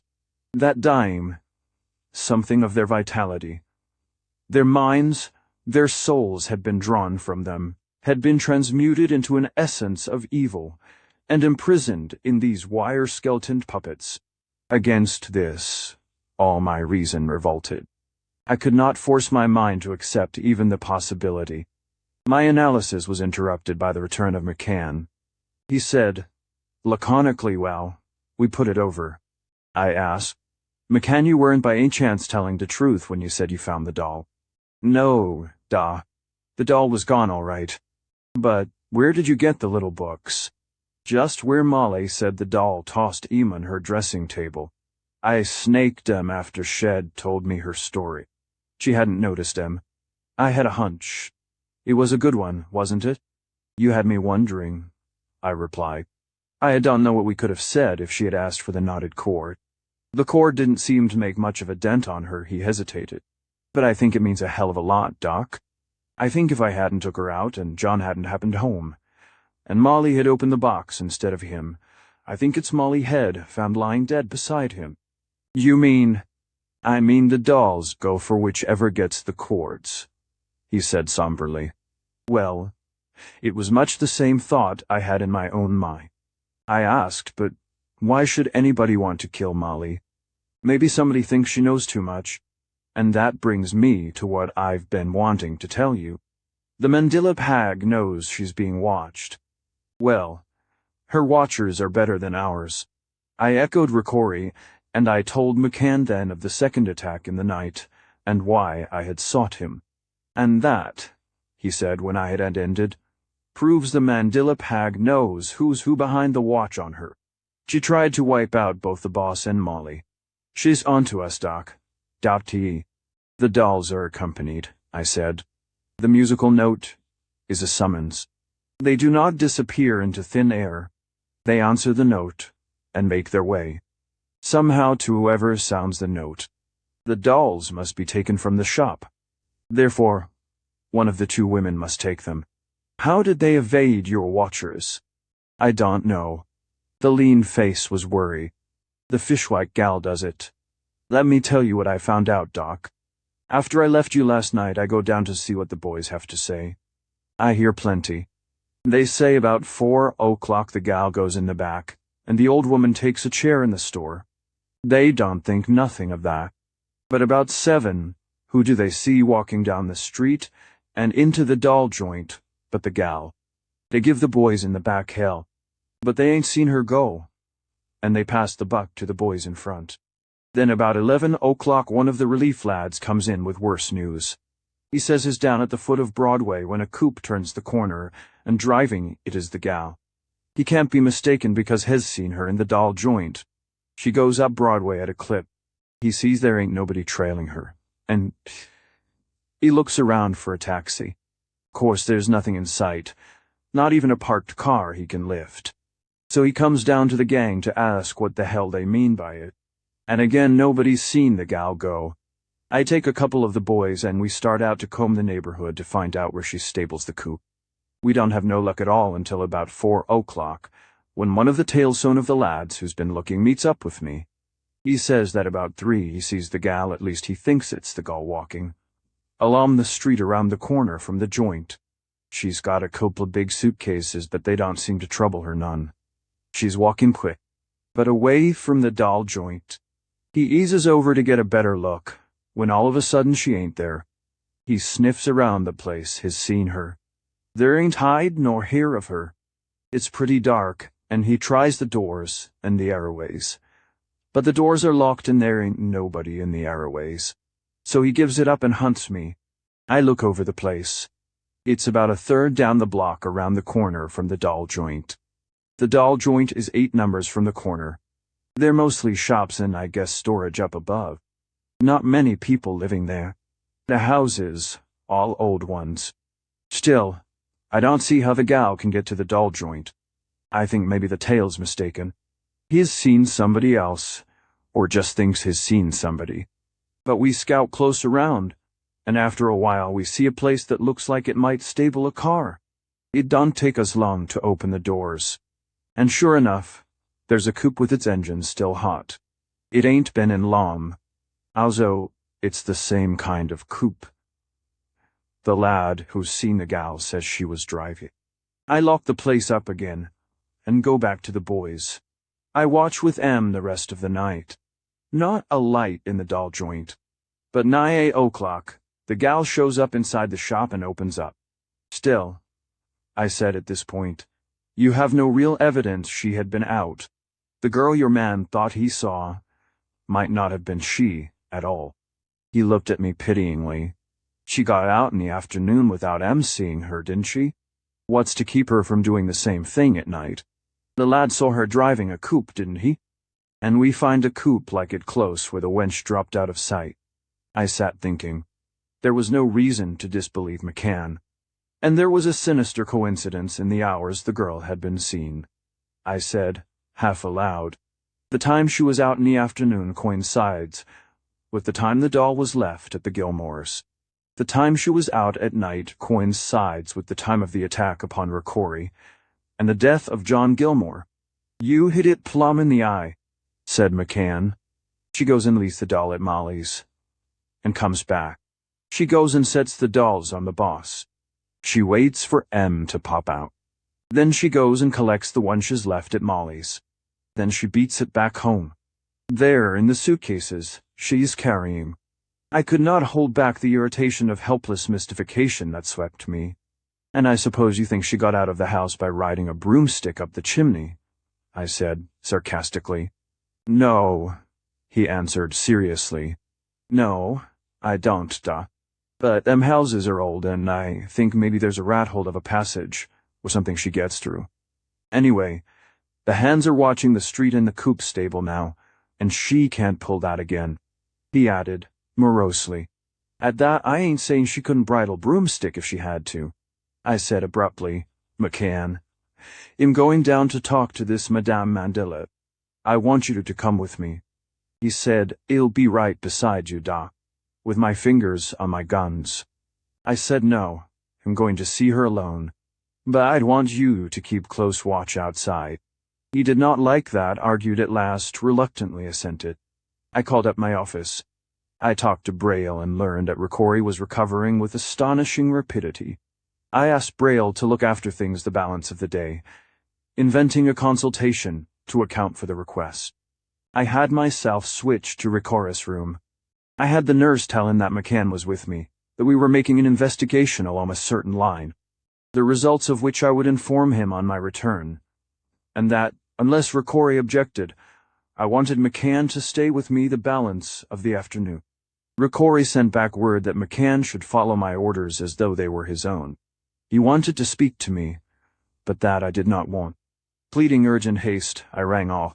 I ate an excellent and hearty lunch. I felt that it would help me hold tighter to the realities, or what I thought were the realities, when I met this apparent mistress of illusions. McCann was oddly silent and preoccupied. The clock was striking 3 when I set off to meet Madame Mandela. 13. Madame Mandela. I stood at the window of the doll-maker's shop, mastering a stubborn revulsion against entering. I knew McCann was on guard. I knew that Ricori's men were watching from the houses opposite, that others moved among the passers-by. Despite the roaring clatter of the elevated trains, the bustle of traffic along the Battery, the outwardly normal life of the street, the doll-maker's shop was a beleaguered fortress. I stood, shivering on its threshold, as though at the door of an unknown world. There were only a few dolls displayed in the window, but they were unusual enough to catch the eyes of a child or a grown-up. Not so beautiful as that which had been given Walters, nor those 2 I had seen at the Gilmores, but admirable lures. Nevertheless, the light inside the shop was subdued. I could see a slender girl moving at a counter. The niece of Madame Mandilip, no doubt. Certainly the size of the shop did not promise any such noble chamber behind it, as Walters had painted in her diary. Still, the houses were old, and the back might extend beyond the limits of the shop itself. Abruptly and impatiently, I ceased to temporize. I opened the door and walked in. The girl turned as I entered. She watched me as I came toward the counter. She did not speak. I studied her, swiftly. An hysterical type, obviously one of the most perfect I had ever seen. I took note of the prominent pale blue eyes with their vague gaze, and distended pupils, the long and slender neck, and slightly rounded features, the pallor and the long, thin fingers. Her hands were clasped, and I could see that these were unusually flexible, thus carrying out to the last jot the Linnell-Vestine syndrome of the hysteric. In another time and other circumstances, she would have been a priestess, voicing oracles, or a saint. Fear was her handmaiden. There could be no doubt of that. And yet I was sure it was not of me she was frightened. Rather was it some deep and alien fear which lay coiled at the roots of her being, sapping her vitality, a spiritual fear. I looked at her hair. It was a silvery ash. The color of the hair that formed the knotted cords. As she saw me staring at her hair, the vagueness in her pale eyes diminished, was replaced by alertness. For the first time she seemed to be aware of me. I said, with the utmost casualness, "I was attracted by the dolls in your window. I have a little granddaughter who would like one, I think. The dolls are for sale. If there is one you fancy, you may buy it, at its price." Her voice was low-pitched, almost whispering, indifferent. But I thought the intentness in her eyes sharpened. "I suppose," I answered, feigning something of irritation, "that is what any chance customer may do. But it happens that this child is a favorite of mine, and for her, I want the best. Would it be too much trouble to show me what other, and perhaps better, dolls you may have?" Her eyes wavered for a moment. I had the thought that she was listening to some sound I could not hear. Abruptly her manner lost its indifference, became gracious. And at that exact moment, I felt other eyes upon me, studying me, searching me. So strong was the impression that, involuntarily, I turned and peered about the shop. There was no one except the girl and me. A door was at the counter's end, but it was lightly closed. I shot a glance at the window to see whether McCann was staring in. No one was there. Then, like the clicking of a camera shutter, the unseen gaze was gone. I turned back to the girl. She had spread a half-dozen boxes on the counter, and was opening them. She looked up at me, candidly, almost sweetly. She said, "Why, of course you may see all that we have. I am sorry if you thought me indifferent to your desires. My aunt who makes the dolls loves children. She would not willingly allow one who also loves them to go from here disappointed." It was a curious little speech, oddly stilted, enunciated half, as though she were reciting from dictation. Yet it was not that which aroused my interest so much as the subtle change that had taken place in the girl herself. Her voice was no longer languid. It held a vital vibrancy. Nor was she the lifeless, listless person she had been. She was animated. Even a touch of vivaciousness about her color had crept into her face, and all vagueness gone from her eyes. In them was a sparkle, faintly mocking, more than faintly malicious. I examined the dolls. "They are unlovely," I said at last. "But are these the best you have? Frankly, this is rather an especial occasion me. Granddaughter's 7th birthday. The price doesn't really matter as long, of course, as it is in reason." I heard her sigh. I looked at her.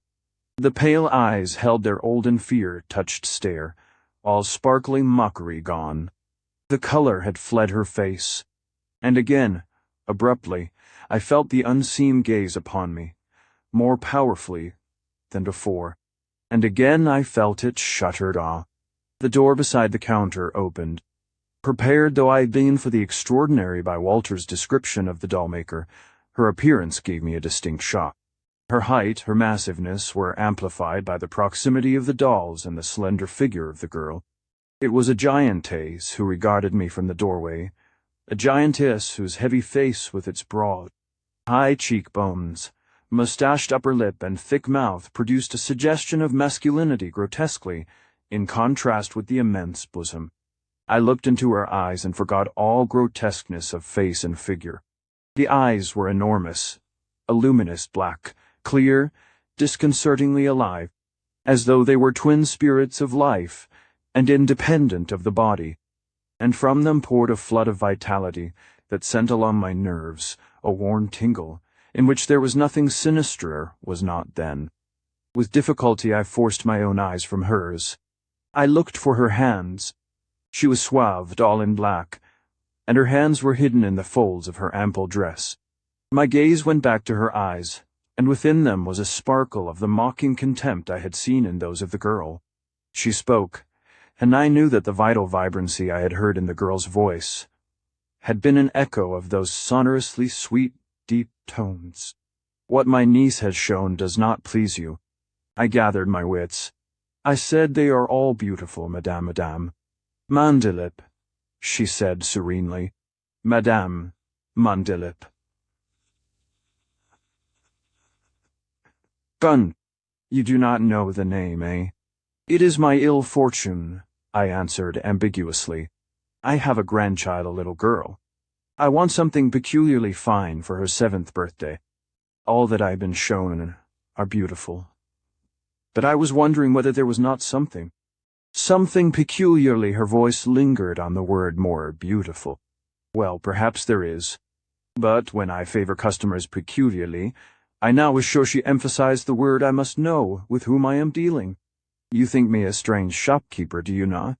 She laughed, and I marveled at the freshness, the youthfulness, the curious tingling sweetness of that laughter. It was by a distinct effort that I brought myself back to reality, put myself again on guard. I drew a card from my case. I did not wish her to recognize me, as she would have had I given her my own card, nor did I desire to direct her attention to anyone she could harm. I had, therefore, prepared myself by carrying the card of a doctor friend, long dead. She glanced at it. "Ah," she said, "you are a professional physician. Well, now that we know each other, come with me, and I will show you of my best." She led me through the door and into a wide, dim corridor. She touched my arm, and again I felt that strange, vital tingling. She paused at another door and faced me. "It is here," she said, "that I keep my best, my peculiarly best." Once more she laughed, then flung the door open. I crossed the threshold and paused, looking about the room with swift disquietude. For here was no spacious chamber of enchantment such as Walters had described. True enough, it was somewhat larger than one would have expected.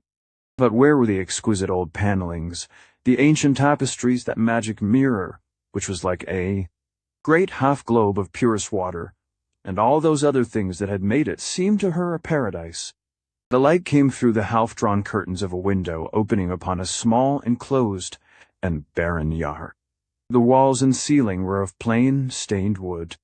One end was entirely taken up by small, built-in cabinets with wooden doors. There was a mirror on the wall, and it was round, but there any similarity to Walter's description ended. There was a fireplace, the kind one can find in any ordinary old New York house. On the walls were a few prints.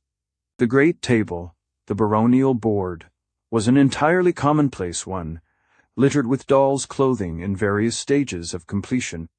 My disquietude grew. If Walters had been romancing about this room, then what else in her diary was inventioner? At least, as I had surmised when I had read it, the product of a too active imagination.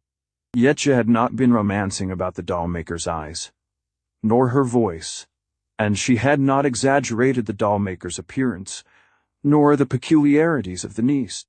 The woman spoke, recalling me to myself, breaking my thoughts.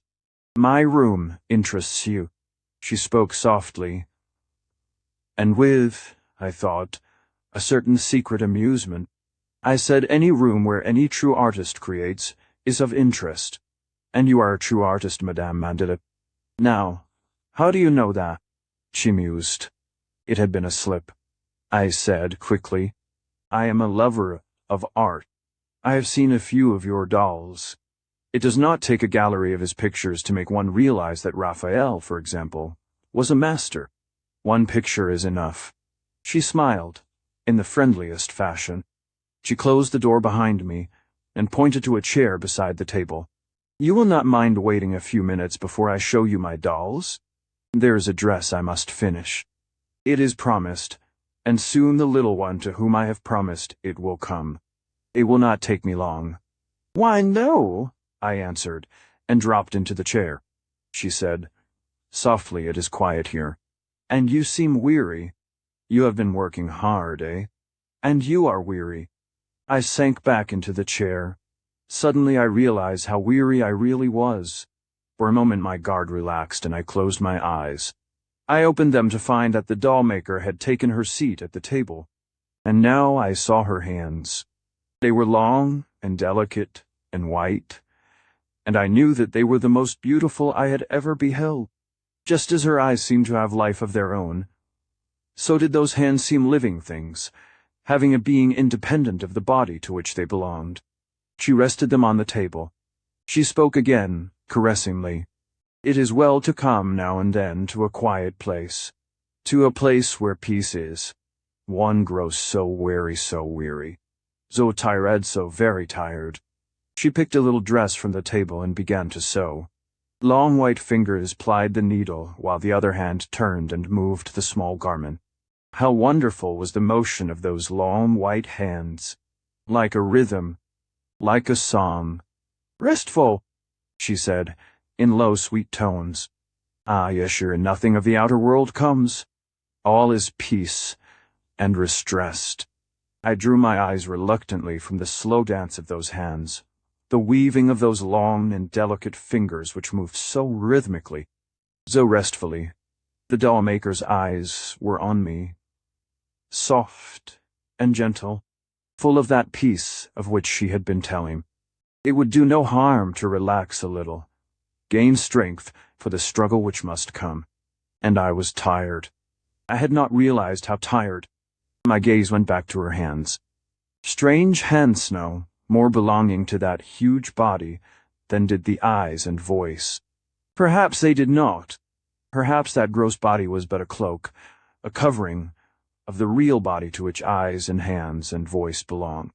I thought over that, watching the slow rhythms of the hands. What could the body be like to which they belonged? As beautiful as hands and eyes? And voice? She was humming some strange air. It was a slumberous, lulling melody. It crept along my tired nerves, into my weary, mind-distilling sleep. Sleep, as the hands were weaving sleep, as the eyes were pouring sleep upon me. Sleep! Something within me was raging, furiously, bidding me rouse myself, shake off this lethargy. By the tearing effort that brought me gasping to the surface of consciousness, I knew that I must have passed far along the path of that strange sleep. And for an instant, on the threshold of complete awakening, I saw the room as Walters had seen it. Vast, filled with mellow light. The ancient tapestries, the panelings, the carved screens behind which hidden shapes lurked laughing at me. Upon the wall, the mirror, and it was like a great half-globe of purest water, within which the images of the carvings round its frame swayed like the reflections of verdure round a clear woodland pool. The immense chamber seemed to waver, and it was gone. I stood beside an overturned chair in that room to which the doll-maker had led me, and the doll-maker was beside me, close. She was regarding me with a curious puzzlement and, I thought, a shadow of chagrin. It flashed upon me that she was like one who had been unexpectedly interrupted. Interrupted? When had she left her chair? How long had I slept? What had she done to me while I had been sleeping? What had that terrific effort of will, by which I had broken from her web, prevented her from completing? I tried to speak and could not. I stood, tongue-tied, furious, humiliated. I realized that I had been trapped like the veriest tyro who should have been all alert, suspicious of every move, trapped by voice and eyes, and weaving hands by the reiterated suggestion that I was weary, so weary. That here was peace, and sleep. Sleep. What had she done to me while I slept? Why could I not move? It was as though all my energy had been dissipated in that one tremendous thrust out of her web of sleep. I stood motionless, silent, spent. Not a muscle moved at command of my will. The enfeebled hands of my will reached out to them and fell. The doll-maker laughed. She walked to the cabinets on the far wall. My eyes followed her, helplessly. There was no slightest loosening of the paralysis that gripped me. She pressed a spring, and the door of a cabinet slipped down. Within the cabinet was a child doll, a little girl, sweet-faced and smiling. I looked at it and felt a numbness at my heart. In its small clasped hands was one of the dagger pins, and I knew that this was the doll which had stirred in the arms of the Gilmore baby, had climbed from the baby's crib, had danced to the bed and thrust. This is one of my peculiarly best. The doll-maker's eyes were on me, and filled with cruel mockery. And good doll. A bit careless at times, perhaps, forgetting to bring back her school books when she goes visiting. But so obedient. Would you like her for your granddaughter? Again she laughed awful, tingling, evil laughter. And suddenly I knew Ricori had been right, and that this woman must be killed. I summoned all my will to leap upon her. I could not move a finger. The long white hands groped over the next cabinet and touched its hidden spring. The numbness at my heart became the pressure of a hand of ice. Staring out at me from that cabinet was Walters, and she was crucified. So perfect, so alive was the doll, that it was like seeing the girl herself through a diminishing glass. I could not think of it as a doll, but as the girl. She was dressed in her nurse's uniform. She had no cap, and her black hair hung disheveled about her face. Her arms were outstretched, and through each palm a small nail had been thrust, pinning the hands to the back of the cabinet. The feet were bare, resting one on the other, and through the insteps had been thrust another nail. Completing the dreadful, the blasphemous, suggestion, above her head was a small placard. I read it. "The burnt martyr," the doll-maker murmured in a voice like honey garnered from flowers in hell. "This doll has not behaved well. She has been disobedient. I punish my dolls when they do not behave well, but I see that you are distressed. Well, she has been punished enough for the moment." The long white hands crept into the cabinet, drew out the nails from hands and feet.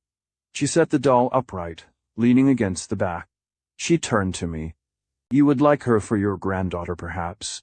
Alas, she is not for sale. She has lessons to learn before she goes again from me." Her voice changed, lost its diabolic sweetness, became charged with menace. "Now, listen to Meda. Lowell, what you did not think I knew you. I knew you from the first. You too need a lesson." Her eyes blazed upon me. "You shall have your lesson, you fool. You who pretend to heal the mind and know nothing, I say, of what the mind is.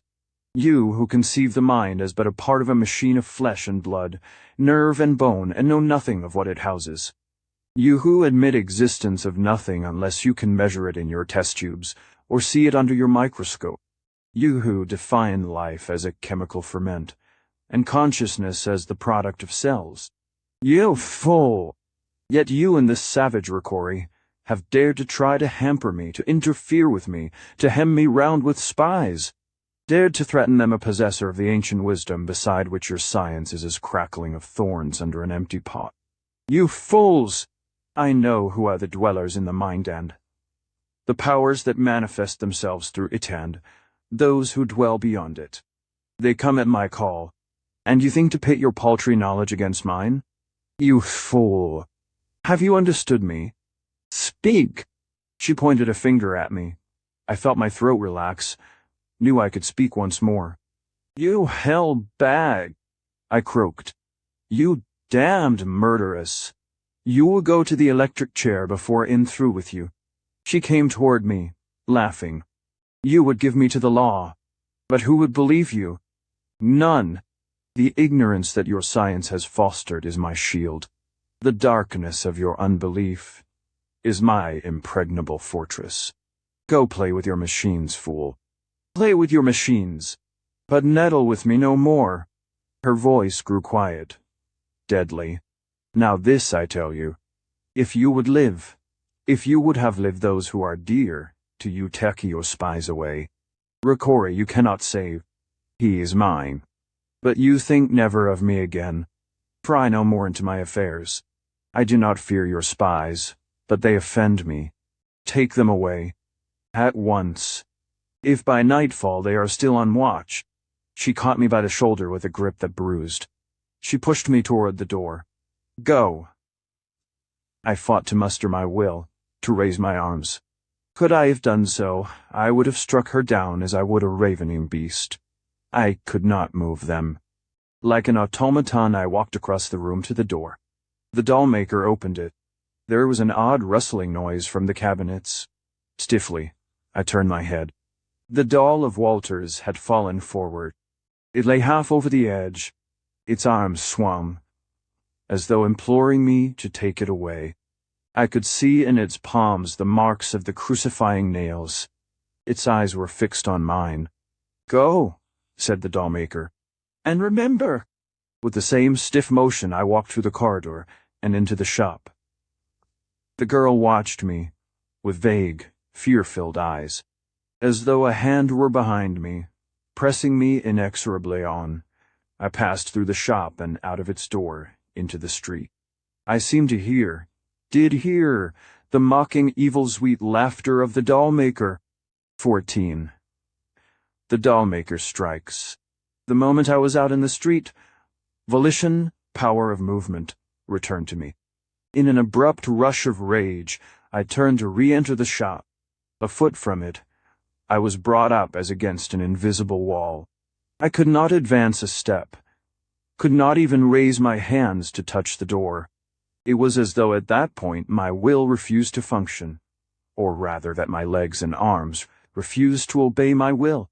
I realized what it was, hypnotic suggestion of an extraordinary kind, part of the same phenomena which had held me motionless before the doll maker, and had sent me like a robot out of her lair.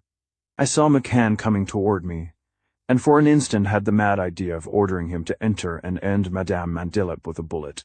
Common sense swiftly told me that we could give no rational reason for such killing, and that we would probably expiate it within the same apparatus of execution with which I had threatened her.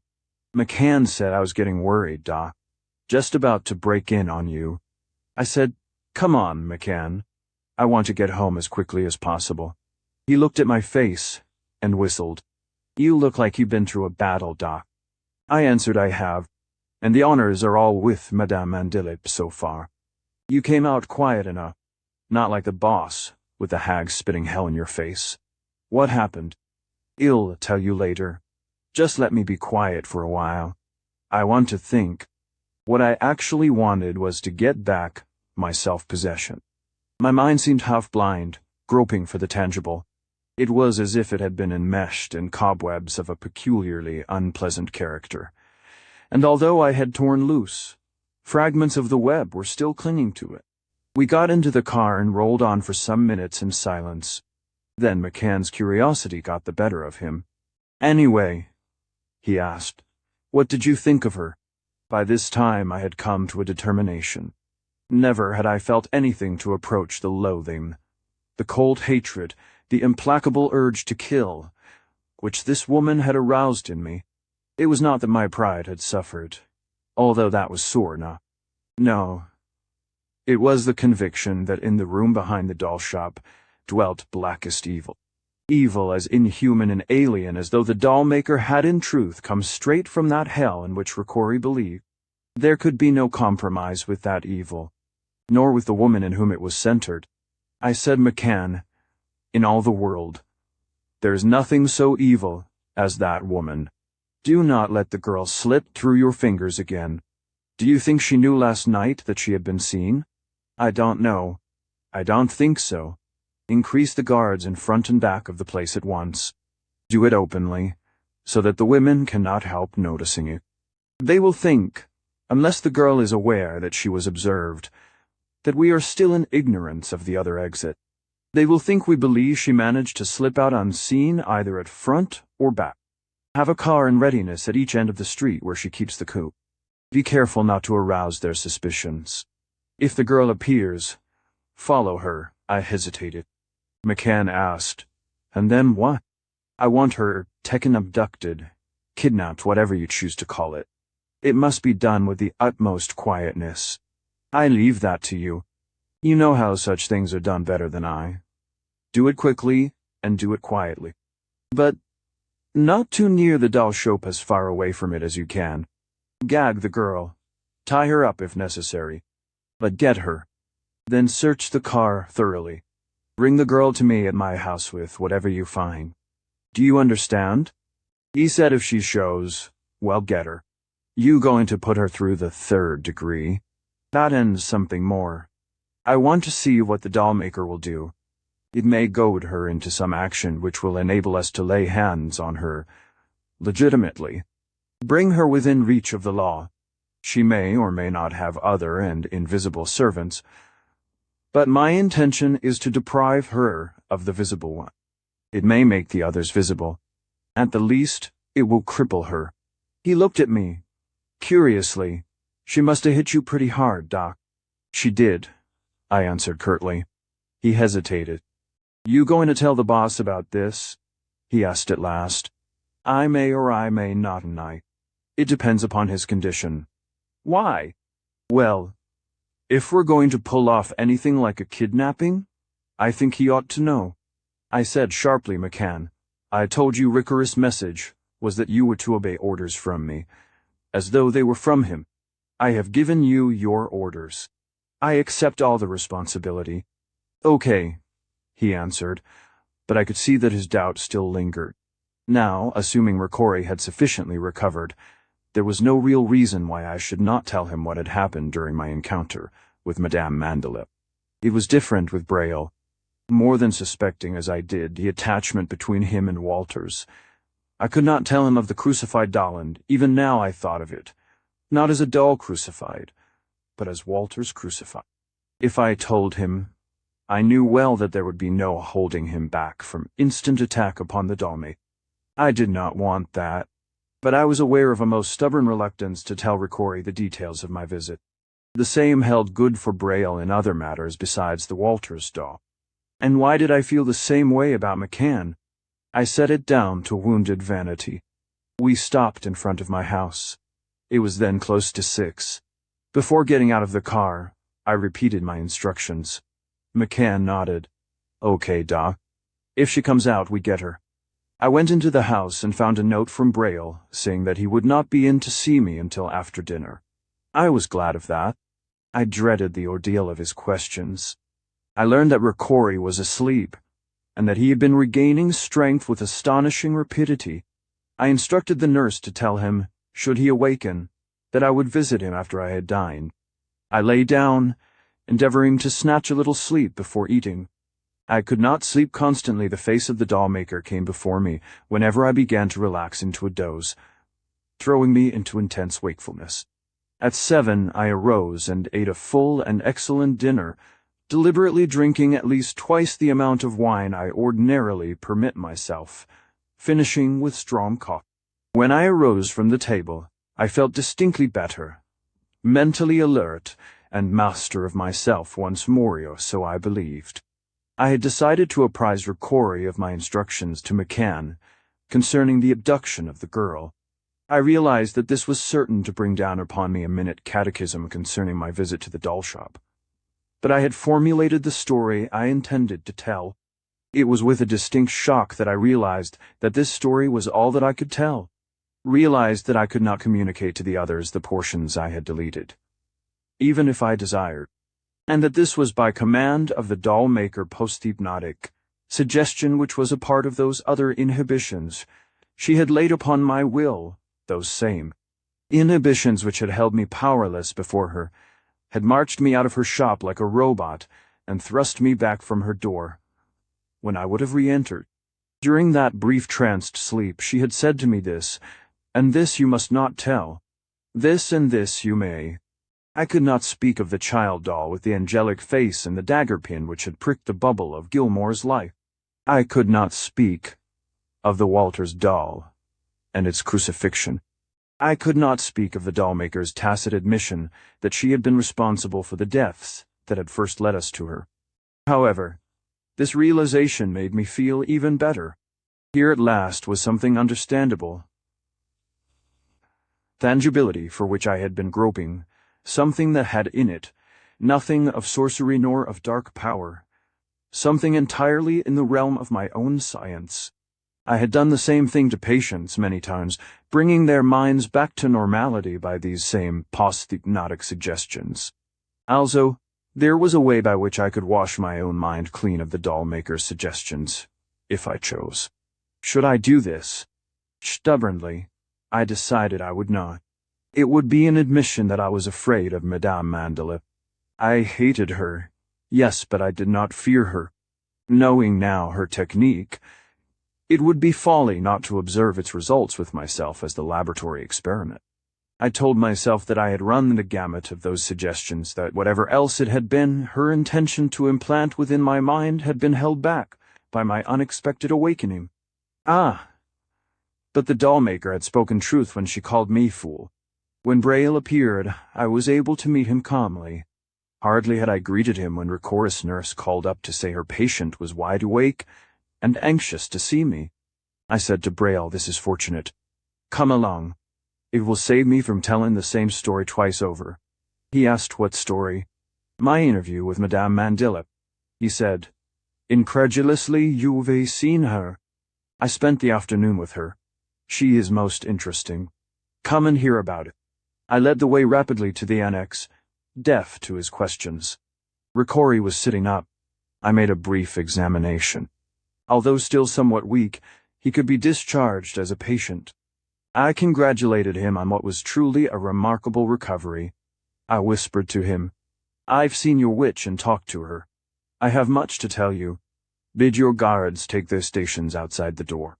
I will dismiss the nurse for a time."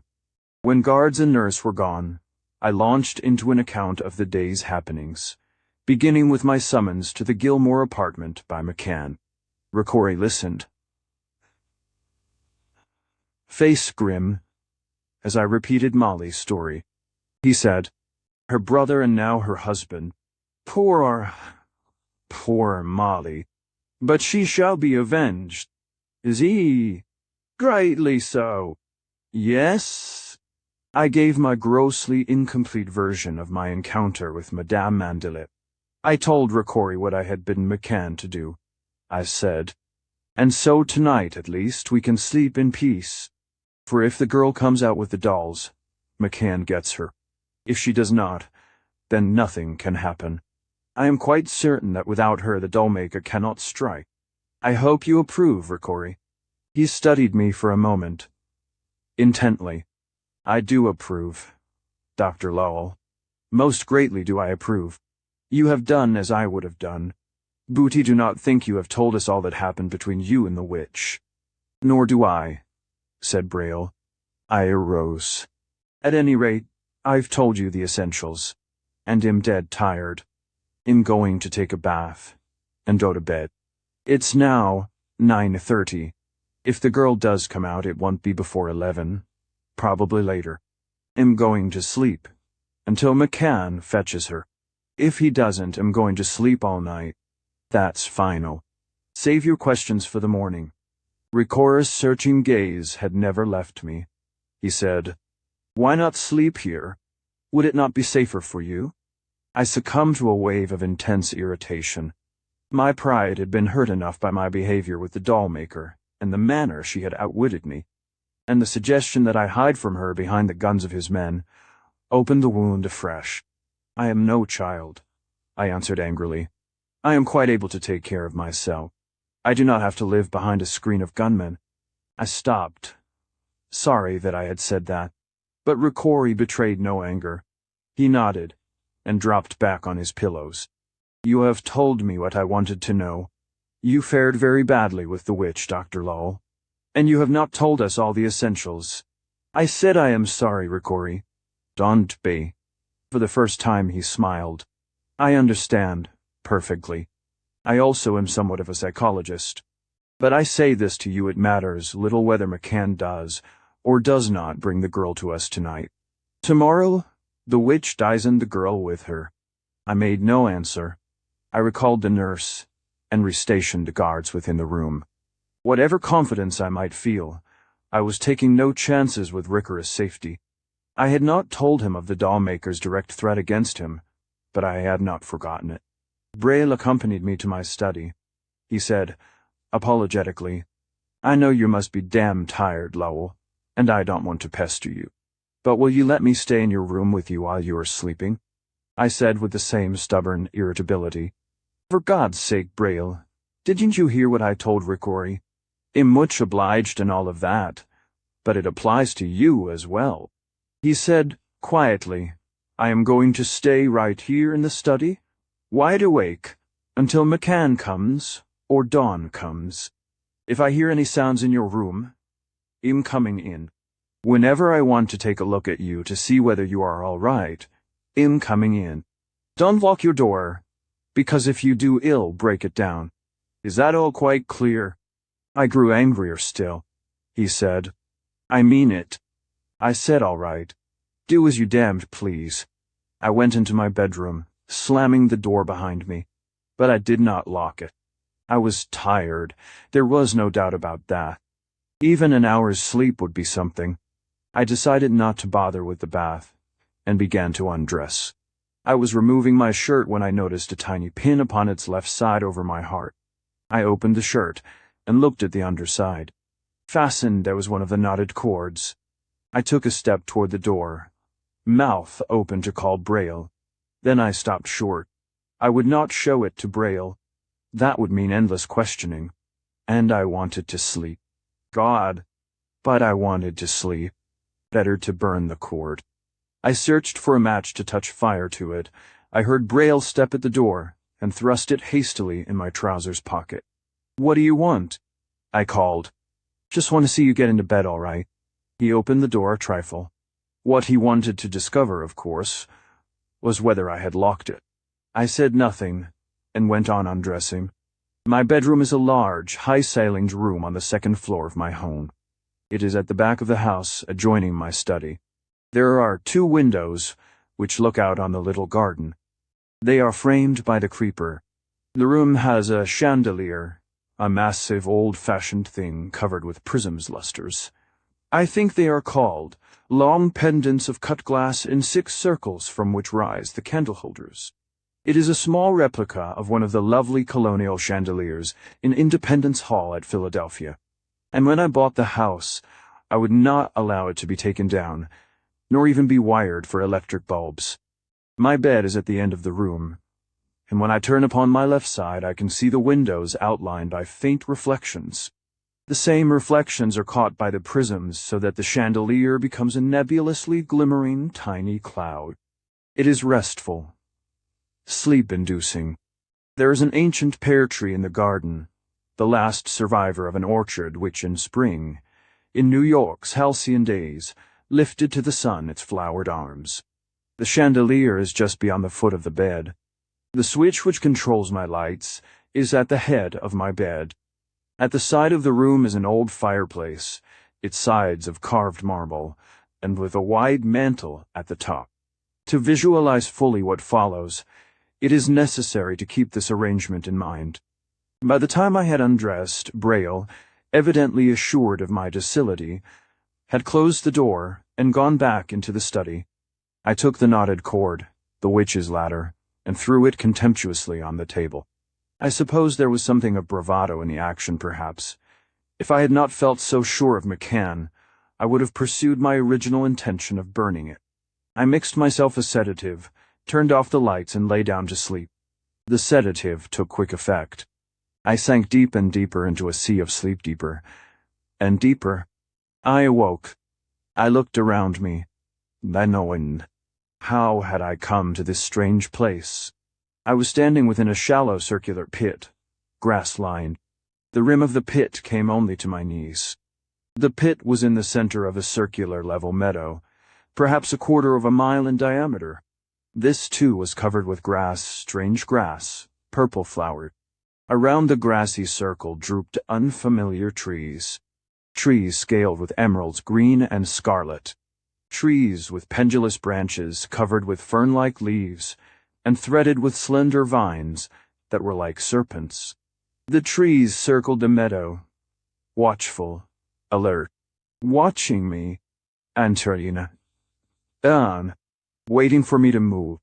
No, it was not the trees that were watching. There were things hidden among the trees, lurking, malignant things, evil things. And it was they who were watching me, waiting for me to move. But how had I gotten here? I looked down at my legs, stretched my arms. I was clad in the blue pajamas in which I had gone to bed.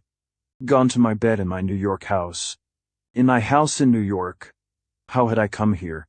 I did not seem to be dreaming. Now I saw that 3 paths led out of the shallow pit.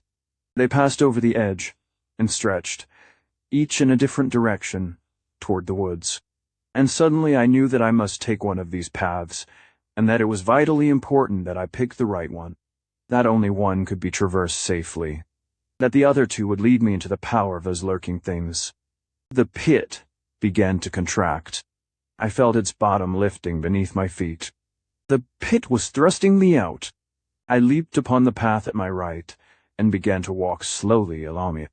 Then, involuntarily, I began to run. Faster and faster along it, toward the woods. As I drew nearer, I saw that the path pierced the woods straight as an arrow flight, and that it was about 3 feet wide and bordered closely by the trees, and that it vanished in the dim green distance. Faster and faster I ran. Now I had entered the woods, and the unseen things were gathering among the trees that bordered the path, thronging the borders, rushing silently from all the wood. What those things were, what they would do to me if they caught me, I did not know. I only knew that nothing that I could imagine of agony could equal what I would experience if they did catch me. On and on I raced through the wood, each step a nightmare. I felt hands stretching out to clutch me. And heard shrill whisperings, sweating, trembling. I broke out of the wood and raced over a vast plain that stretched, treeless, to the distant horizon. The plain was trackless, pathless, and covered with brown and withered grass. It was like it came to me, the blasted heath of Macbeth's, 3 witches. No matter. It was better than the haunted wood.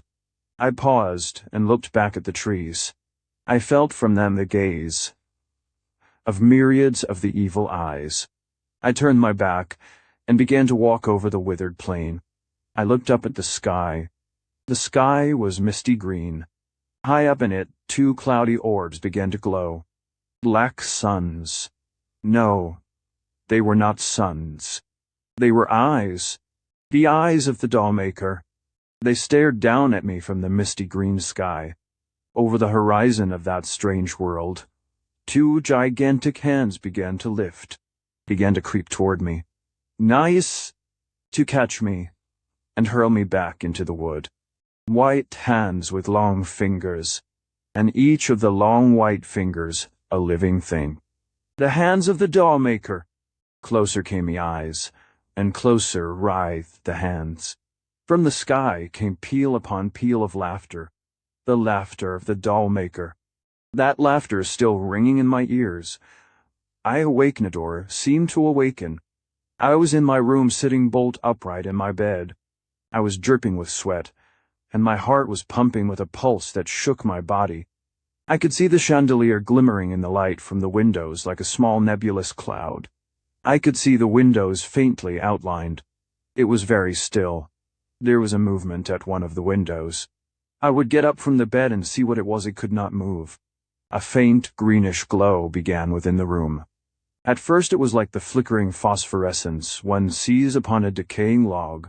It waxed and waned, but grew ever stronger.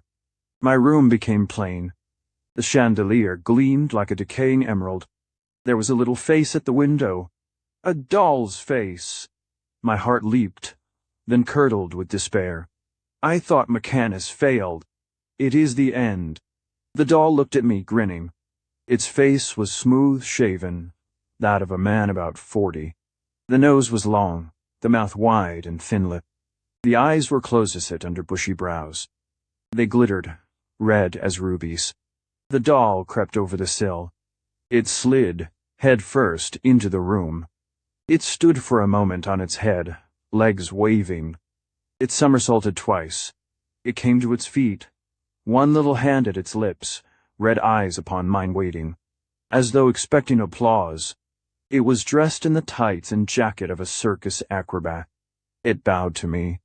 Then, with a flourish, it pointed to the window. Another little face was peering there. It was austere, cold, the face of a man of 60. It had small side whiskers. It stared at me with the expression I supposed a banker might wear when someone he hates applies to him for a loan he found the thought oddly amusing. Then abruptly I ceased to feel amused. A banker doll. An acrobat doll. The dolls of two of those who had suffered the unknown death. The banker doll stepped with dignity down from the window. It was in full evening dress, swallowtails, stiff shirt all perfect. It turned and with the same dignity raised a hand to the windowsill.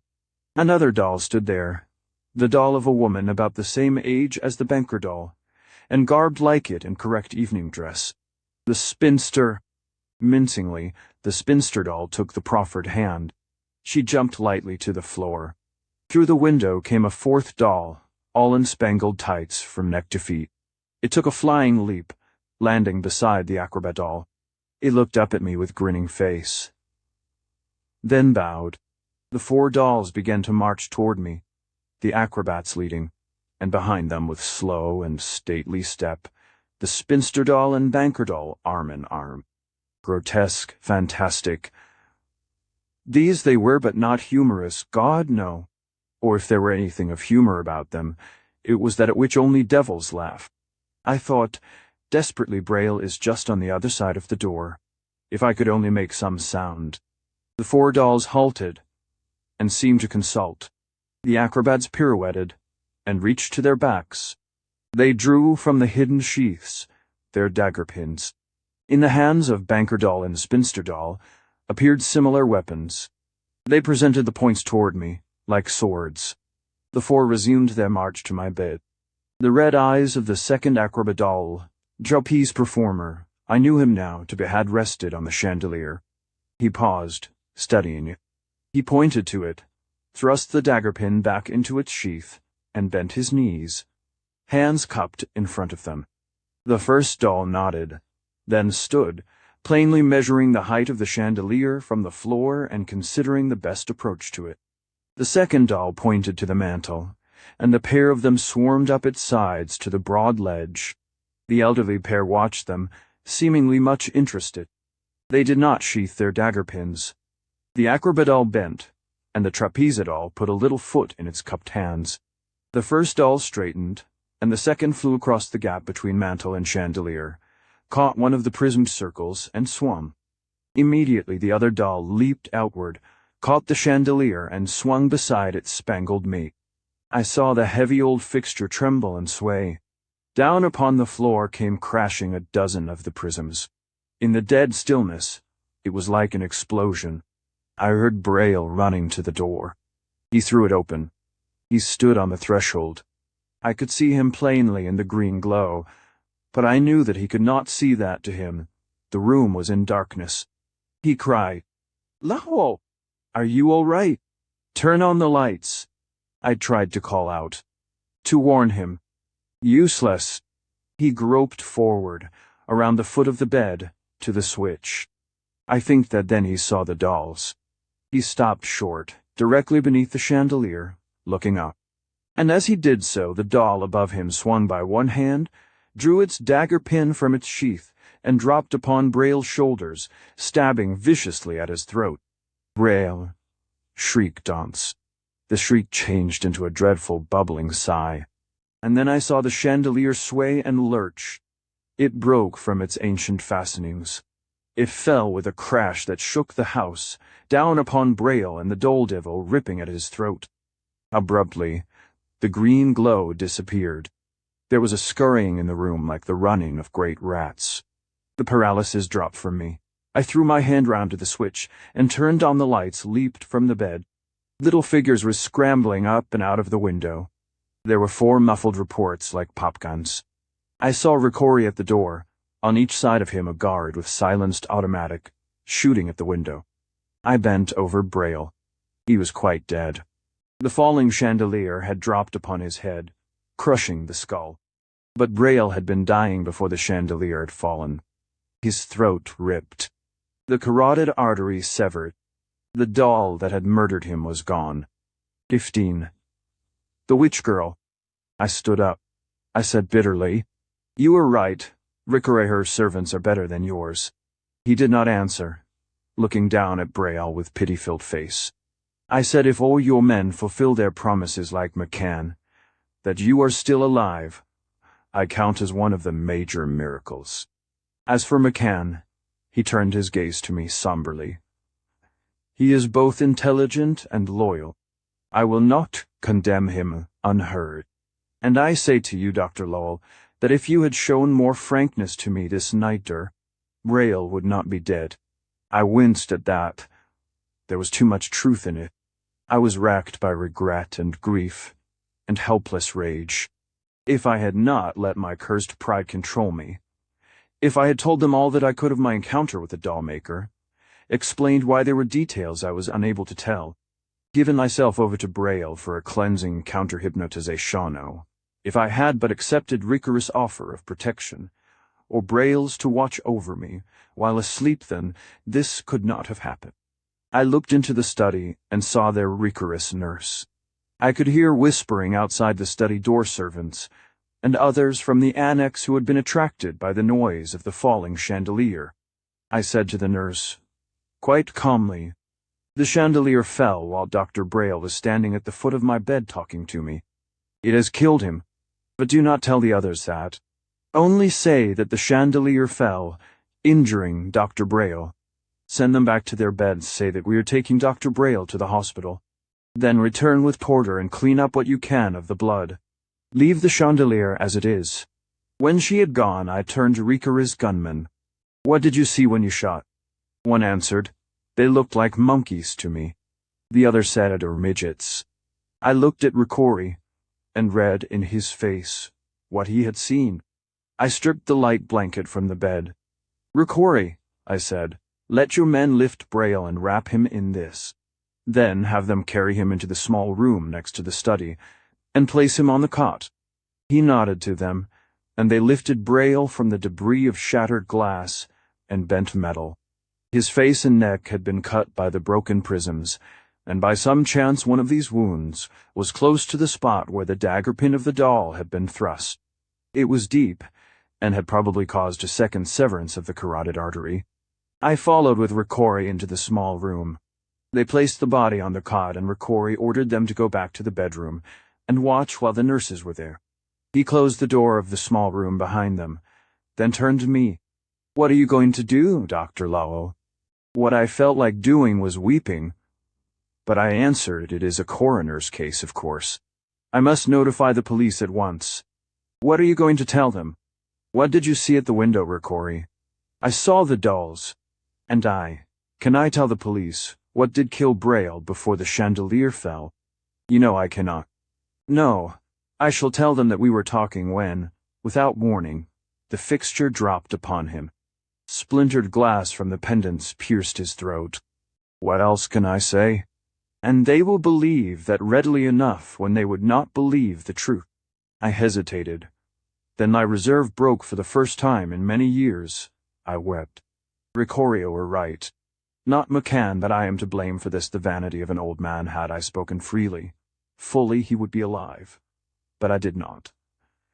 I did not. I am his murderer. He comforted Meganly as a woman. It was not your fault. You could not have done otherwise. Being what you are, thinking as you have so long thought. If in your unbelief, your entirely natural unbelief, the witch found her opportunity. Still, it was not your fault. But now she shall find no more opportunities. Her cup is full and overflowing. He put his hands on my shoulders. Do not notify the police for a timeout until we hear from McCann. It is now close to 12, and he will telephone even if he does not come. I will go to my room and dress. For when I have heard from McCann, I must leave you. What do you mean to do, Rickory? Kill the witch, he answered quietly. Kill her and the girl. Before the day comes. I have waited too long. I will wait no longer. She shall kill no more.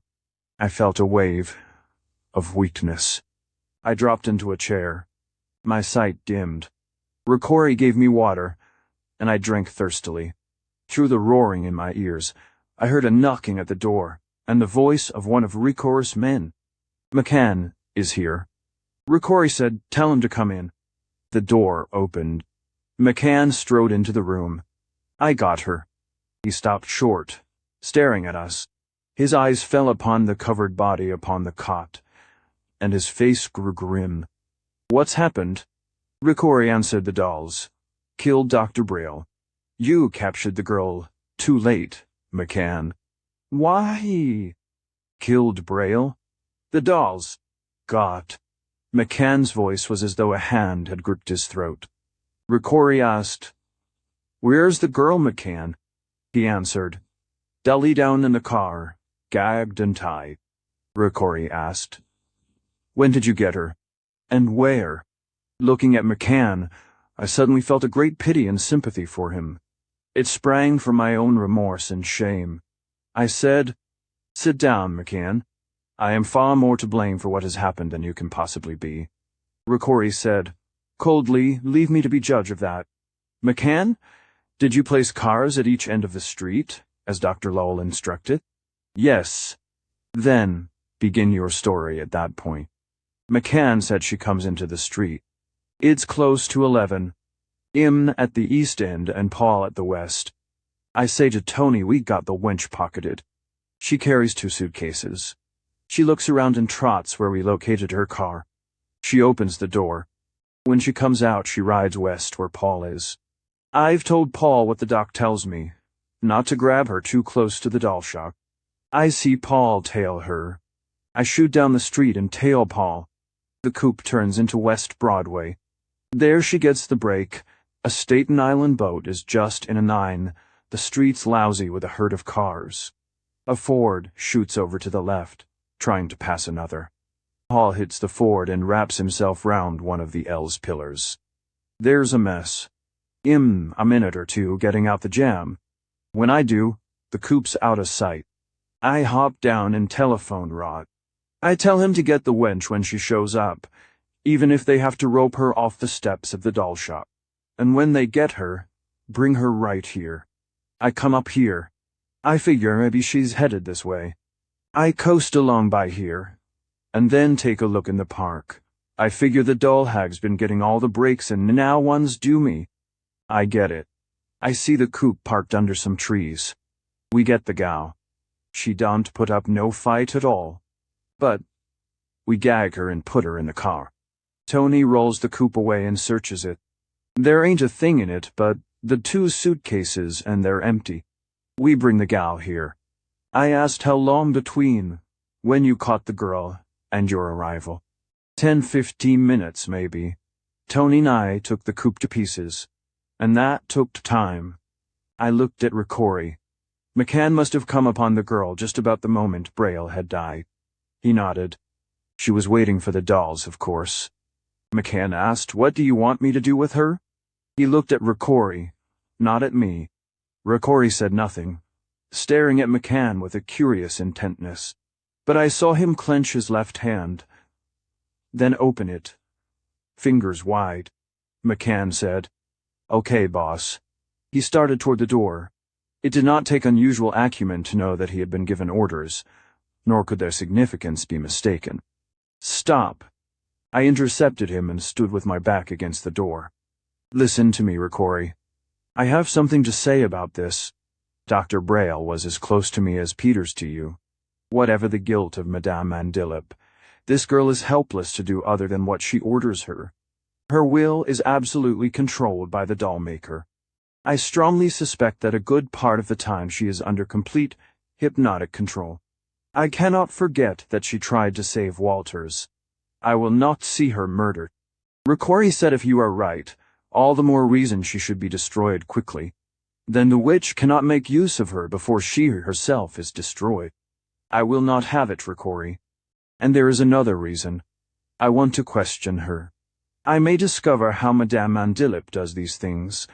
The mystery of the dolls, the ingredients of the salve-weather. There are others who share her knowledge. All this and more. The girl may know.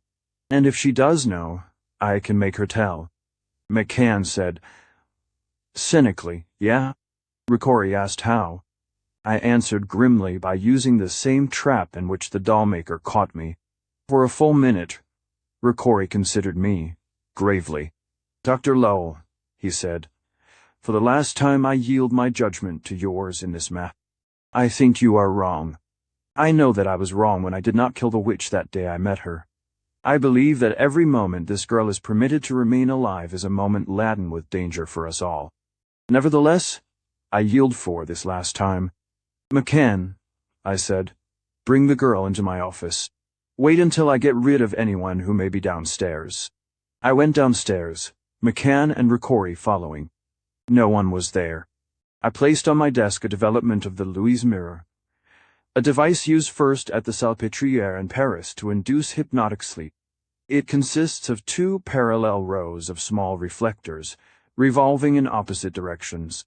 A ray of light plays upon them in such a manner as to cause their surfaces alternately to gleam and darken. A most useful device, and one to which I believed the girl, long sensitized to hypnotic suggestion, must speedily succumb.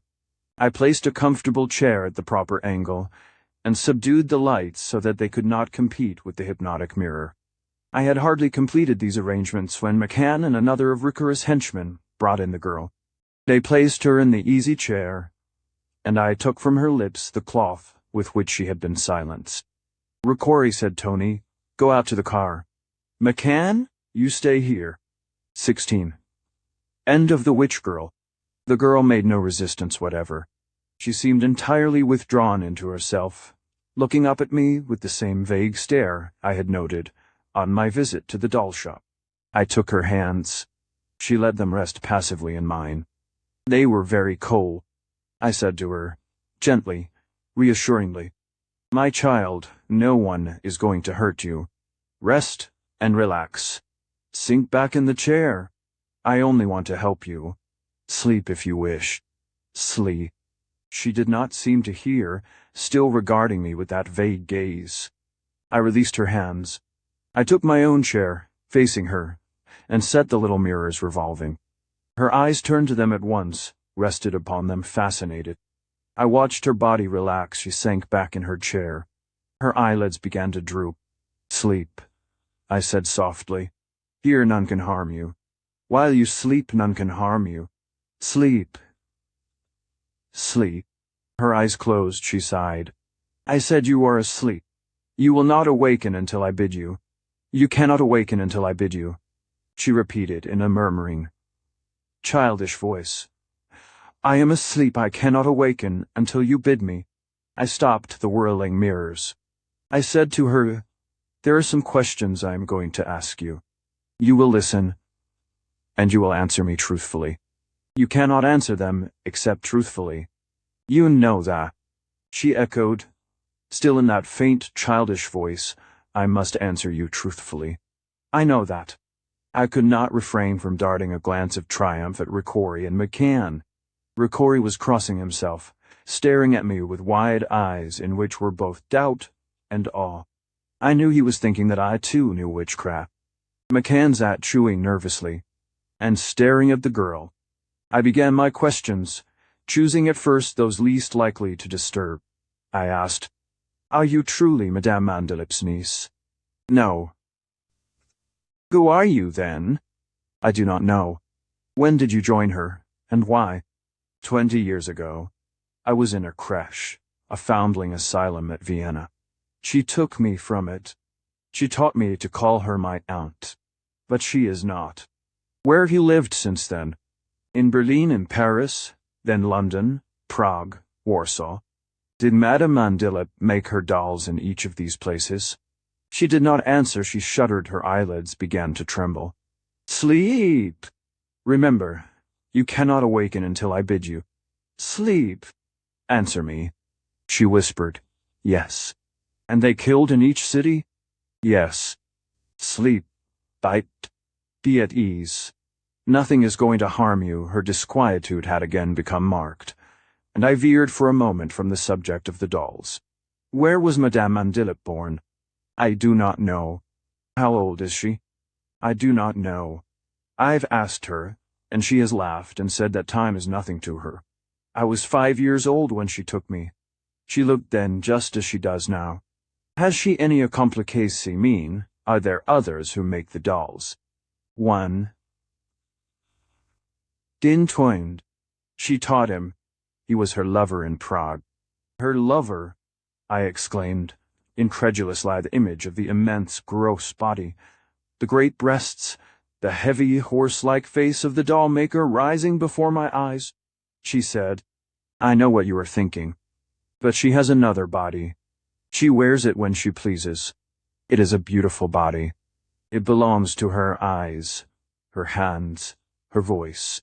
When she wears that body, she is beautiful. She is terrifyingly beautiful. I have seen her wear it many times. Another body, an illusion, of course, like the enchanted room Walters had described, and which I had glimpsed when breaking from the hypnotic web in which she had enmeshed me. A picture drawn by the doll maker's mind in the mind of the girl.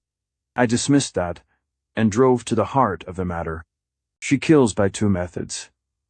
Does she not by the salve, and by the dolls? Yes, by the unguent and the dolls. How many has she killed by the unguent in New York? She answered. Indirectly, she has made 14 dolls since we came here. So there were other cases that had not been reported to me. I asked, and how many have the dolls killed? 20. I heard Ricori curse, and shot him a warning look. He was leaning forward, white and tense. McCann had stopped his chewing. How does she make the dolls? I do not know. Do you know how she prepares the unguent? No. She does that secretly. What is it that activates the dolls? You mean makes them alive? Yes. Something from the dead. Again I heard Ricori cursing softly. I said, if you do not know how the dolls are made, you must know what is necessary to make them alive. What is it? She did not answer. You must answer me. You must obey me. Speak. She said, your question is not clear. I have told you that something of the dead makes them alive. What else is it you would know? Begin from where one who poses for a doll first meets Madame Mandelip to the last step. When the doll is you put, it becomes alive. She spoke, dreamily. She has said one must come to her of his own will. He must consent of his own volition, without coercion, to let her make the doll. That he does not know to what he is consenting matters nothing. She must begin the first model immediately. Before she completes the second, the doll that is to live, she must find opportunity to apply the unguent. She has said of this unguent that it liberates one of those who dwell within the mind, and that this one must come to her and enter the doll. She has said that this one is not the sole tenant of the mind, but with the others she has no concern, nor does she select all of those who come before her. How she knows those with whom she can deal, or what there is about them which makes her select them, I do not know. She makes the second doll. At the instant of its completion, he who has posed for it begins to die. When he is dead, doll lives. It obeys Herass. They all obey her. She paused, then said, musingly, all except one. And that one? She who was your nurse. She will not obey. My aunt torments her, punishes her. Still, she cannot control her. I brought the little nurse here last night with another doll to kill the man my aunt cursed. The nurse came, but she fought the other doll and saved the man. It is something my aunt cannot understand. It perplexes her, and it gives me, and, hope. Her voice trailed away. Then suddenly, with energy, she said, "You must make haste. I should be back with the dolls. Soon she will be searching for me. I must go. She will come for me. Nanigzado. Wanong. And then, if she finds me here, she will kill me. Nandang." I said, "You brought the dolls to kill me." "Of course. Where are the dolls now?" She answered they were coming back to me. "Your men caught me before they could reach me. They will go. Home down. The dolls travel quickly when they must. It is more difficult without me. That is all. But they will return to her. Why do the dolls kill? To please her." I said, "The knotted cord, what part does it play?" She answered, "I do not know," but she says then suddenly, desperately, like a frightened child. She whispered she is searching for me. Her eyes are looking for me. Nan. Her hands are groping. Shh. Seize me. Hide me. Oh, hide me from her quick. I said, "Sleep more deeply. Go down, deeper still, into sleep. Now she cannot find you. Now you are hidden from her." She whispered, "I am deep in sleep. She has lost me. I am hidden. But she is hovering over me. She is still searching." Ricori and McCann had left their chairs and were beside me. Ricori asked, "You believe the witch is after her?" "No," I answered. "But this is not an unexpected development. The girl has been under the woman's control so long, and so completely, that the reaction is natural. It may be the result of suggestion, or it may be the reasoning of her own subconsciousness. She's been breaking commands. She has been threatened with punishment if she should." The girl screamed, agonized. "She sees me. She has found me. Her hands are reaching out to me. Sleep. Sleep deeper still.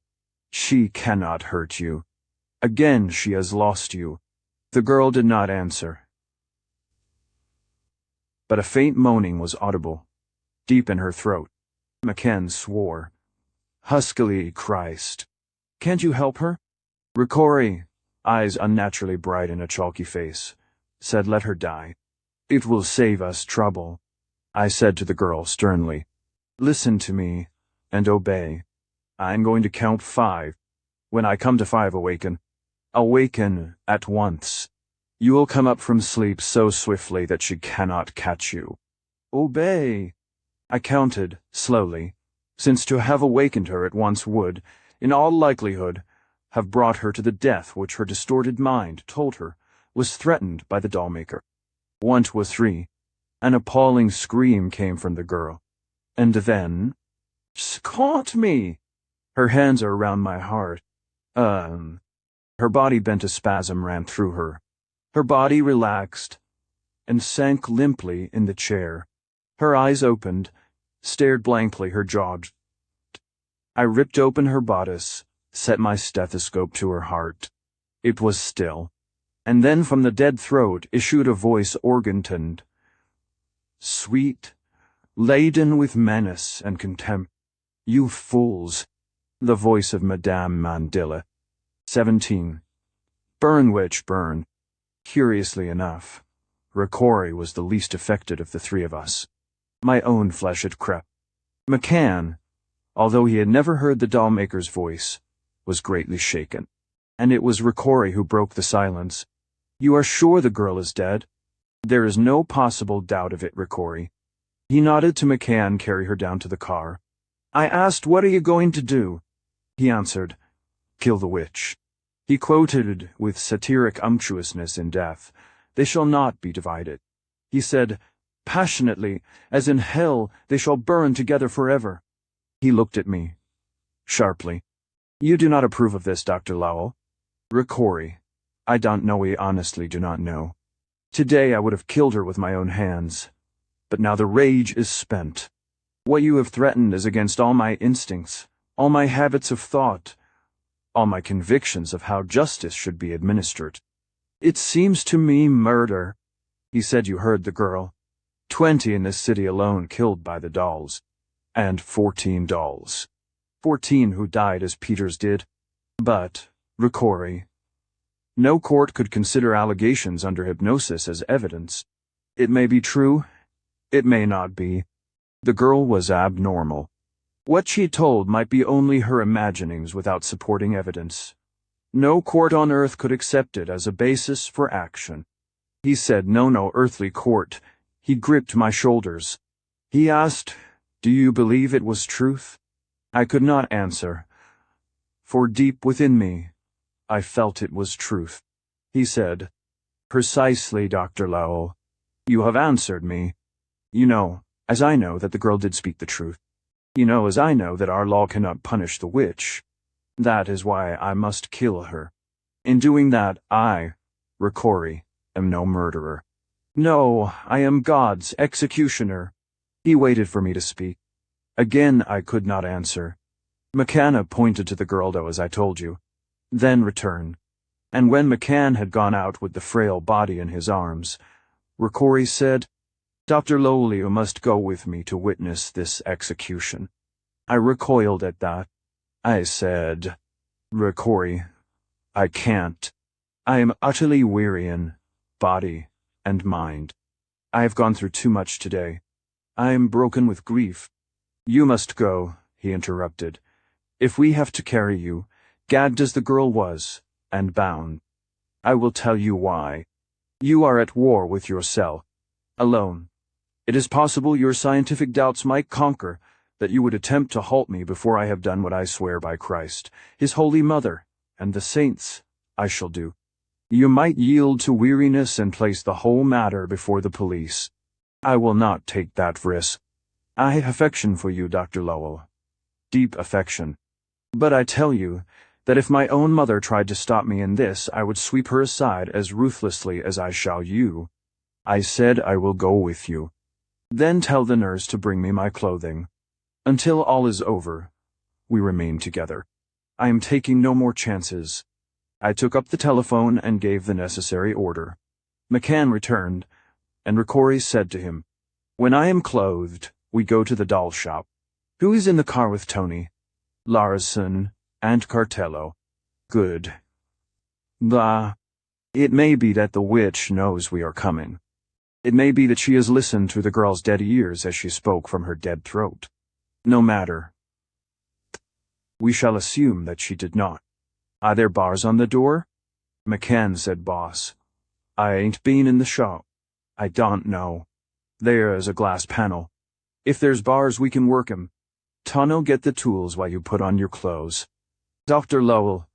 Ricori turned on me.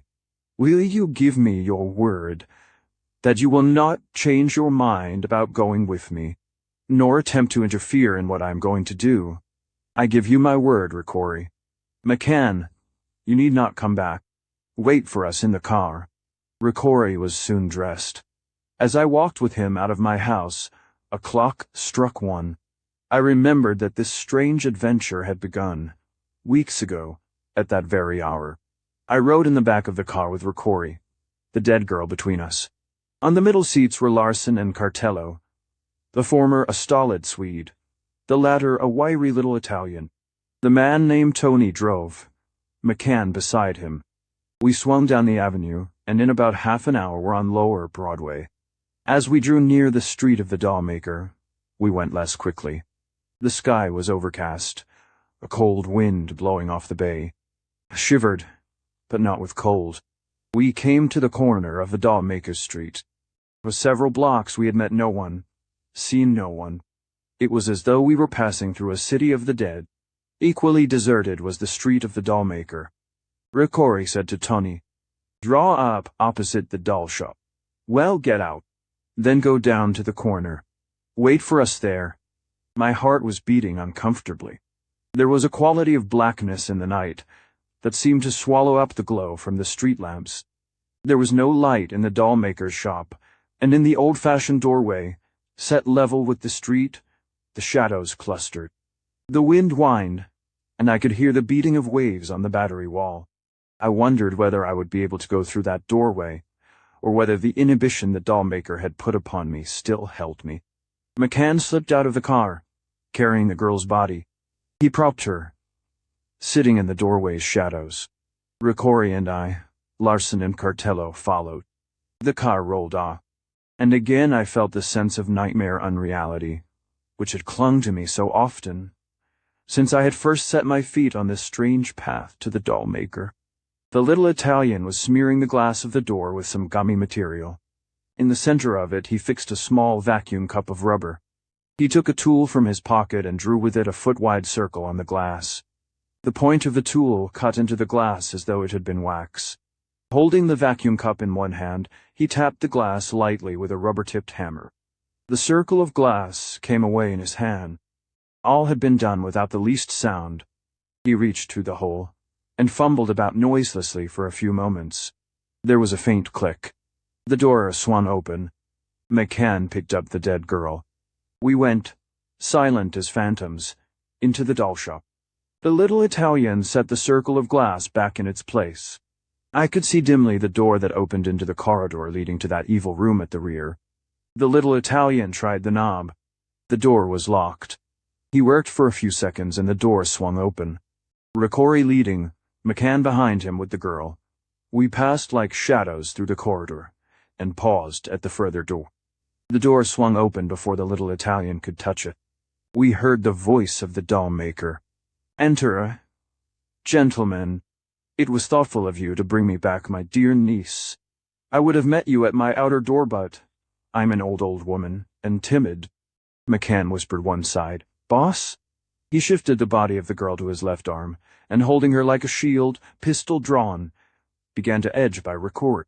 Ricori thrust him away. His own automatic leveled, he stepped over the threshold. I followed McCann, the two gunmen at my back. I took a swift glance around the room. The doll-maker sat at her table, sewing. She was serene, apparently untroubled. Her long white fingers danced to the rhythm of her stitches. She did not look up at us. There were coals burning in the fireplace. The room was very warm, and there was a strong aromatic odor, unfamiliar to me. I looked toward the cabinets of the dolls. Every cabinet was open. Dolls stood within them, row upon row, staring down at us with eyes green and blue, gray and black, lifelike as though they were midgets on exhibition in some grotesque peep shop. There must have been hundreds of them. Some were dressed as we in America, dressed some as the Germans do some, as the Spanish, the French. The English others were in costumes I did not recognize. A ballerina, and a blacksmith with his hammer raised, a French chevalier, and a German student, broadsword in hand, livid scars upon his face, an Apache with knife in hand, drug madness on his yellow face, and next to him a vicious-mouthed woman of the streets, and next to her a jockey, the loot of the doll-maker from a dozen lands. The dolls seemed to be poised to leap, to flow down upon us, overwhelm us. I steadied my thoughts. I forced myself to meet that battery of living dolls' eyes as though they were but lifeless dolls. There was an empty cabinet. Another and another. 5 cabinets without dolls. The 4 dolls I had watched march upon me in the paralysis of the green glow were not there, nor was Walter's. I wrenched my gaze away from the tears of the watching dolls. I looked again at the doll-maker, still placidly sewing, as though she were alone, as though she were unaware of us, as though Ricori's pistol were not pointed at her heart. Sewing, singing softly. The Walters doll was on the table before her. It lay prone on its back. Its tiny hands were fettered at the wrists with twisted cords of the ashen hair.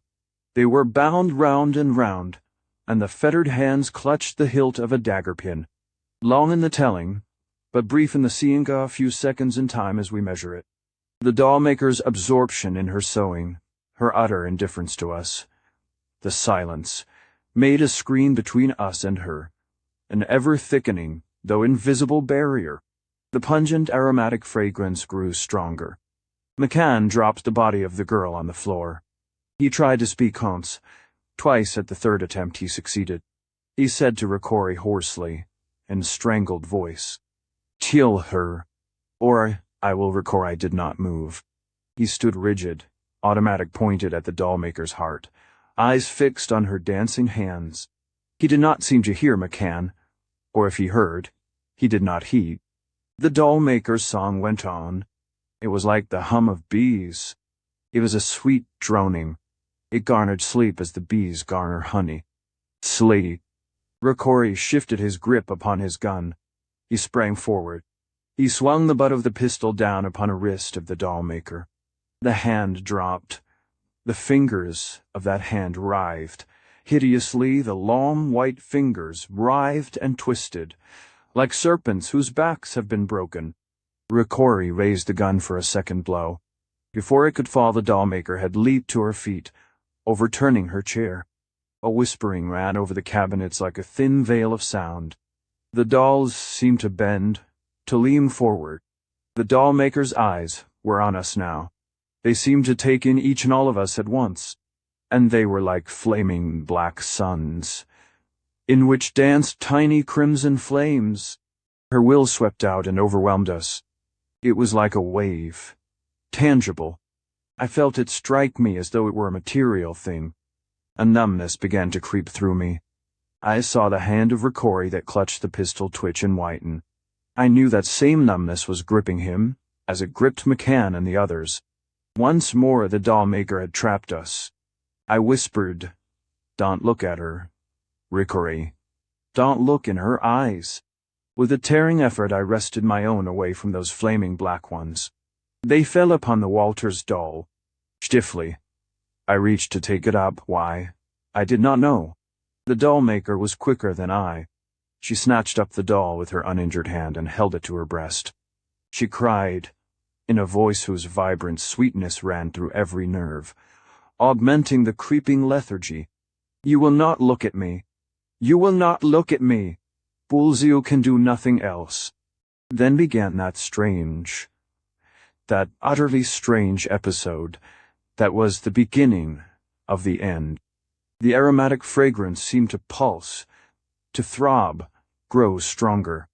Something like a sparkling mist whirled out of nothingness and covered the dollmaker, veiling the horse-like face, the ponderous body. Only her eyes shone through that mist. The mist cleared away. Before us stood a woman of breathtaking beauty, tall and slender and exquisite. Naked, her hair, black and silken fine, half-clothed her to her knees. Through it the pale golden flesh gleamed. Only the eyes, the hands, the doll still clasped to one of the round, high breasts told who she was. Ricori's automatic dropped from his hand. I heard the weapons of the others fall to the floor. I knew they stood rigid as I, stunned by that incredible transformation, and helpless in the grip of the power streaming from the dollmaker. She pointed to Ricori and laughed. "You would kill Mime. Pick up your weapon, Ricori, and try." Ricori's body bent slowly, slowly. I could see him only indirectly, for my eyes could not leave the woman's, and I knew that his could not. That, fastened to them, his eyes were turning upward, upward as he bent. I sensed rather than saw that his groping hand had touched his pistol, that he was trying to lift it. I heard him groan. The dollmaker laughed again. "Enough, Ricori Okenna." Ricori's body straightened with a snap, as though a hand had clutched his chin and thrust him up. There was a rustling behind me. The patter of little feet, the scurrying of small bodies past me. At the feet of the woman were 4 mannequins, the 4 who had marched upon me in the green glow. Banker doll, spinster doll, the acrobat, the trapeze performer. They stood, the 4 of them ranged in front of her, glaring at us. In the hand of each was a dagger pin, points thrust at us like tiny swords. And once more the laughter of the woman filled the room. She spoke, caressingly. No, no, my little ones. I do not need you. She pointed to me. You know this body of mine is but illusion, do you not? Speak. Yes. And these at my feet and all my little ones are but illusions? I said I do not know that. You know too much and you know too little. Therefore you must die. My too wise and too foolish doctor, the great eyes dwelt upon me with mocking pity. The lovely face became maliciously pitiful. And Ricori too must die because he knows too much. And you other Zaire too must die. But not at the hands of my little people. Nashir. No. At your home, my good doctor. You shall go there silently, speaking neither among yourselves, nor to any others on your way. And when there you will turn upon yourselves, each slaying the other, rending yourselves like wolves. Like. She staggered back a step, reeling. I thought, I saw the doll of Walter's Rye. Then swift as a striking snake it raised its bound hands and thrust the dagger-pin through the doll-maker's throat, twisted it savagely, and thrust again, stabbing the golden throat of the woman precisely where that other doll had stabbed Braille. And as Braille had screamed so now screamed the doll-maker, dreadfully, agonizedly. She tore the doll from her breast. She hurled it from her. The doll hurtled toward the fireplace, rolled and touched the glowing coals. There was a flash of brilliant flame, a wave of that same intense heat I had felt when the match of McCann had struck the Peters doll, and instantly, at the touch of that heat, the dolls at the woman's feet vanished. From them arose swiftly a pillar of that same brilliant flame.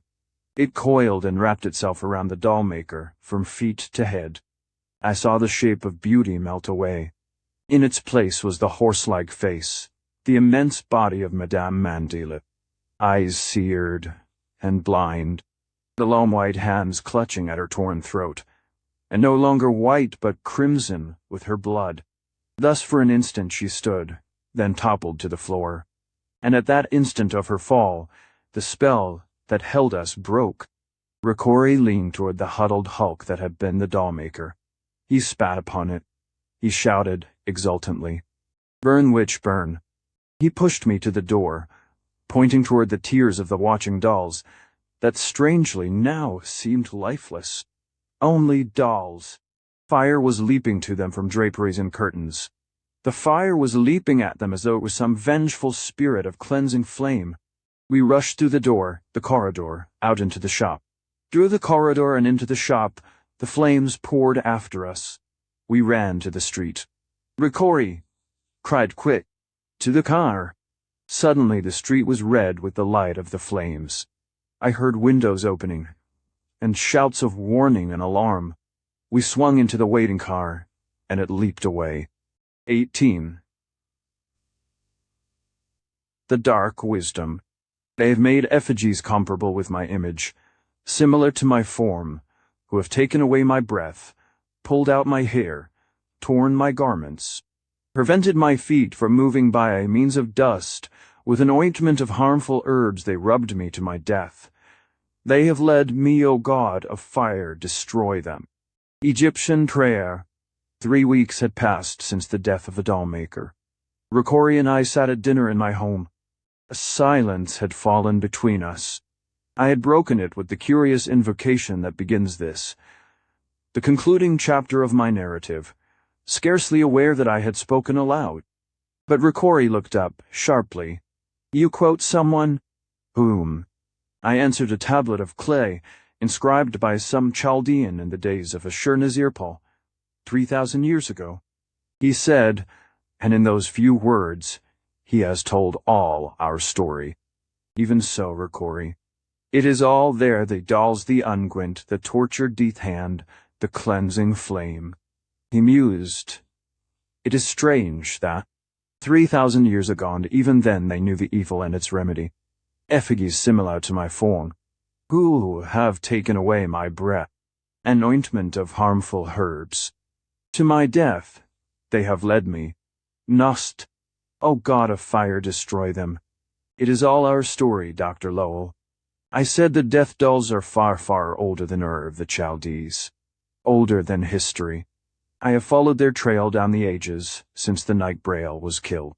And it is a long, long trail? Correct. They have been found buried deep in the hearths of the Cro-Magnons, hearths whose fires died 20,000 years ago, and they have been found under still colder hearths of still more ancient peoples. Dolls of flint, dolls of stone, dolls carved from the mammoth's tusks, from the bones of the cave bear, from the saber-toothed tiger's fangs. They had the dark wisdom even then. Rickory.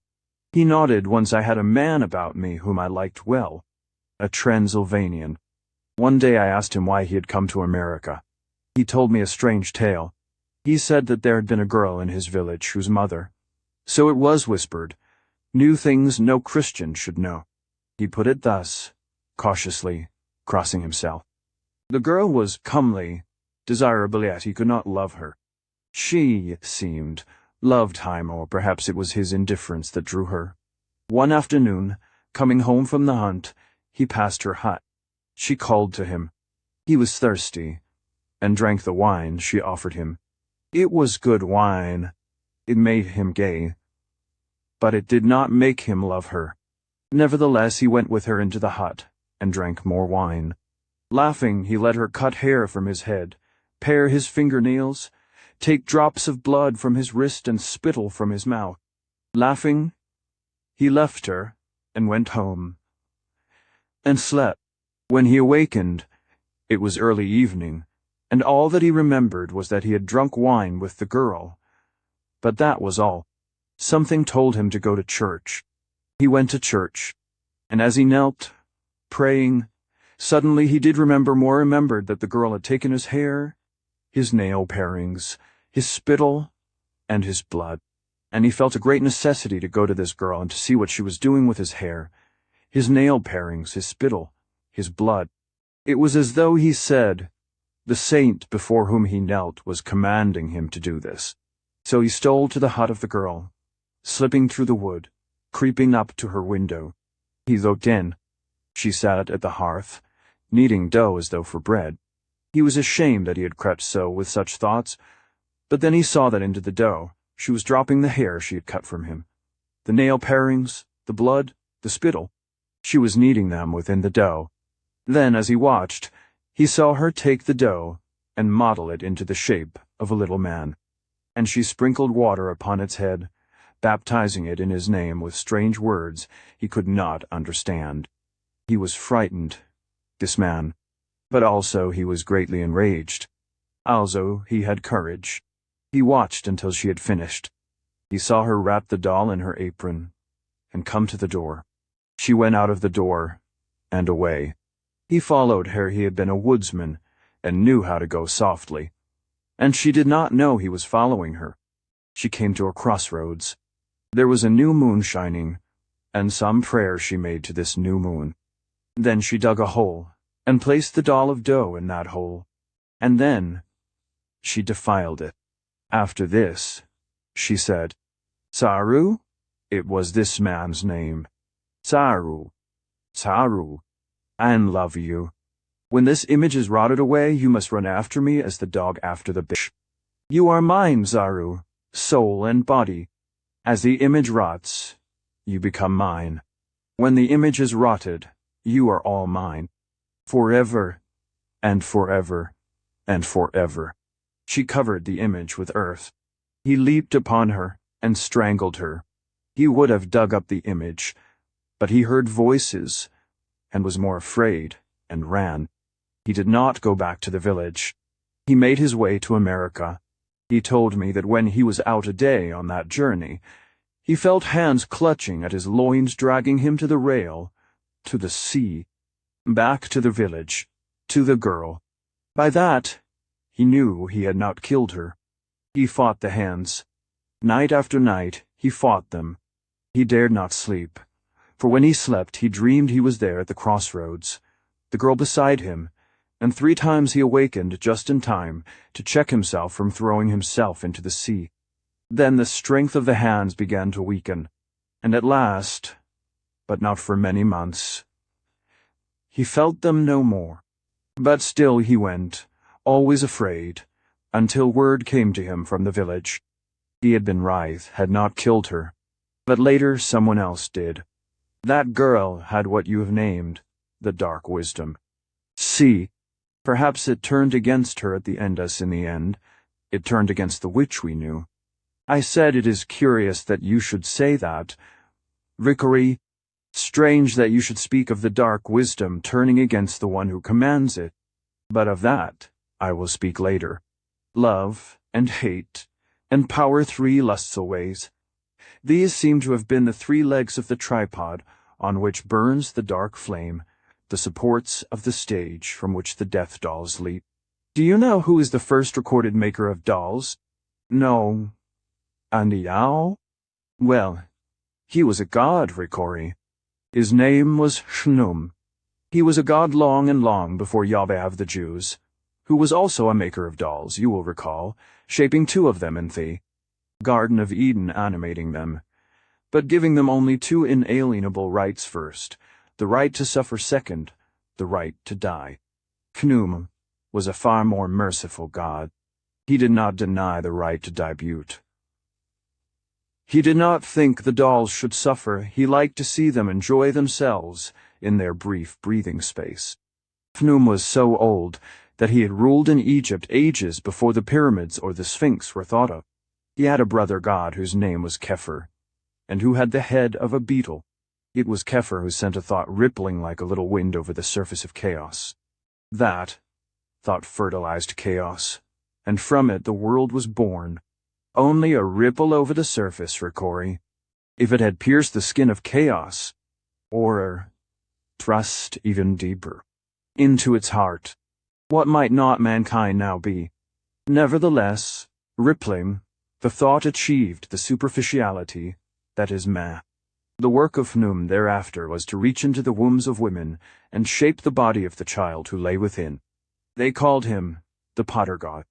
He it was who, at the command of a man, greatest of the younger gods, shaped the body of the great Queen Hatshepsut, whom Ammon begot, lying beside her mother, in the likeness of the Pharaoh, her husband. At least, so wrote the priests of her day. But 1,000 years before this, there was a prince whom Osiris and Isis loved greatly for his beauty, his courage, and his strength. Nowhere on earth, they thought, was there a woman fit for him. So they called Chnum the potter god to make one. He came with long hands like those of Madame Mandilip, like hers each finger a lie. He shaped the clay into a woman so beautiful that even the goddess Isis felt a touch of envy. They were severely practical gods, those of old Egypt, so they threw the prince into a sleep, placed the woman beside him, and compared the word in the ancient papyrus as fitted them. Alas, she was not harmonious. She was too small. So Chnum made another doll, but this was too large, and not until 6 were shaped and destroyed was true harmony attained. The gods satisfied, the fortunate prince given his perfect wife, who had been a doll. Ages after, in the time of Ramesses III, it happened that there was a man who sought for, and who found this secret of Chnum, the potter god. He had spent his whole life in seeking it. He was old, and bent, and withered, but the desire for women was still strong within him. All that he knew to do with that secret of Chnum was to satisfy that desire. But he felt the necessity of a model. Who were the fairest of women whom he could use as models? The wives of the pharaoh, of course. So this man made certain dolls in the shape and semblance of those who accompanied the pharaoh when he visited his wives. Also, he made a doll in the likeness of the pharaoh himself, and into this he entered, animating it. His dolls then carried him into the royal harem, past the guards, who believed, even as did the wives of Pharaoh, that he was the true Pharaoh, and entertained him accordingly. But as he was leaving, the true Pharaoh entered. That must have been quite a situation. Rickory suddenly, miraculously. In his harem the Pharaoh doubled, but Chnum, seeing what had happened, reached down from heaven and touched the dolls, withdrawing their life, and they dropped to the floor, and were seen to be only dolls. while where one pharaoh had stood lay another doll and crouched beside it, a shivering and wrinkled old man. You can find the story, and a fairly detailed account of the trial that followed, in a papyrus of the time now, I think, in the Turin Museum. Also, a catalogue of the tortures the magician underwent before he was burned. Now, there is no manner of doubt that there were such accusations, nor that there was such a trial. The papyrus is authentic. But what, actually, was at the back of it? Something happened. But what was it? Is the story only another record of superstition, or does it deal with the fruit of the dark wisdom? Ricori said you yourself watched that dark wisdom fruit. Are you still unconvinced of its reality? I did not answer. I continued the knotted cord, the witch's ladder. That, too, is most ancient. The oldest document of Frankish legislation, the Salic Law, reduced to written form about 1500 years ago, provided the severest penalties for those who tied what it named a witch's knot. La Scala della Strega, he said. Well, do we know that cursed thing in my land and to our black sorrow? I took startled note of his pallid face, his twitching fingers. I said, hastily, but of course, Ricori, you realize that all I've been quoting is legend, folklore, with no proven basis of scientific fact. He thrust his chair back, violently, arose, stared at me, incredulously. He spoke, with effort. You still hold that the devilwork we witnessed can be explained in terms of the science you know? I stirred. Uncomfortably. I did not say that, Ricori. I do say that Madame Mandilip was as extraordinary a hypnotist as she was a murderess, a mistress of illusion. He interrupted me, hands clenching the table's edge. Do you think her dolls were illusions? I answered, obliquely. You know how real was that illusion of a beautiful body, yet we saw it dissolve in the true reality of the flames. It had seemed as veritable as the dolls. Ricori. Again, he interrupted me, the stab in my heart. The doll that killed Gilmore, the doll that murdered Braille, the blessed doll that slew the witch. You call them illusions? I answered, a little sullenly. The old incredulity suddenly strong within me. It is entirely possible that, obeying a post-hypnotic command of the doll-maker, you yourself thrust the dagger pin into your own heart. It is possible that obeying a similar command, given when and where and how I do not know, Peter's sister, herself, killed her husband. The chandelier fell on Braille when I was, admittedly, under the influence of those same post-hypnotic influences. It is possible that it was a sliver of glass that cut his carotid. As for the doll-maker's own death, apparently at the hands of the Walters doll, well, it is also possible that the abnormal mind of Madame Mandilip was, at times, the victim of the same illusions she induced in the minds of others. The doll-maker was a mad genius, governed by a morbid compulsion to surround herself with the effigies of those she had killed by the unguent. Marguerite de Valois, Queen of Navarre, carried constantly with her the embalmed hearts of a dozen or more lovers who had died for her. She had not slain those men, but she knew she had been the cause of their deaths, as surely as though she had strangled them with her own hands. The psychological principle involved in Queen Marguerite's collection of hearts and Madame Mandilip's collection of dolls is one and the same. He had not sat down still, and in that strained voice he repeated, I asked you if you called the killing of the witch an illusion. I said you make it very uncomfortable for me. Ricker is staring at me like that, and I am answering your question. I repeat, it is possible that in her own mind she was at times the victim of the same illusions she induced in the minds of others. That at times she herself thought the dolls were alive. That in this strange mind was conceived a hatred for the doll of Walters. And at the last, under the irritation of our attack, this belief reacted upon her. That thought was in my mind when, a while ago, I said it was curious that you should speak of the dark wisdom turning against those who possessed it. She tormented the doll. She expected the doll to avenge itself, if it had the opportunity. So strong was this belief, or expectation, that when the favorable moment arrived, she dramatized it. Her thought became action. The doll maker like you may well have plunged the dagger pin into her own throat. You fool! The words came from Rikora's mouth hand, yet it was so like Madame Mondilip speaking in her haunted room, and speaking through the dead lips of Lashna, that I dropped back into my chair, shuddering. Rikori was leaning over the table.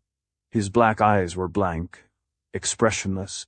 I cried out, sharply, a panic shaking me. Rikori, wait. The dreadful blankness in his eyes flicked away, their gaze sharpened, was intent upon me. He said, again in his own voice, I am awake. I am so awake that I will listen to you no more. Instead listen, you to me, Dr. Lowell. I say to you to hell with your science. I tell you this, that beyond the curtain of the material at which your vision halts, there are forces and energies that hate us, yet which God in his inscrutable wisdom permits to be. I tell you that these powers can reach through the veil of matter and become manifest in creatures like the doll maker. It is so. Witches and sorcerers hand in hand with evil. It is so. And there are powers friendly to us which make themselves manifest in their chosen ones. I say, to you Madame Mondilip was an accursed witch, an instrument of the evil powers, whore of Satan. She burned as a witch should burn in hell forever. I say to you that the little nurse was an instrument of the good powers, and she is happy today in paradise, she shall be forever. He was silent, trembling with his own fervor. He touched my shoulder. Tell me, Dr. Lowell, tell me, as truthfully as though you stood before the seat of God, believing in him as I believed, those scientific explanations of yours truly satisfy you. I answered, very quietly, no, Rikori, nor do they.